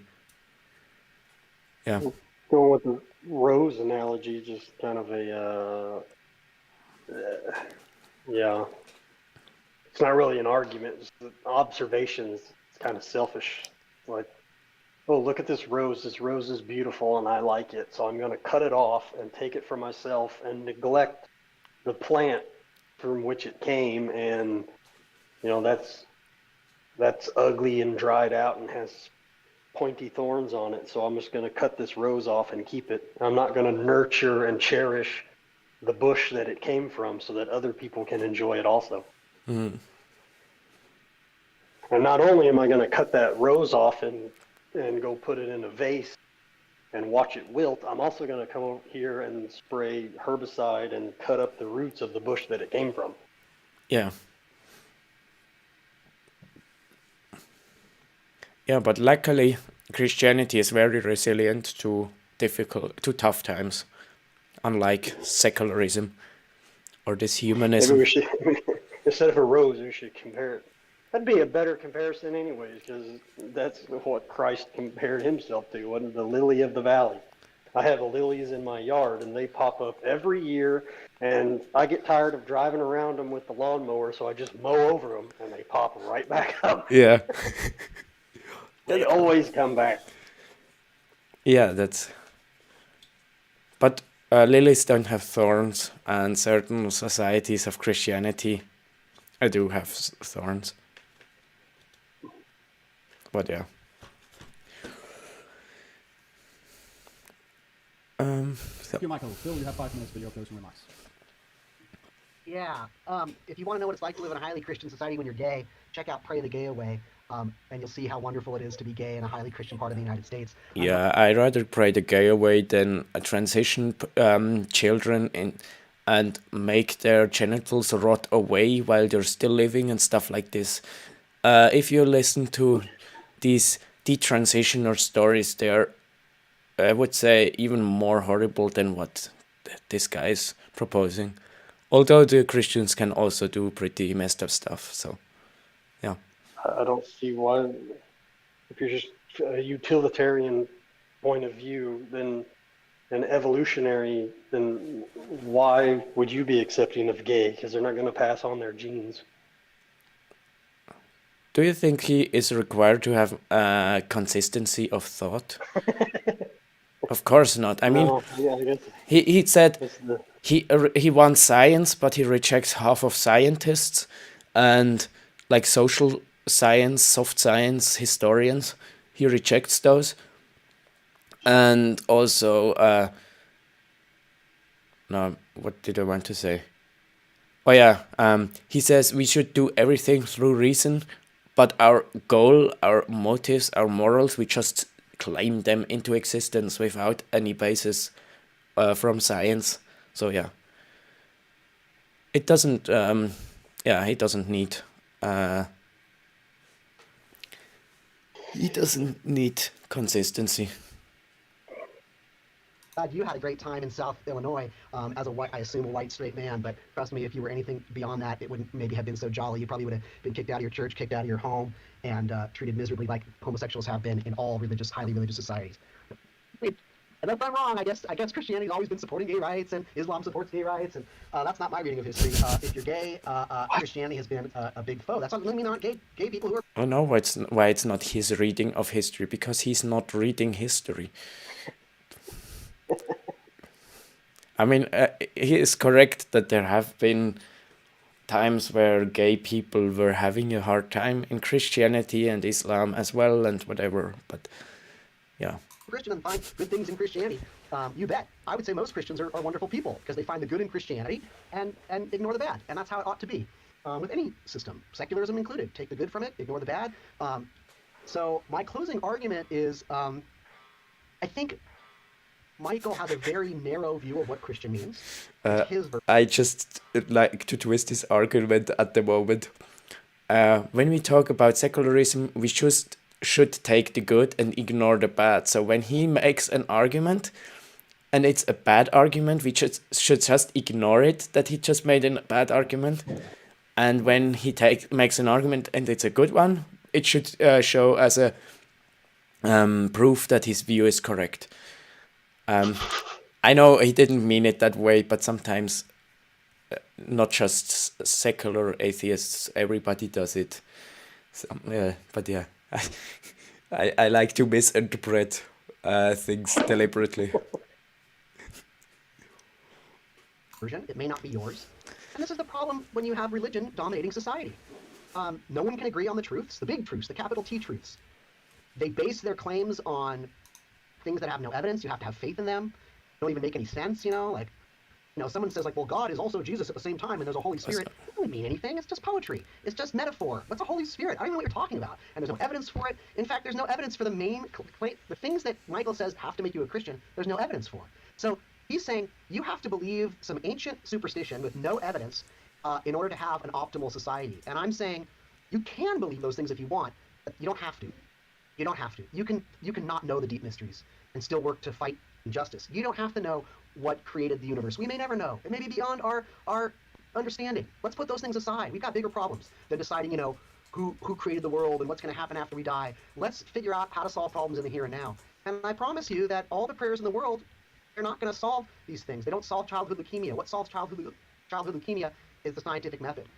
As Christopher Hitchens said, Jesus cured a man of blindness. Why didn't he just end blindness for all of us? The reason is because it's an old story. It's an old legend, just like all old stories about fanciful miracle workers that go from village to village doing things like that. Humanity can draw from those stories, just like we draw from Greek myths, just like we draw from Aesop's fables. They contain a lot of wisdom and goodness, but they're no basis for establishing a democratic, free, modern, rational society that is diverse. And Christianity is true. You're going to find people persecuted if they don't believe in that version of Christianity. You're going to find all the people that, gays and lesbians are not, the only reason gays and lesbians are accepted in Christian societies right now is because of secular values, not Christian values. And you can read, Colin Brown's work on the great things that secularism has done in the UK, from abortion rights to contraception to sex ed to women's rights to gay rights. We're all against the opposition of the Christians, not because of them. I've traveled the world, and I can tell you right now, the best places on earth that I have been to are places where people have freely let go of the Christian dogma at the heart of the Nicene Creed and have simply learned how to live democratically, tolerantly, accepting diversity and freely, without trashing religion, without abandoning religion, without outlawing religion. No, no, no. Congress shall make no law respecting an establishment of religion, which is what Michael's advocating, the establishment of Christianity, or prohibiting the free exercise thereof, which is what I'm advocating as I just asked AI if secularism is secular humanism a religion? From a legal standpoint, secular humanism has been recognized as a religion in the United States. So I know it's debatable what the religion is, because I think it's a stupid word, religion. But legally speaking, secular humanism is a religion, and it's in charge of the government, so we should separate those two. well. I don't think anybody should be prohibited from practicing their religion. It just should not dominate those who are not of that faith. And to me, if Michael's correct, I kind of welcome it. I'm happy to know that Christianity, creates tolerance and science and all these great things. That's awesome. Didn't Christianity grow out of Judaism? So couldn't we say it's actually Judaism that provided all this? And didn't Judaism grow out of some pre-existing Zoroastrian, Middle Eastern faith? So where does it all stop? Where does it all end? Where does it all begin? And I feel like Michael's really good at saying, oh, I don't know who he is. I've never heard of him, so he sounds like an awful person.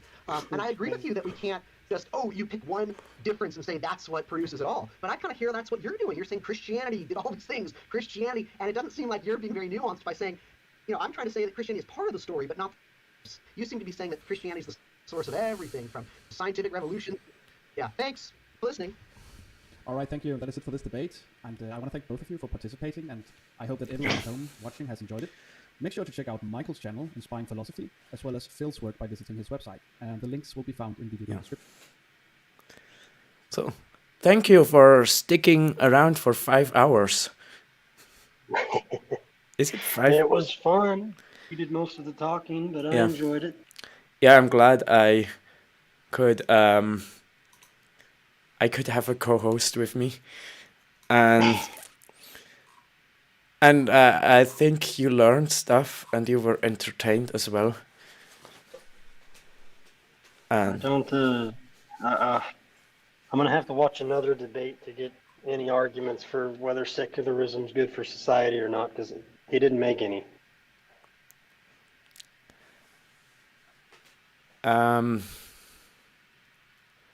Yes, I agree with you that he didn't make any arguments. I think he didn't even understand the question of the debate. Well, give the benefit of the doubt and say that. What? Maybe he didn't prepare or didn't quite understand what this was going to be, because he seemed very unprepared. I don't really care if he was unprepared or not. I mean, I think it's obvious that he didn't prepare. At the same time, like Joe Rogan said on the, if you ask me something about something I don't know, I fumble and stumble around and I don't know. But if you're going to wake me up at 4 o'clock in the morning and ask me something I'm an expert on, I can still collect myself and give you some sort of an answer. Now, that guy wrote a book on it. You'd think he'd be able to make some arguments and give an answer. I would have to read his book, but I would claim, IP seemed to have respected him enough that he was disappointed after the debate, which means that the book was at least worth something. But my take out of this debate is like, how is he called, the black guy who was debating? Oh, Billy Carson. Billy Carson seems to be a con artist who just invents certain things. I think this Phil. I think he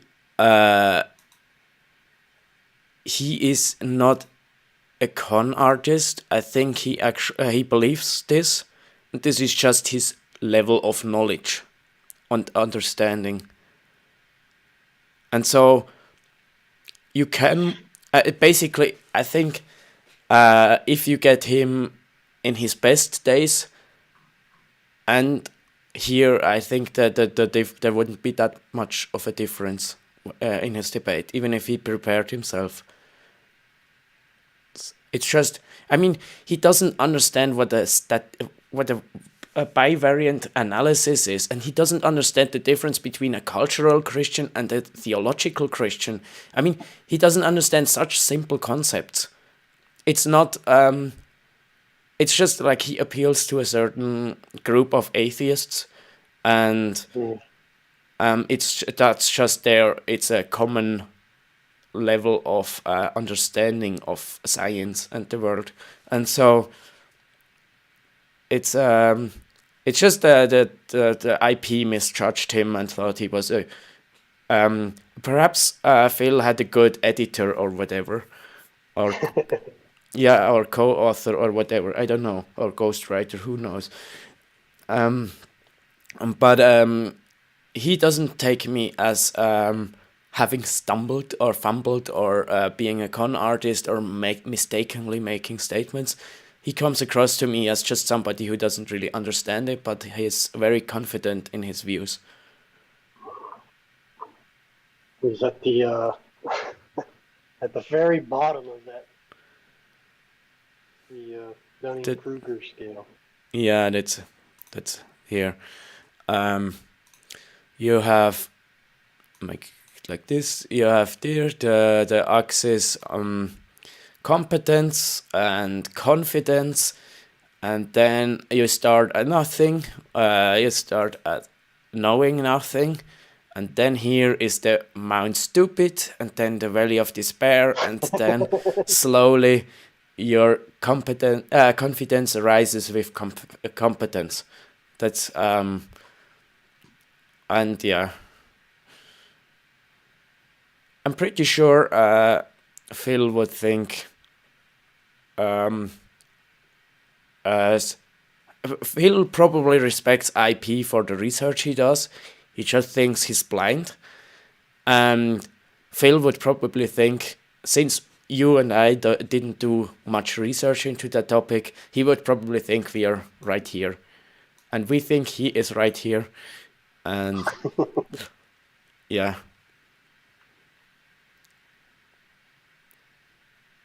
I'm still curious. And now I want to find out if I find out his education. Phil Zuckerman.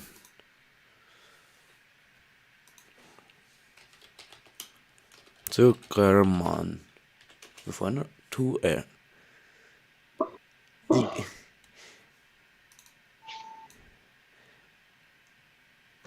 Yeah, that's a very, very, very sad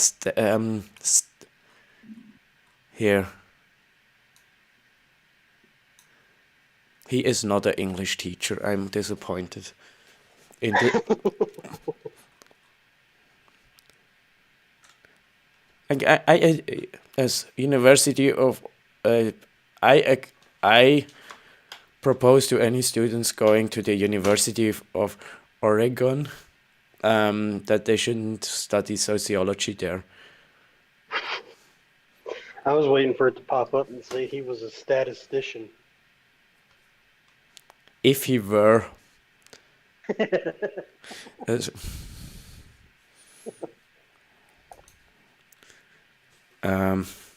My